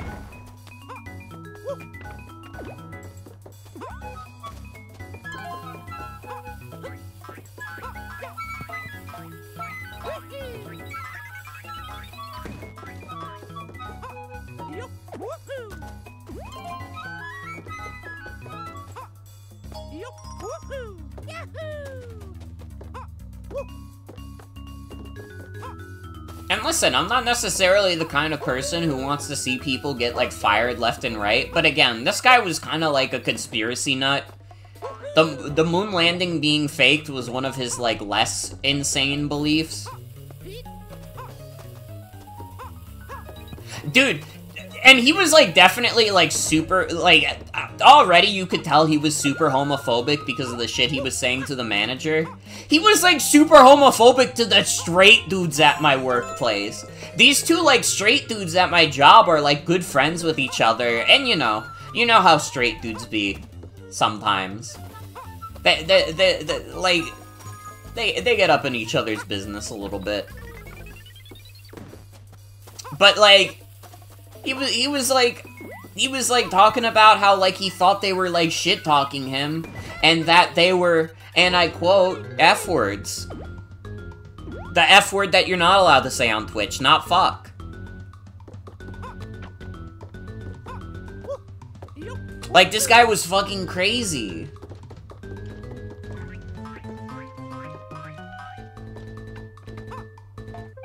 I gotta retry. I'm gonna run out of time. It's okay, one of my beautiful, benevolent little toys died anyways. And we can't let that happen.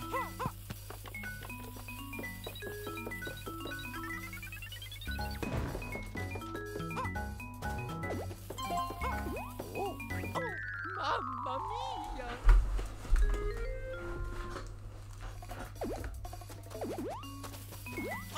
Mamma mia!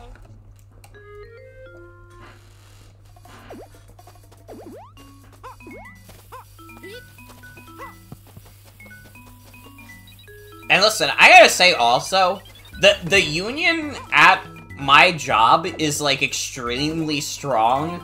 So it is important to note, listen, if anyone at my job has ever gotten fired, they had to have really fucked up. Like, I think pretty consistently, anytime I've heard, like, someone get fired, it's 'cause they really fucked up.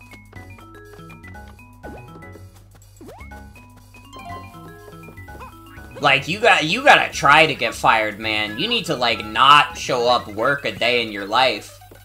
Why did that mini die? Why was he not with us? Bro, he's not rocking with us? That's why he perished.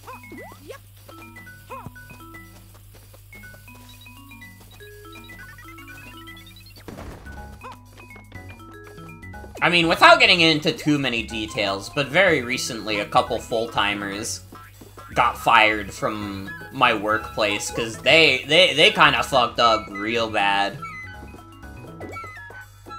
They did shit that, like, straight up, like, violated their contracts, which is why I think, like, at least one of them, like, definitely, like, overtly, like, you know. What am I trying to say? He definitely, like, broke contract, which is, like, you know. There's only so much the union can do after that, because the union is the one who hands out the contracts.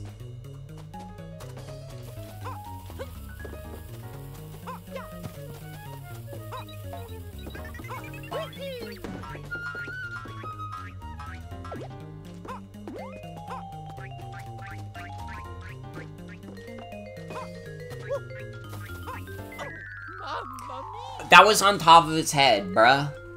That was on top of its head. Bro! Get on his head, Mario! You bitch! Come on.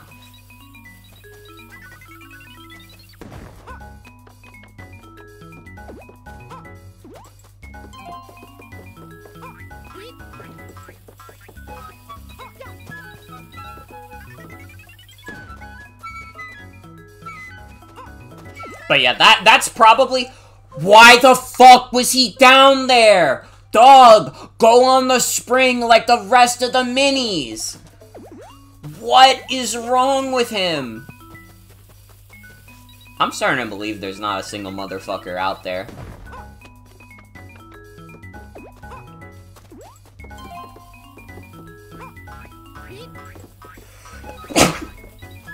Ugh, excuse me.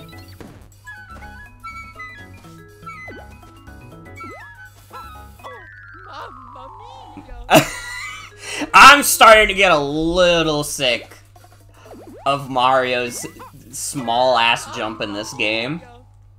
His, like, modern model with, like, the small hop. I pressed the A button. I need to talk about happy things. I think that talking about, like, this insane guy that we had at work at one point, like, kind of soured my mood a bit, because now I'm getting angry at this Mario game for literal children. Do not, absolutely do not. I will not let any toys die on my watch.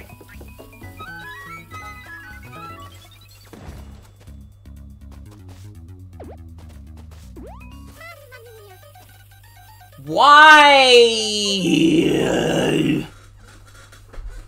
Please do describe your burger some more. I always love to hear about burgers.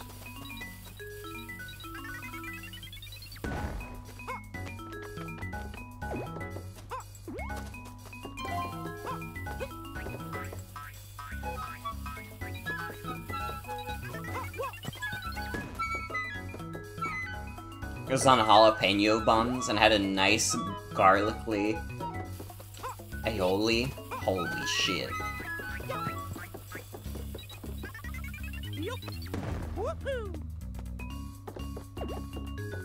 The jalapeno cheddar buns, that sounds delectable as fuck. I gotta be so real.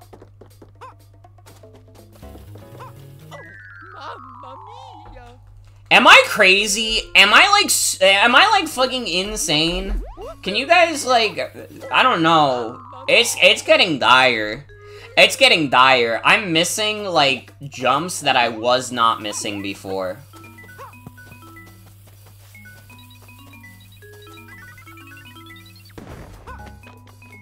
I guess that, like, sometimes, this is the compromise that has to be made sometimes. Sometimes a game just drives you a little crazy when you've been playing it for over 5 hours in order to try and beat it. I said that, we've only been playing for 4.5, but it'll probably be over 5 hours by the time I'm done. I was kind of hoping I would get to play some Splatoon tonight. I might still try anyways.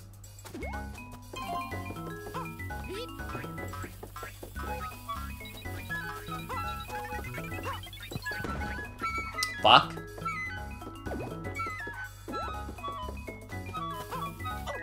Mamma mia!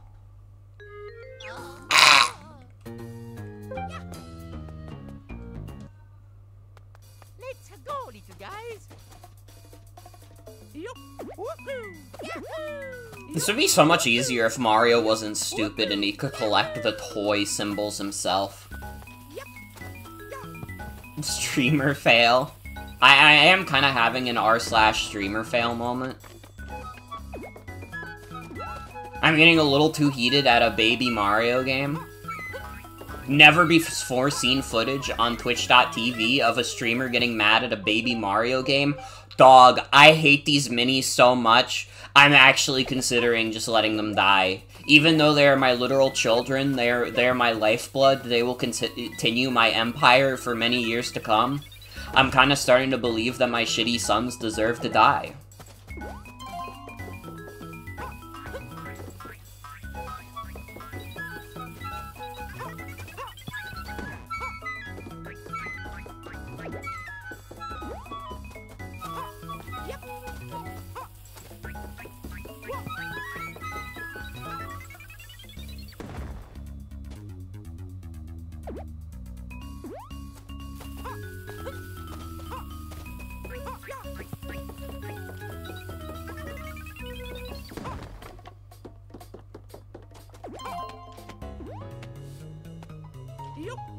Can you get off the button, please? Thank you.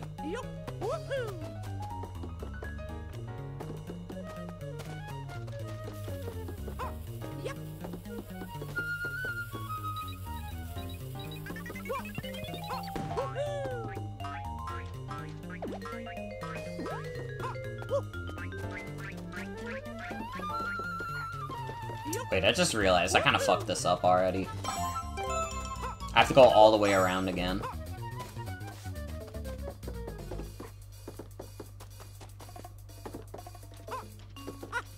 It's fine. We have time. We have enough time. I believe in us.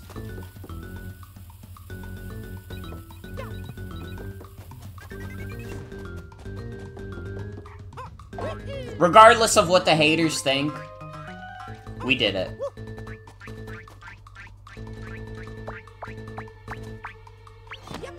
Fuck yes! Oh my god.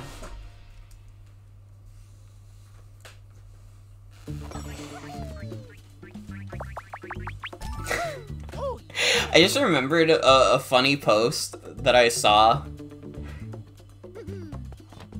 It was, like, very inexplicable. It was just, like, a Wario gif from, like, the one, like, Wario Land commercial where he's all, like, crazed. And he's talking about, like, the fat bitch to BBW pipeline. And, like, honestly, he was kind of real as fuck for that. That's the pipeline that we've gone to on this stream. What are you giving me a question mark? Are you new here? You're definitely not. You're my wife.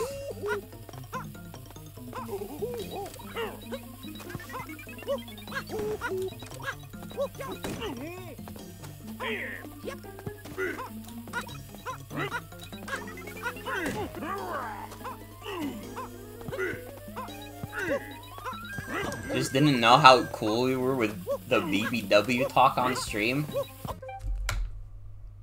Do you want to see an image that we have, like...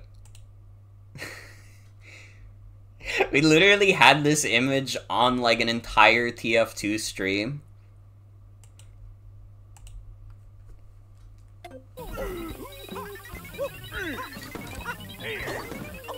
This is not new. This was like months ago. This was like last year.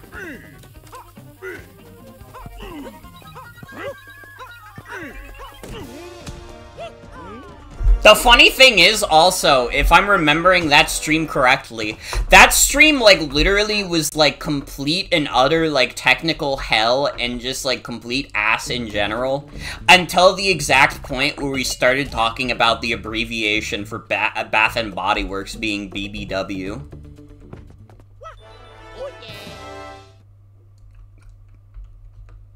Like, they literally saved us.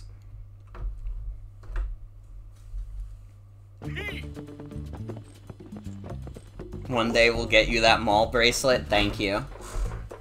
Oh, stop! Come back! They wouldn't be going out of business if they capitalized on that. Is Bed Bath and Body Works going out of business? Bath and Body Works, whatever the fuck their fucking company is called. Bath and Body Works? Is Bath and Body Works going out of business? One near you closed down? But is that like... That doesn't necessarily represent the whole business. Mamma mia. I walked into this level and I immediately got shot to death.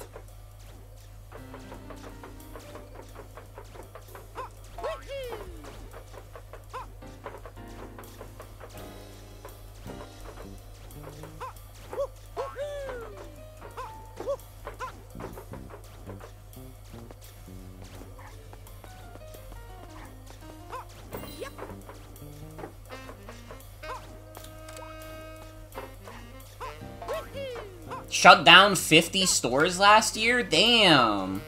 Okay, I think you're onto something. A lot of the mall-type shops are going under since malls have essentially been shambling corpses for the better part of a few decades. Do people not go to malls anymore?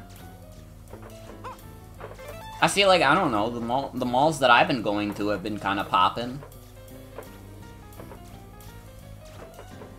Is this like known mall-type behavior, is that they're dying?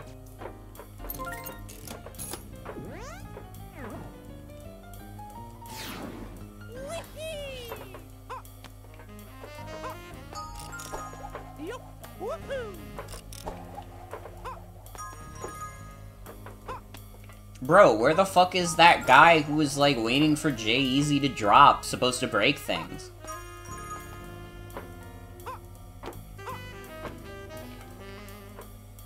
Not nearly as much as they used to. A lot of surviving malls are usually gutted a fair bit. Damn.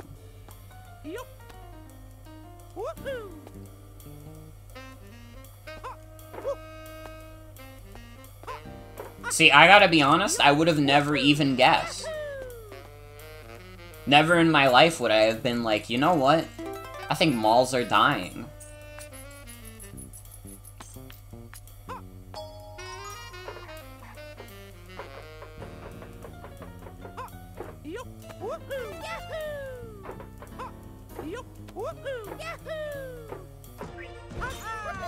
Enormous one back where your family used to live basically only sees major foot traffic during Christmas anymore? Damn.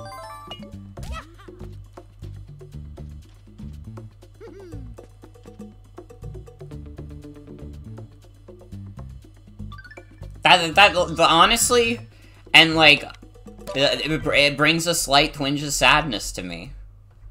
Because I like going places. We're running out of places to go. Here we go. If we can't even go to the mall anymore, where else do we have?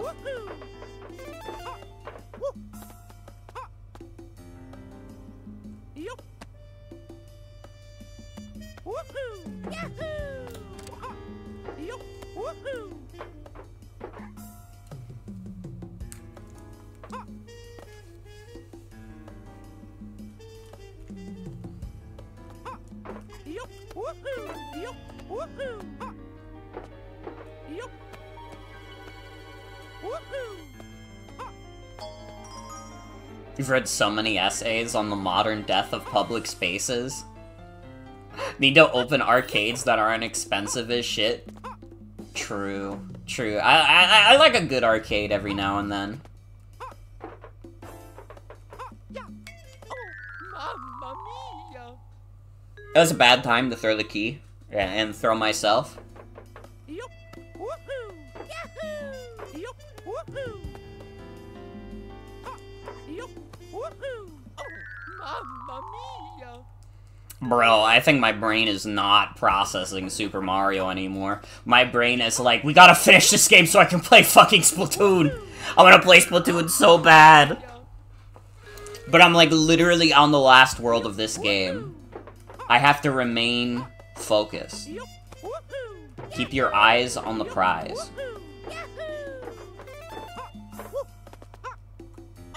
Mamma mia! Hold on, I need to roll back that footage. I'm gonna need you to roll back that footage. Sorry, that was a Metopia screenshot.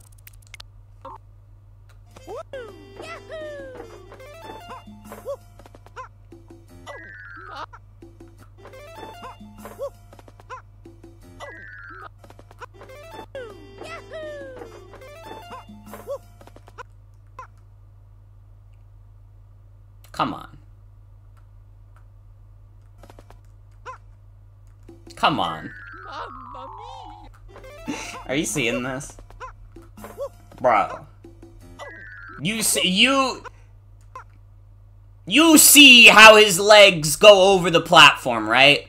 I'm not like crazy.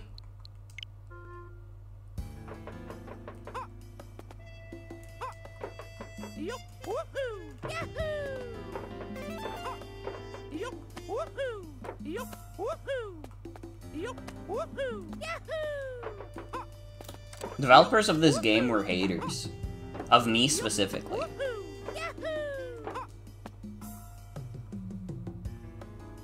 Yup! Woohoo! Yup! This streamer didn't buy another code recollection. Kill her.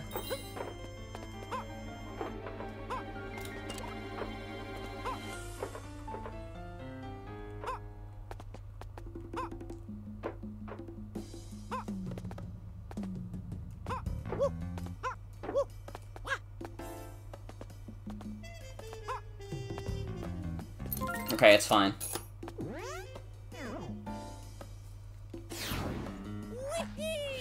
Also, is, like, the stream stable on your guys' ends? Because, like, Twitch is showing me that the stream is unstable, even though I'm not dropping frames. Think it's okay? I don't know why the fuck Twitch is saying that. Well, now it says it's excellent, to make me look stupid. Mamma mia! There were 1 or 2 brief pauses. Something must have been fucked up with Twitch. Parks are getting paved over and having their seatings removed, malls are dying out, loitering laws are getting more and more enforced, modern luxury urbanization is further enforcing the necessity of personal automotive travel, the last bastions of hangout spots are introducing higher and higher entrance fees in a time where wages, spending power, travel shorter and shorter distances. Yup! Woohoo! Yup! Woohoo! Yup! But why are kids addicted to their phones? Yup! Woohoo! Yup! Woohoo! Yup! Why are they playing on iPhone instead of, like, playing football? Yup! Maybe because you didn't give them a fucking place to do that, genius.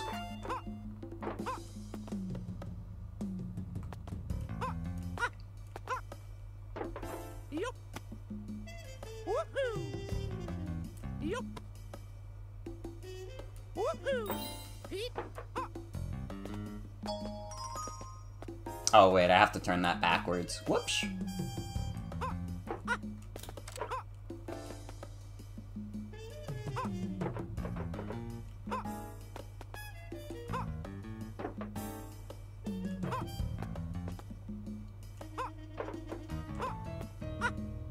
Why are kids on that damn phone instead of getting run over by traffic by a 5-foot-tall pickup going 40 down a 15-mile-per-hour residential street? It doesn't make any sense.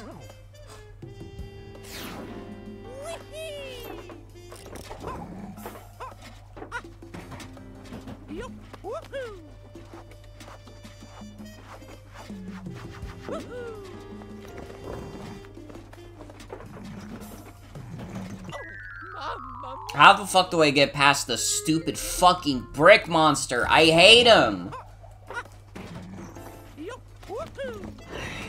Stop putting in this brick monster in annoying spots!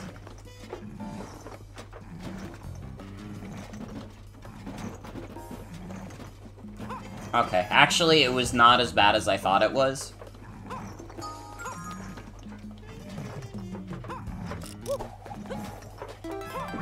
My goofy ass not going back, though.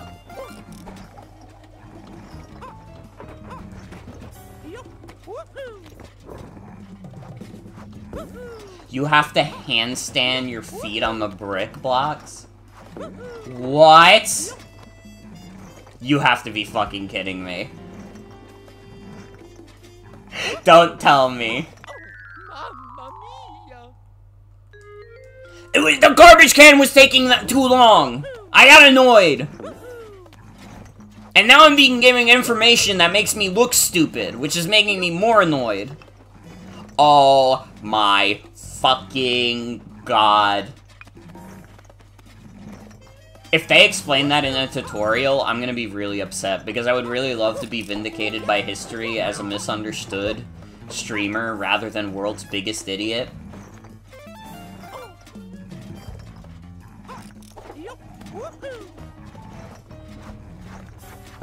I'm sorry, I didn't pay attention to the trailers for this game much. I just knew it was a Mario vs. Donkey Kong remake, which is based on Donkey Kong 94, which is a video game I really like, so I was like, yeah, I'll get it! Okay, I'm sorry! I didn't know you could do that. I apologize to the ice level.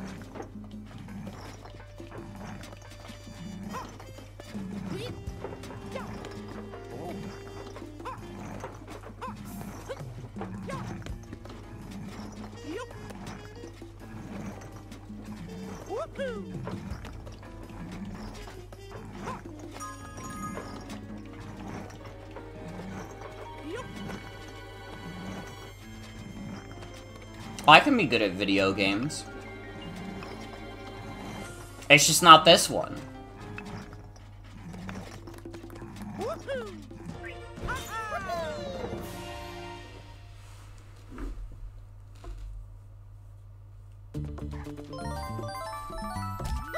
Oh, yeah!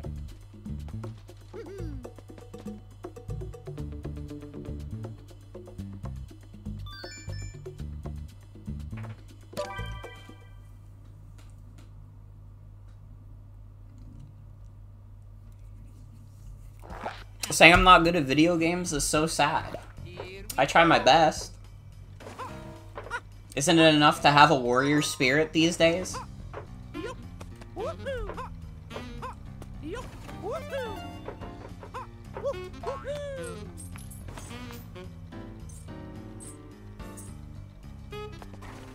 Oh, fuck.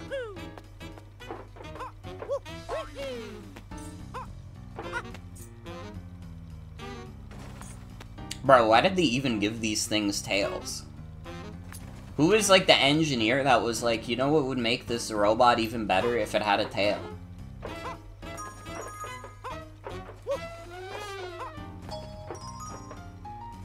You know what, now that I think about it, that's, you know what? I kind of respect it. I do. You did.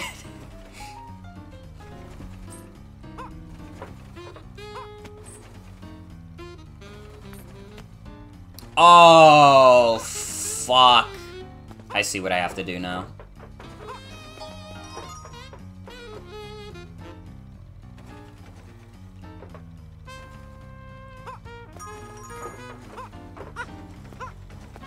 Yeah, you have to, like, get them, like, in a perfect position.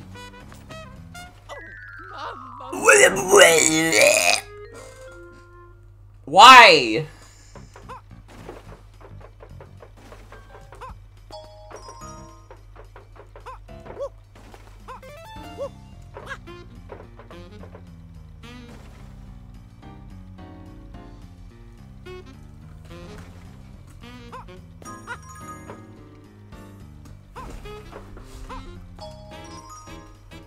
Why are they perfectly in sync with each other now? I don't want them to be perfectly in sync.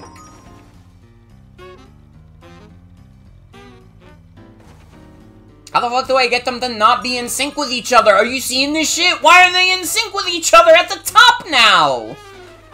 Why? Stop! Be weirder!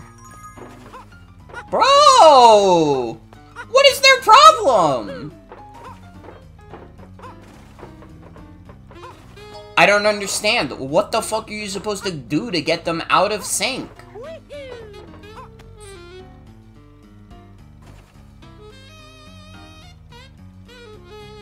I really did. I don't understand. Why are they perfectly in sync? I thought the whole point was that they were slightly out of sync, which is how you trap them. I'm so confused! They were not in sync before! I was able to get them both in the middle over here! Dude, what?! I'm so confused right now.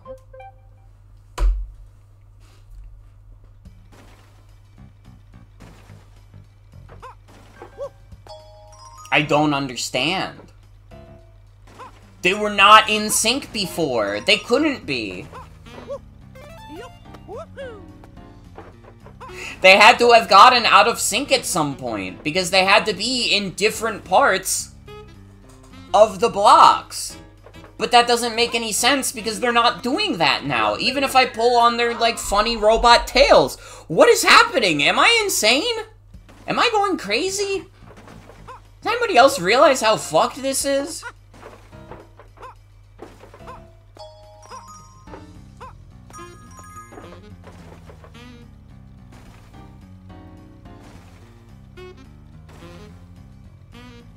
What if when I turn the switch on, they pass through the red blocks? They do!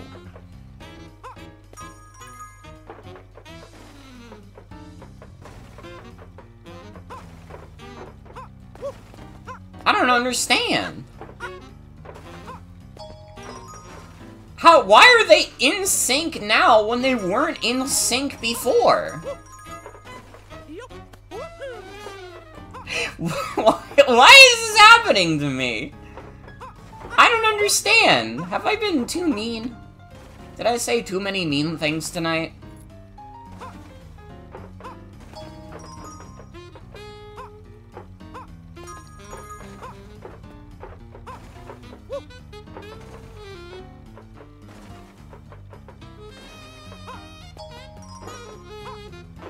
Can I hold them in place? No. How would I hold them in place? I don't think- Oh, wait!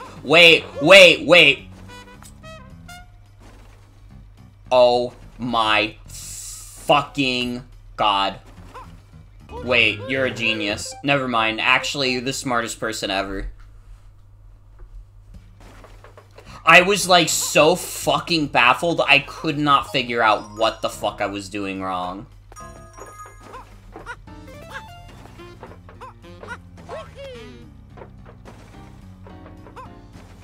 Damn, you should be playing this game, not me. I don't understand shit from fuck.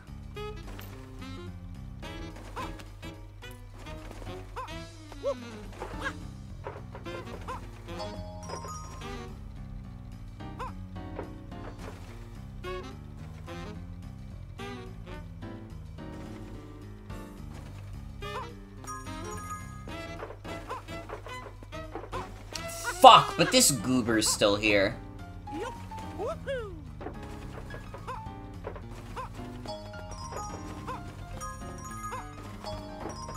I have to get them out of sync in a way where this goober doesn't, like, hog the hallway. Like the greedy little slut he is.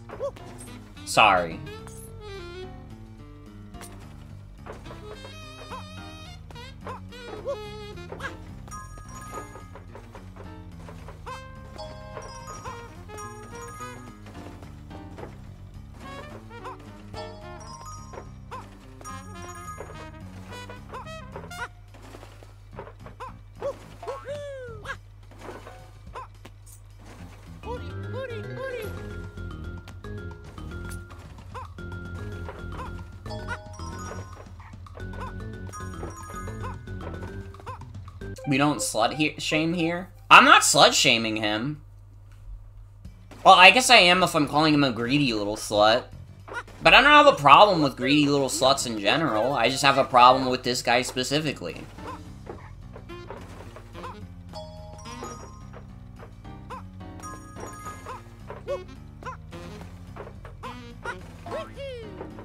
You know what I think is driving me crazy?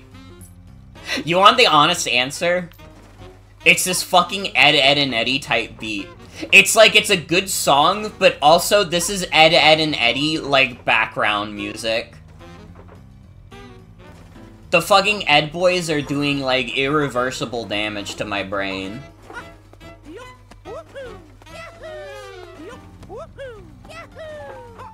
Is this, like, not literally music you would hear on an episode of Ed, Ed, and Eddie?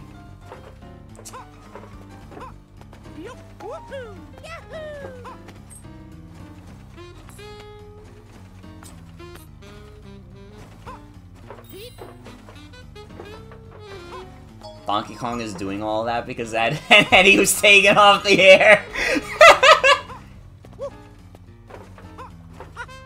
We're gonna get procrastinating Spectre in here so they can edit Ed, Ed, and Eddie sound effects over the game.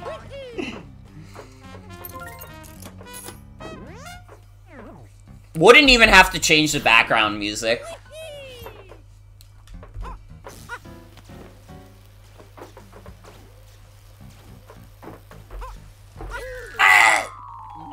I was trying to grab on.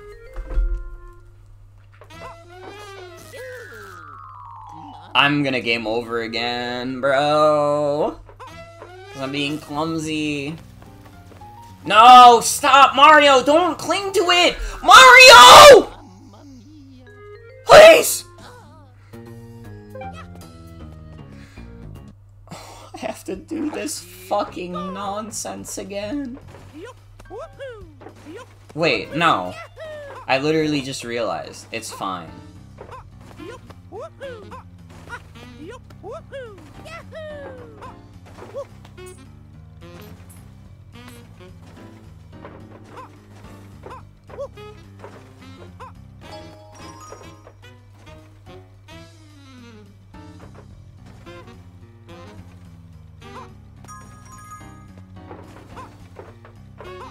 And then literally I can just ignore this guy.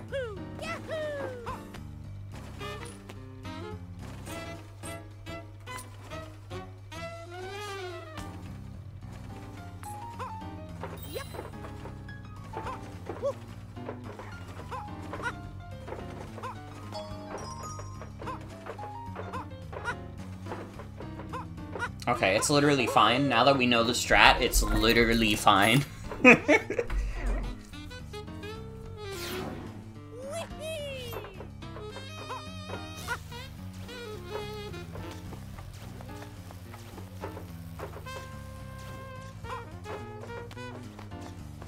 I'm starting to get the feeling that maybe you weren't meant to beat all of Mario versus Donkey Kong in one night.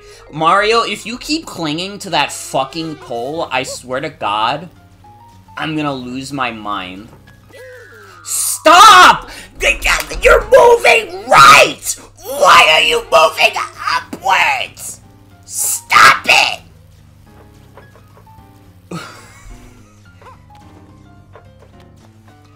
Mario, stop clinging to it! Stop it! You need to stop, Mario! This is an intervention! You have a problem! You can't duck, because then you can't move! He doesn't have a duck walk! He can't do that! This is an RZ! We played that days ago! It's not how it works! You can't forehead me when that's not a play you can make. Alright? You can't make him do the duck walk. It's not cool, huh?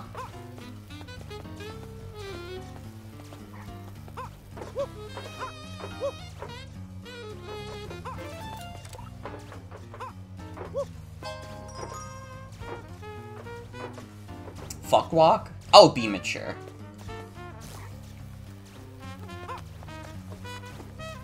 Grow up.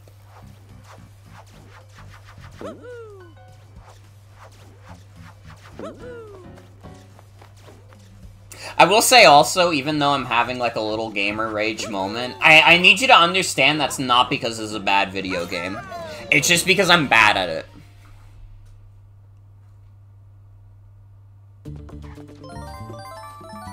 When you walked out of the theater after the movie, did you walk normally or did you do the fuck walk? Okay, I did the fuck walk. This website sucks anyways.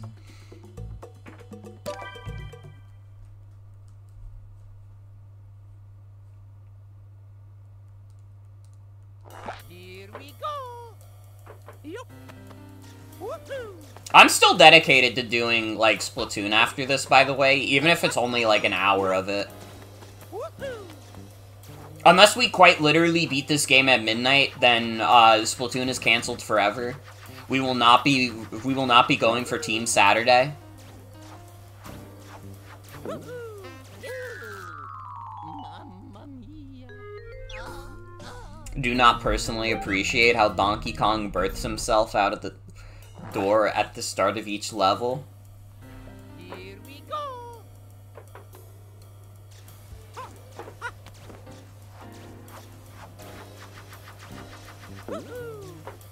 And dude, honestly, in general, weekends kind of don't exist for me for the most part, since a lot of times I do end up working on the weekend. Which, I mean, I don't have a problem with, because at least on Sunday I get paid extra. And, like, I get it. They need me more on Sunday and or on weekends, and quite frankly, like, it's honestly, like, if I'm gonna be at work, not that I mind the quiet days necessarily, but sometimes it does get a little mind-numbing to just be at work, and, like, it's not like I can just decide, like, you know what, I'm just gonna be on my phone the whole time. I don't give a fuck, I'm just gonna watch YouTube. Like, no, I still have to, like, pretend I'm working at least. So it's like, honestly, I'd much rather, like, not like crazy traffic, but at least enough traffic that, like, if I finish a customer, another customer will walk up and be like, hey, I'd like to order something, and I'd be like, I got something just for you. I can help you with that. Mamma mia.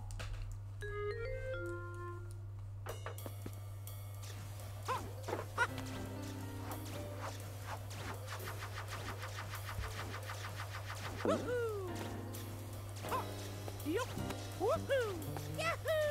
Yup. Woohoo. Gotta get a stealth Bluetooth headphone for just one ear so I can bump some tunes or something. Well, I'll never do that because I believe that wireless headphones are the devil. Listen, I had like a wireless headset when I was younger, and it was the dumpiest piece of tech ever, and I can never go back. Give me wires any day of the week.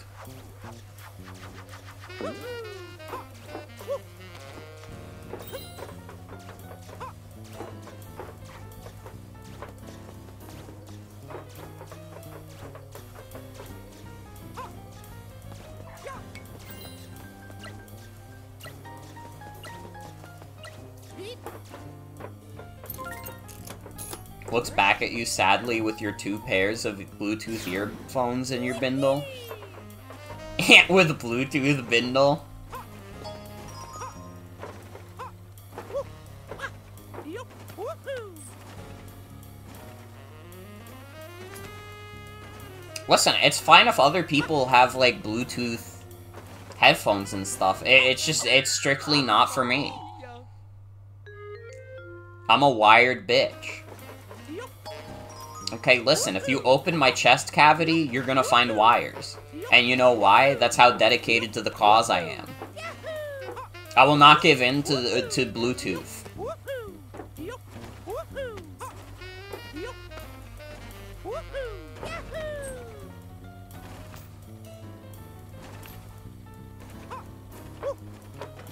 Big Bluetooth wants you to get rid of your beautiful wires.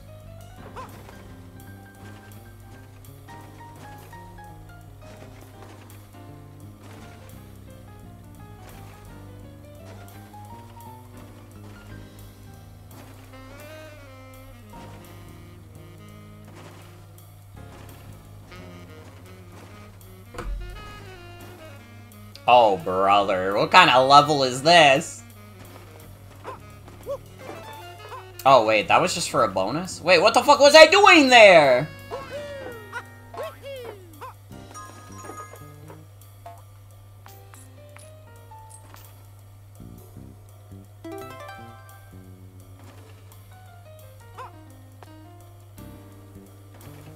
Oh, brother.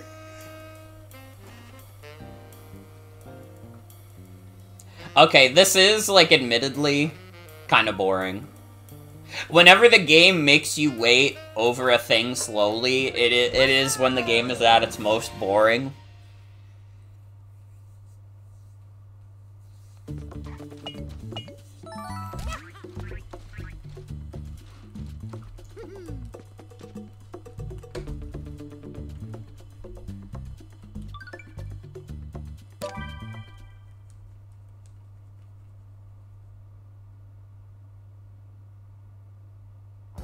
Here we go. Alright.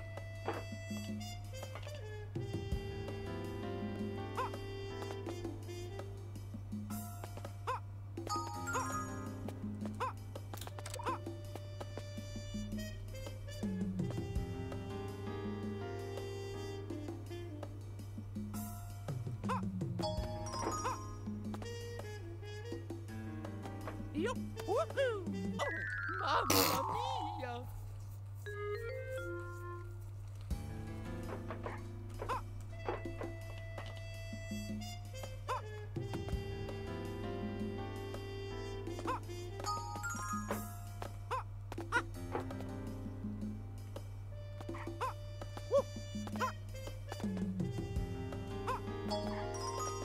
I keep thinking about this one tweet.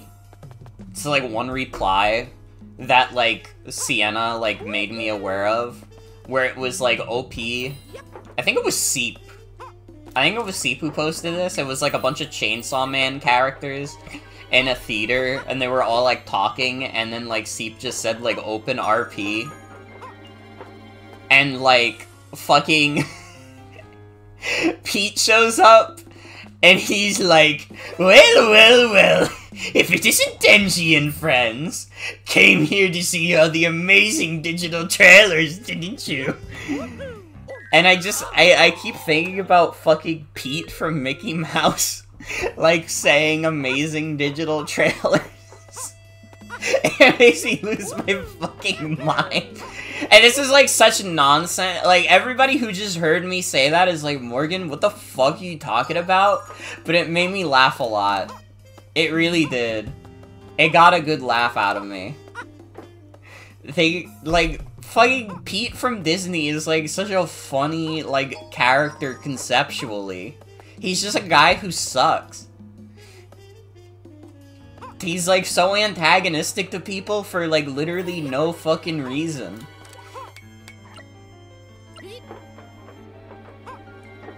Like, why is he doing all that shit? He has no reason to. Big fan of his clubhouse, though? Of course we are. We love Pete's Clubhouse, Pete's Clubhouse. Here we go. He is! He's like a real hater.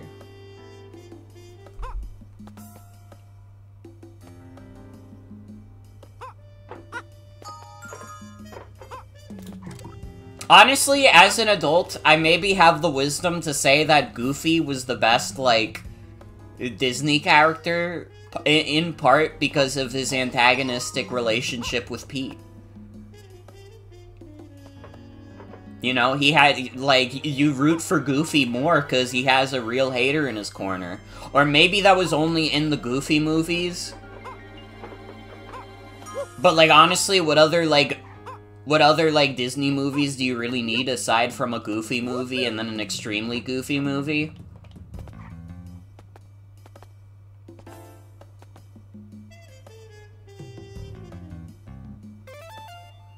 How the fuck did I do this level before? It's, like, perplexing me.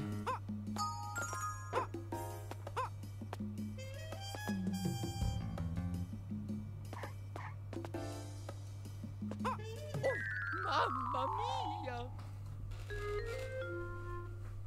Yeah, Pete was a real hater to Goofy in the movies.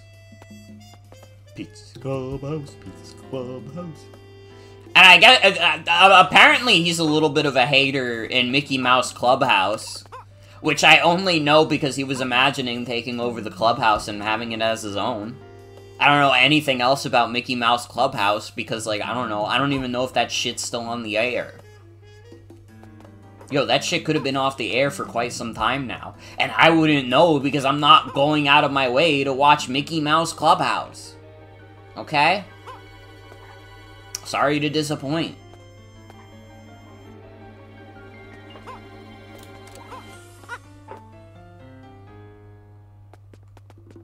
I know he's like a hater in Kingdom Hearts 2.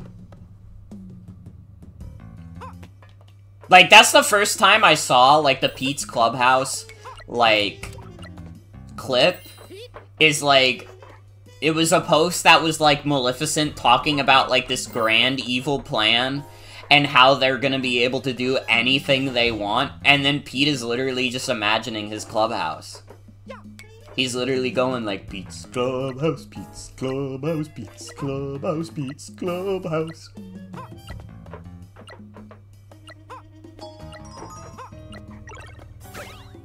Fuck. Don't remember what happens in Kingdom Hearts, but you're sure it's really funny when it involves Pete? Pete's, like, Kingdom Hearts design is so fucked up, too. He has so many zippers. But he's still, like, a cartoon animal.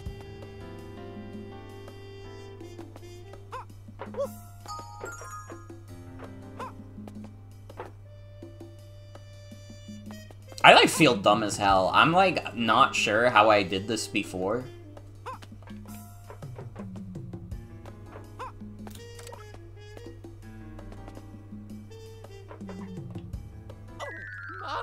But, like, I had to get the key out. Am I, like, a dipshit? What the fuck did I do on my first run that, like, worked until I died to spikes? Because on the first try, I got, like, way harder. Wait. Whoa! Whoa. Hold on. I got way farther than I did. Than I have been. Hold on. Calm down.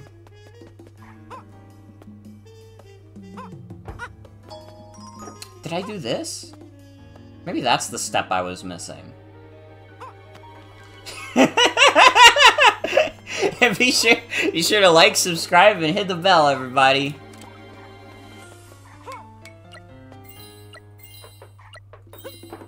Okay, I think this is exactly what I did.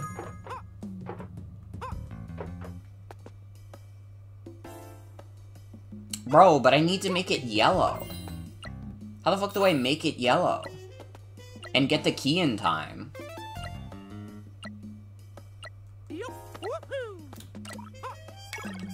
Oh. Oh. Ooh. Ooh. Ooh. I'm telling Mom! Mom! Mario vs. Donkey Kong is being mean again! Oh, Mamma Mia!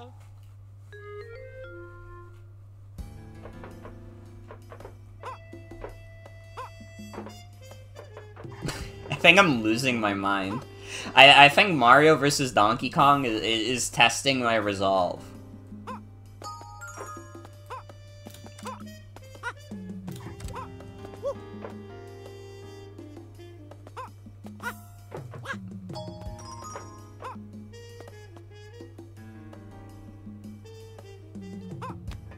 Can they, like, port the Kingdom Hearts games to Steam already, by the way?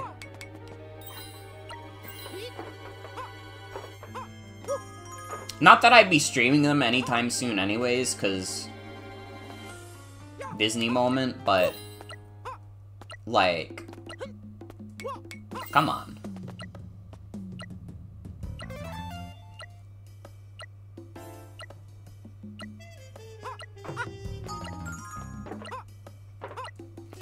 No!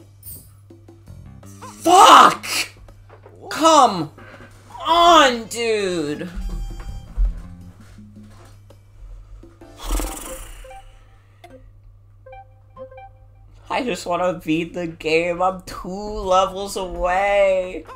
Or 3 levels, sorry. I have to do the mini Mario level too. Dude, I'm so close. I'm literally so close, dude. Oh, brother. That's the worst feeling, is when you're so close to beating a game, but you get, like, stun-locked because you're, like, ass. Alright, everybody can relate to this. If you say you can't relate to this, you're trying to be a hater, and I don't appreciate it.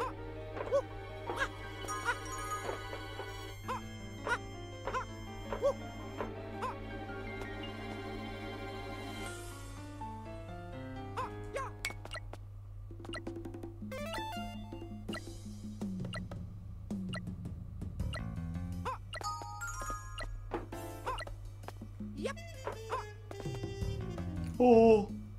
Oh no. Oh no. No, wait, I have to get rid of the yellow. No. I can't do the yellow. What the fuck do I do? Why am I so stupid? This is a puzzle made for children.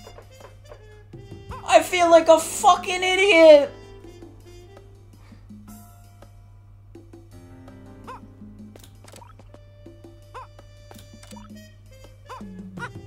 I'm gonna lose my mind, dude. What the fuck do I do? I gotta do this. I gotta smack that. Then I gotta wait. I would feel like less stupid if I didn't have to do so much waiting around. I know it's part of the game. It's how you get the puzzles going, but it doesn't make me feel any less stupid.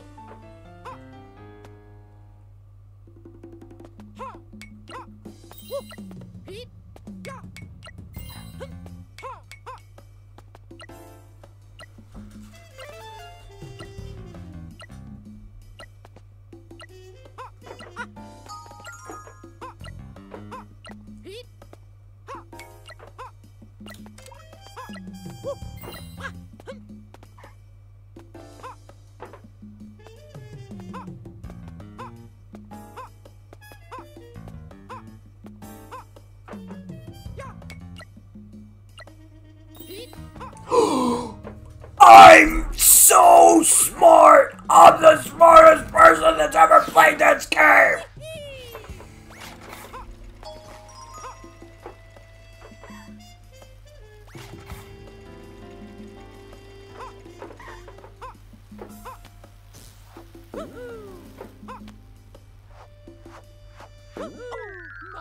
I can't go too fast, because then I'll die. So wait, what the fuck do I do here?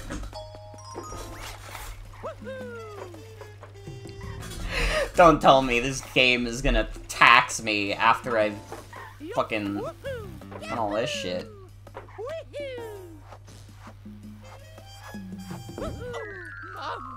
Bro, please, please, please, Mario vs. Donkey Kong, don't do this to me. If I die again, I'll never.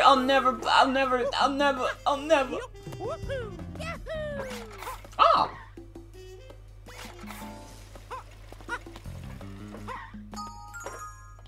Good news, we're not dying. We're gonna live forever.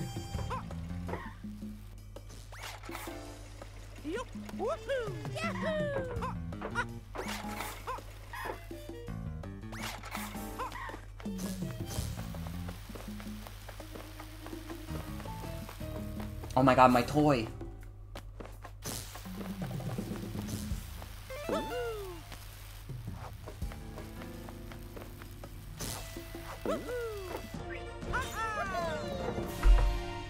There should be a fan art channel in the Discord server. Is it not literally in the stream, like, category? I really like this image, by the way. It is.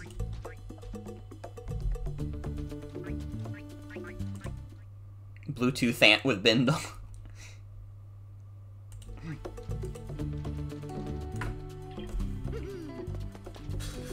Had the category collapsed and didn't see it. It'd be like that. It'd be like that.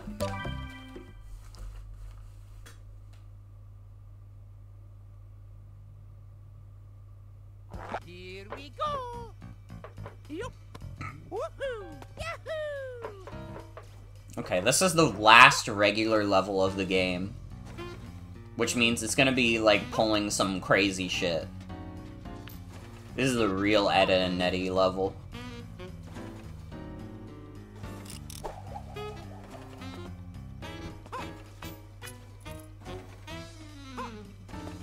We on that Ed Boys shit.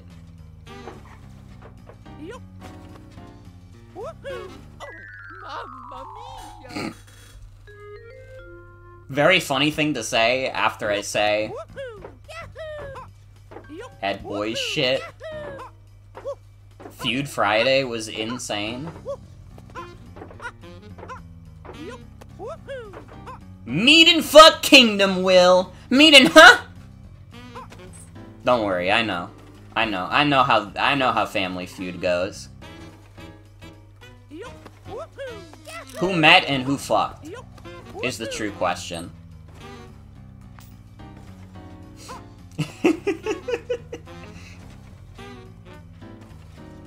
Well, first of all, who won? Who were the ultimate Feud Friday winners?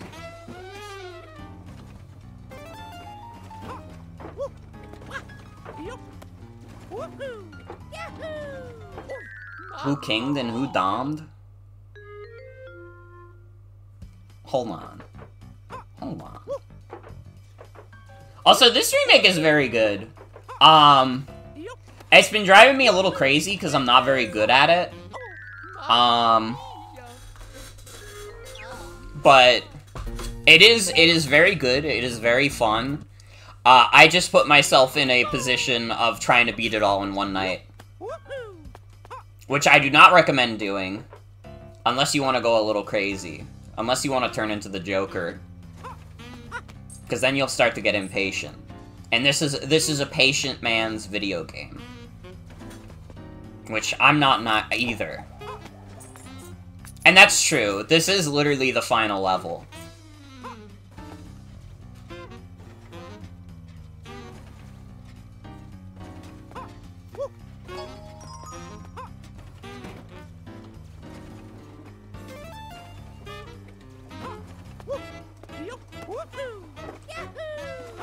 You know, this is gonna sound a little mean, and I'm sorry to Socks, I'm sorry to Gibson, I'm sorry to Tyler, because they've all been very nice to me. I would consider them all friends. I kind of had a feeling the Start casters had it a little bit. I don't know, if you put them in like 1,000 games against each other, I would probably go for the Start casters most of the time.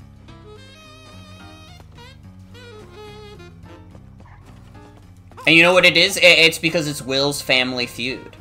And I feel like the Start casters are probably more in tune with the kind of, like, survey that Will's community would be answering. I don't actually know if that's how Feud Friday works. That was just my assumption. Oh shit, they had Peter Griffin too? Yeah, no, they were fucked. Socks and Company were fucked. I hate to say it. Like, listen. I said that thing before. I didn't even know Peter Griffin was involved. They're fucked. You get Peter Griffin on your side, it's over.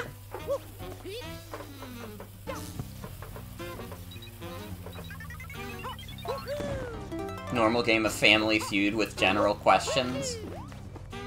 How were like the surveys done? That's what I'm most curious about, because I know that's how, like, Family Feud, like, does it, is that they, like, ask, like, 100 people, like, hey, what would you do if you, like, ate a burger? And, like, 99 people would be like, eat it, and then one person would be like, fuck it! And then Steve Harvey would be like, fine, huh? Huh? Mamma mia! Directly taken from the VR chat world they were in? I see, I see.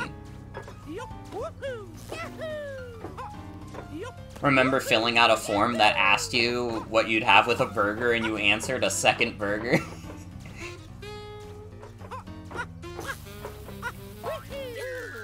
See, if that was, like, viable for me to do, I would straight up do, like, a Family Feud type stream where I legit took survey questions from chat, and then, like, had my friends guess what the fuck chat was thinking.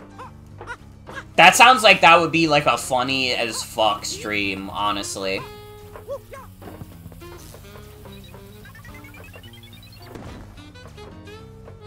Kinda cooking? I know.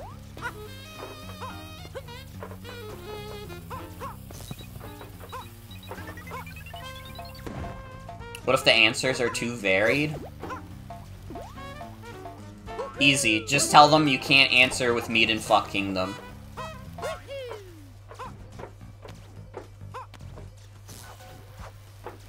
No, yeah, this OST is great.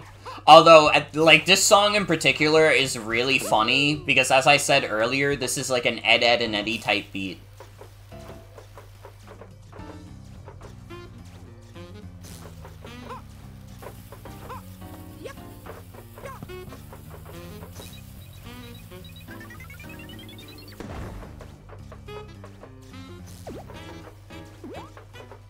Oh, fuck, I need the bomb over here. Fuck! Get your slow ass over here! I'm not going through those lasers again! Slow, bitch! Woo! Woo! Woo! I got scared.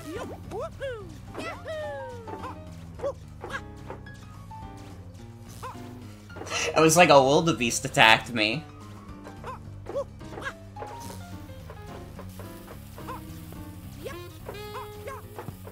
I started doing Mario Wahoos. Played with the fate of death on that one. What's life if not living a little dangerously? Okay, I need to play less dangerously, because I really don't want to game over and have to do the first part of the level again. Fuck. Oh my god, no, no, no, I got one more life. I got one more in me.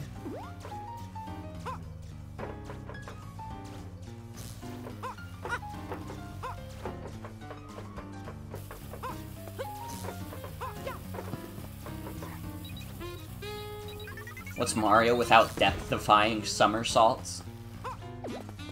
Fucking shit.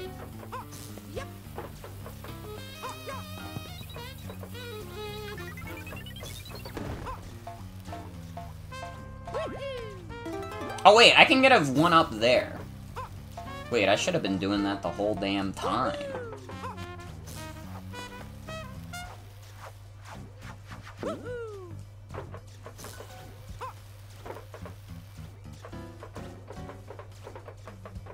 What would you guys do if you beat a Mario game and you got that one sad Mario render at the game because you didn't collect enough coins or some like arbitrary bullshit like that? What would you do? What if it said Mario is miserable because you didn't give him enough riches and now he can't live in his own house anymore? Posted on Twitter with no caption? That's fucked up. Mario lost everything because of you. It says Mario is miserable. He lost his house because you didn't collect enough coins.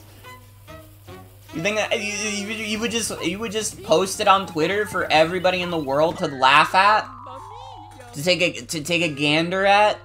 What's wrong with you?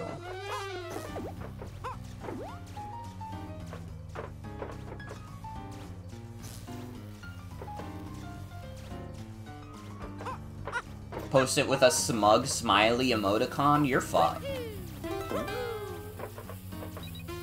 Some people are gonna rightfully say this should not be a nearly full-price title, but you really liked the original game and grew up with it, so you're happy it got treated with respect. Mm-hmm.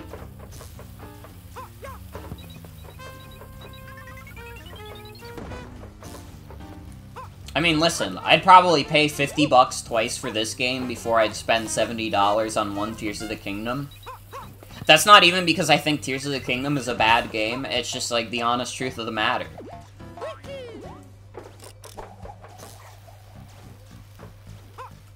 Oh wait, I just remembered fuck! Never mind. Forget what I said about that stuff.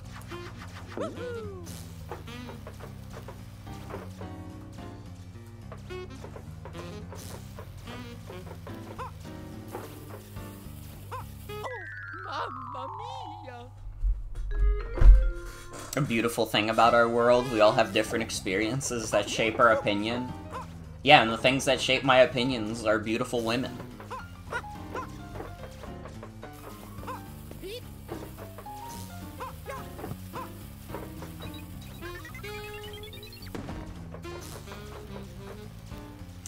I really didn't want to do that, to be honest. That actually puts me in, like, a trickier spot.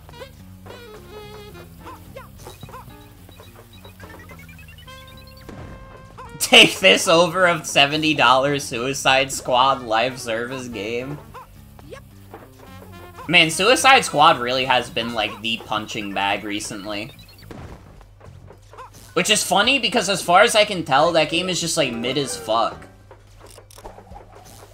But it's just like, we as a society have moved on from mid as fuck live service games. We're over it! Stop doing it!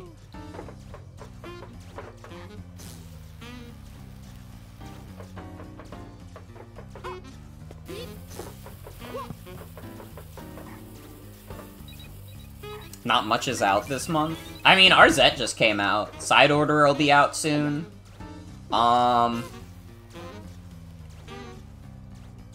That Persona game dropped this month, which I don't care about. Did the new Yakuza game drop this month, or was that last month?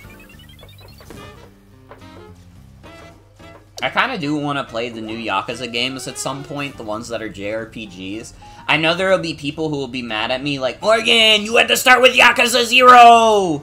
And then I'll be like, calm down. Be for real. I'm not gonna, like... I gotta take it at my own pace. There's a lot to go through. I gotta start with the ones that would be more familiar to me. You know?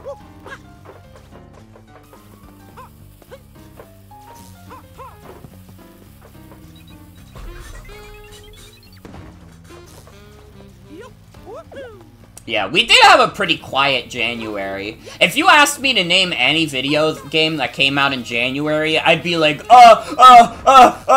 Celeste 64! And that would be my only answer. Because it's the only video game I played that came out last month. Dude, last year, January was so fucking packed. I mean, just from games I played alone, not even games that other people cared about. I played Hi-Fi Rush, Pizza Tower, Fire Emblem Engage. January last year was stacked. And now I played one game that came out in January, and it was like a 1-hour video game. It was a good 1-hour video game, but nonetheless, it was a 1-hour video game. Mamma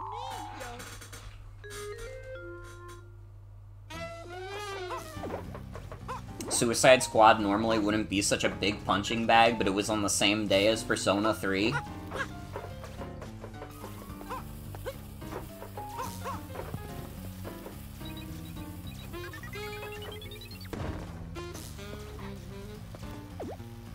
But you know, it makes no difference to a Morgan. Because I wouldn't buy Persona 3 either.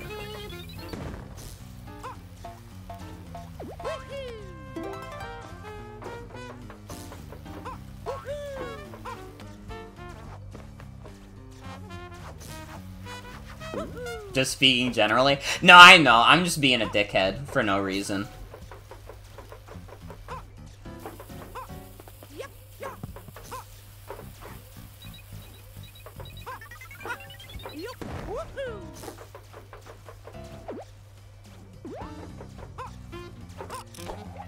Maybe I can get the bomb to not, like, light itself.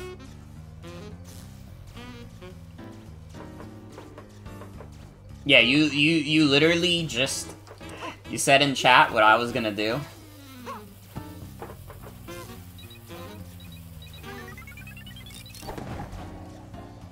%, because of the little bubbles and communities you're in, but there's been no bigger launch period in semi-recent memory than when Elden Ring first dropped.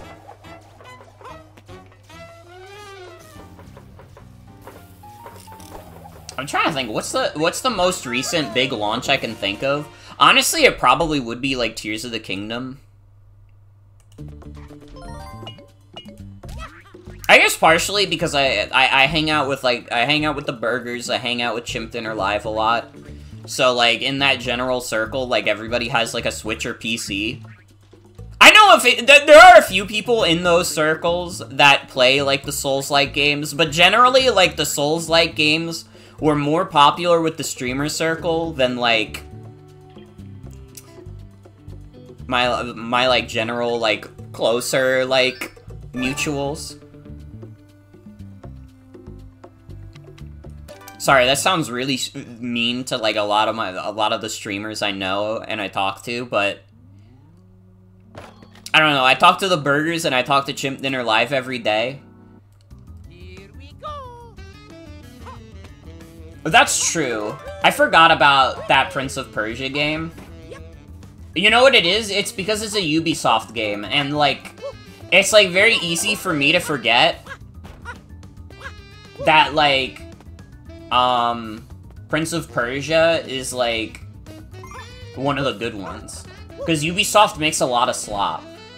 I feel like even with, like, here's how I know Ubisoft is not very popular. When I talk about, like, video games with the normies, like, whenever Ubisoft is brought up, they're always like, ah, fucking Ubisoft. Ugh.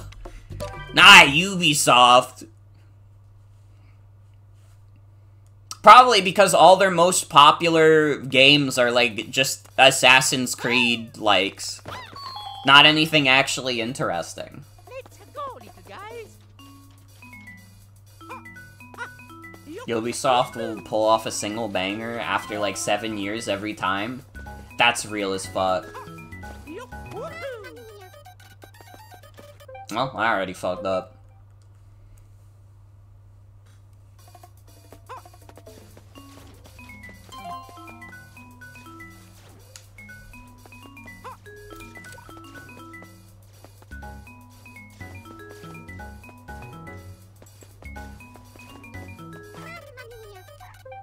Bro, these dudes.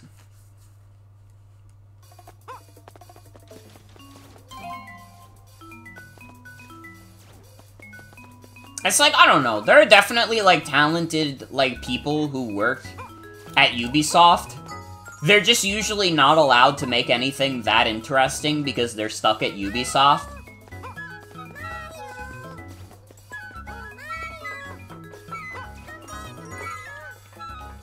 Calm down.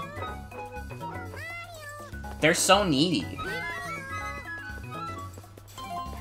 They sound like baby Marios? They really do. Baby Marios are born. Do not jump on the spring, my little toys. Hold on.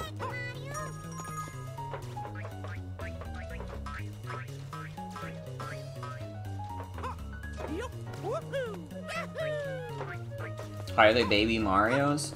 Oh, fuck. Wait, how do I get them over? Wait, did I fuck up?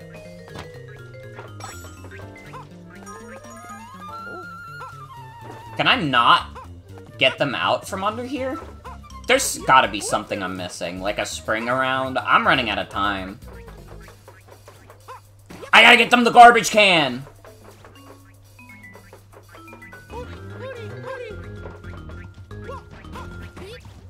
No, you cannot pick up the toy Marios. Fuck, I think I fucked up. It is a funny trick, it's also fucked up, because now I'm gonna lose the level even though I was about to win.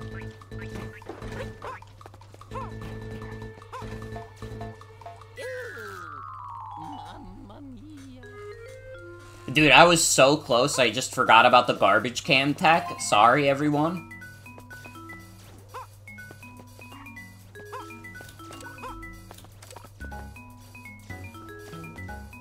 Bro, this one mini Mario? Grow up.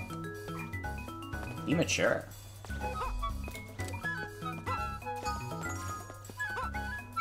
They crowed? I know.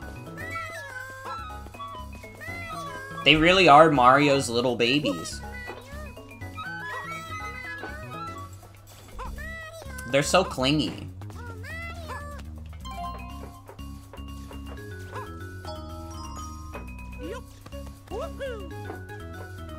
These are Mario's little babies.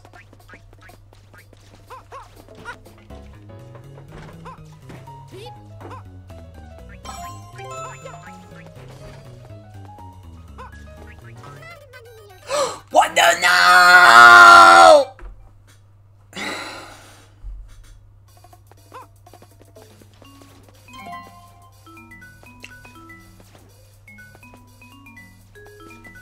They're too endearing. I can't have them die.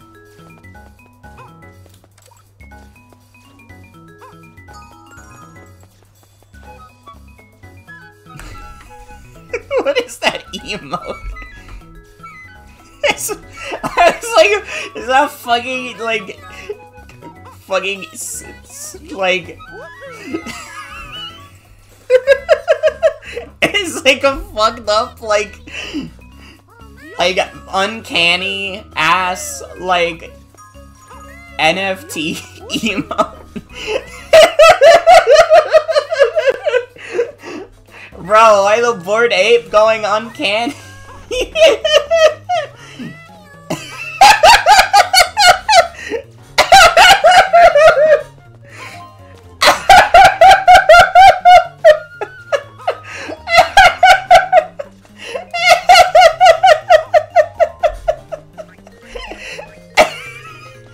I don't know why I'm getting such a fucking kick out of this. It's just... a fucking NFT emote is making me lose it. It's so fucking funny.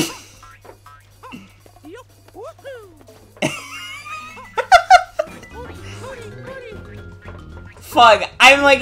No, I was losing it for too long. Now I'm gonna lose the level. Fuck. I wasted all my time laughing really hard at the bored ape going uncanny.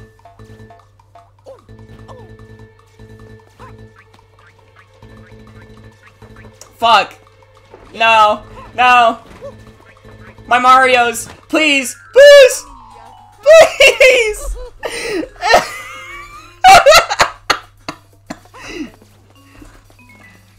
Bro, it is too goddamn late.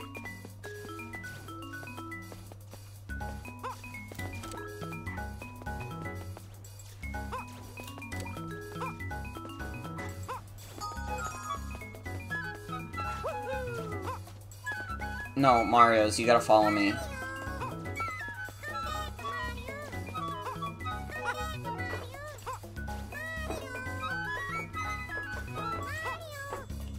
Mario, please.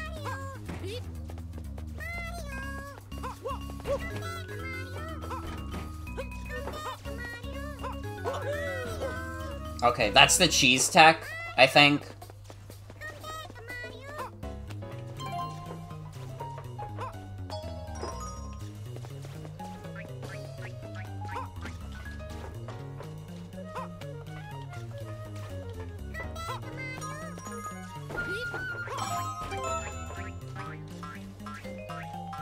Oh my god, look at how much time we have left, too.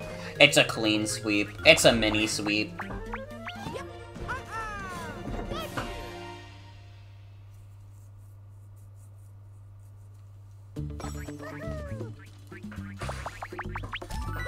Oh, yeah. Are we at final boss now? I think we are.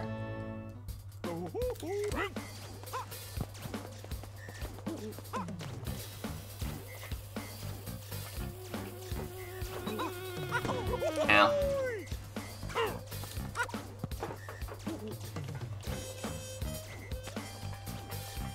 Opening bass riff to the screen keeps making you think Under Pressure is about to start playing.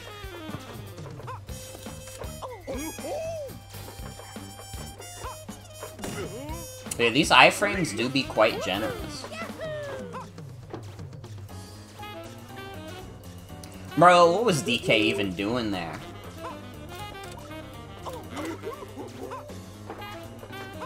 I have so much health from saving my babies.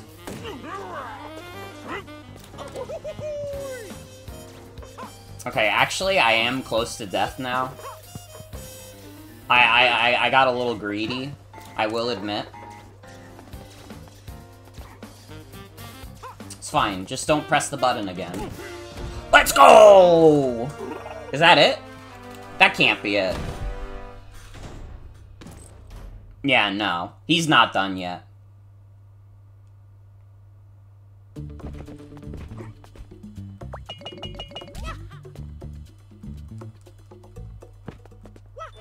Oh yeah.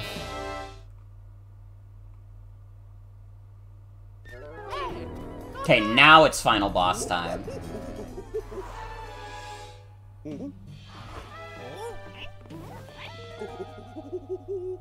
Or is it?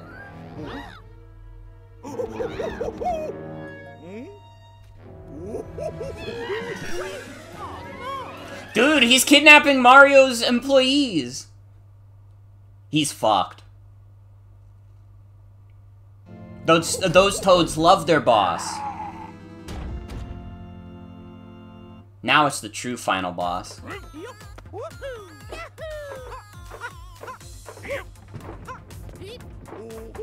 Wait, were the toads laughing at him in the original? That's fucked up. They probably took that away because honestly, if the toads were laughing at me, I'd probably be like, you know what? Fuck them. Mario and the toads laughed at him? That's fucked up.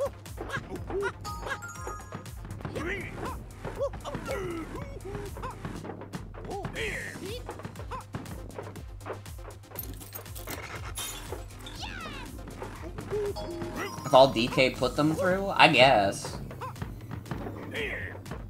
I don't know, I can't see Mario doing something like that. What the fuck? What the fuck?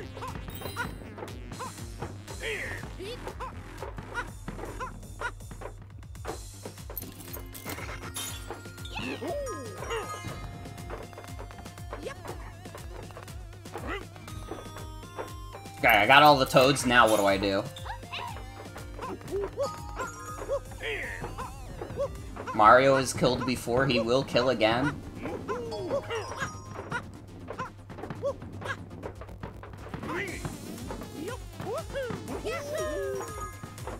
Oh my god, I have to go all the way down to pick up a barrel?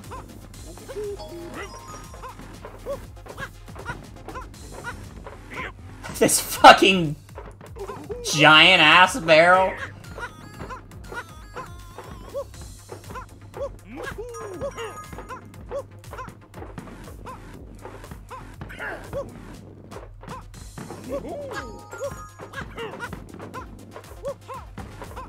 No! It didn't hurt him! I have to throw it farther! Bitch.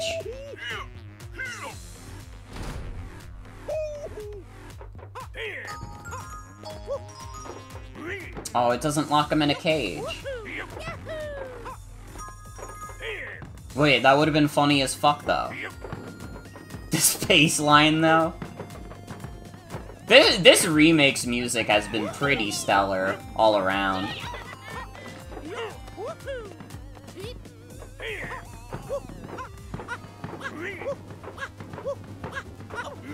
Oh! Oh my god, that gets rid of my barrel. Uh-oh.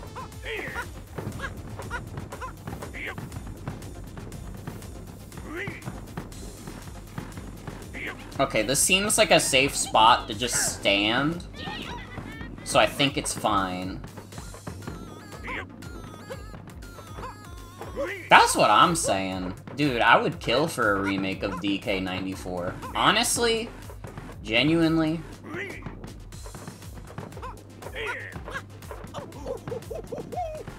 Fuck. Okay, hide here again. This seemed to be a safe spot.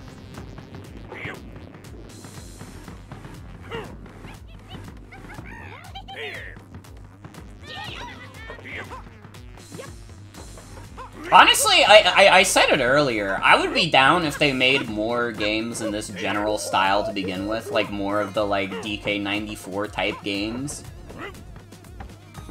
Because, like, aside from DK94 and this one, what other ones exist? It's, like, so much fun. And yet there's so little of it. We don't have enough of it in the world.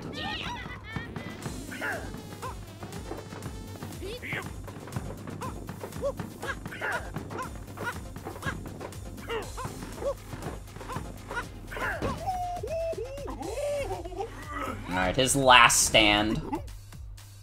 Well, can't I just, like, hang out up here? And wait until I see, like, the prompt for the barrels coming? Yeah, like...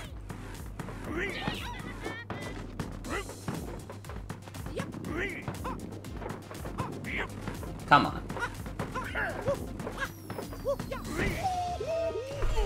I did it! Oh my god! In one night.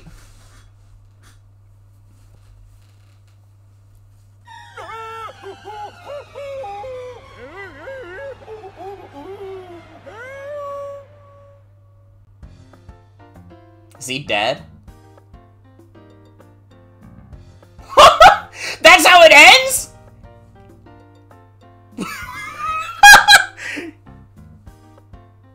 He went splat. Original showed him getting hurt. There's no way that's the end. What the hell? You can't just end the game with Donkey Kong fucking dying. He just disappears. They say he's still falling to this day. There's no way this Mario game ends with a shot of Donkey Kong fucking dying.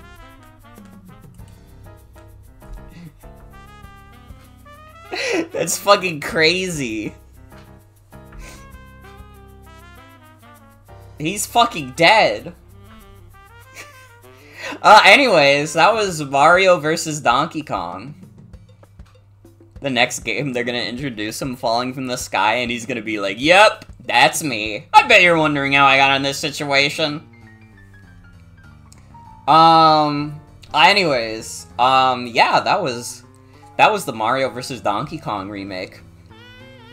And honestly, even though it drove me a little crazy, that was not because the game is bad. This game is really good, I'm just like dog shit at it. But I still had a really fun time. I think this is a good game.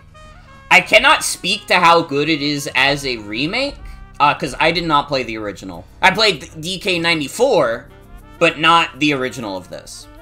Because I gotta be honest, you know, when I was a kid, or at least when I was, like, fucking sentient enough to, like, care about, like, Mario video games, like, the fucking Mario vs. Donkey Kong games were all about the minis. And listen, the minis are cute little guys. But also, like, just having the game, like, turning to lemmings did not seem like the most interesting way to take things. And that's what I thought they all were. I thought it was just Mario Lemmings. I didn't know that they made a fucking sequel to Donkey Kong 94. I'm sorry, everyone. I had no idea.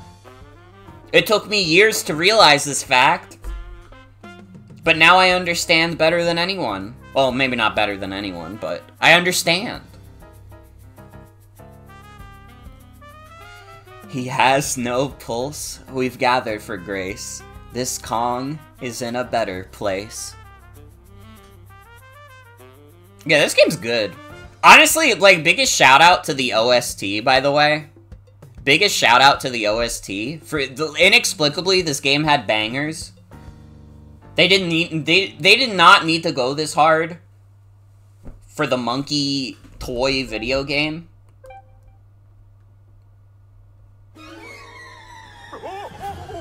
Oh wait, here we go. There's more.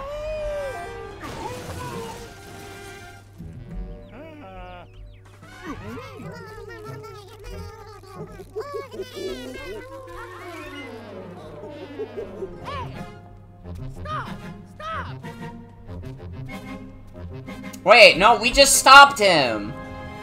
We just stopped him. You have to do the... You're crazy, Nintendo. Do it all over again.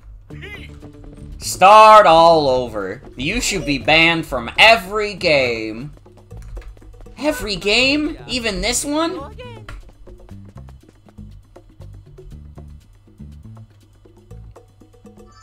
Yeah, I don't know why they would get rid of that.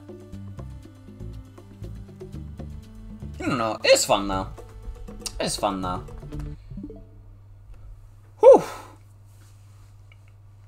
You know, I was hoping I could get some Splatoon action in, but it is past midnight, so I'm like, fuck. Yeah, apparently there's a big Mario versus Donkey Kong post-game. I mean, even if they didn't want to pay for new voice lines, I mean, it was clear they were just using, like, archived footage of Charles Martinet. Could they not just use the other, like, voice lines they recorded?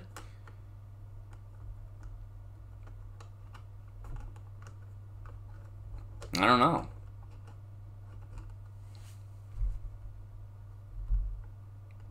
But, anyways. That's gonna be it for tonight's stream. I want to thank you all for coming. Hope y'all have a good night and take care. I will not be here tomorrow. I will be on Memo's stream. I will be playing God Game, the card game. We will be finishing up the game from Memo's birthday. I will finally get to be God. We played that match for like 4 hours. I didn't get to be God that whole time. So I won't be on this channel, but I'll be over there. And then Sunday, if I'm feeling alright after work, we'll see.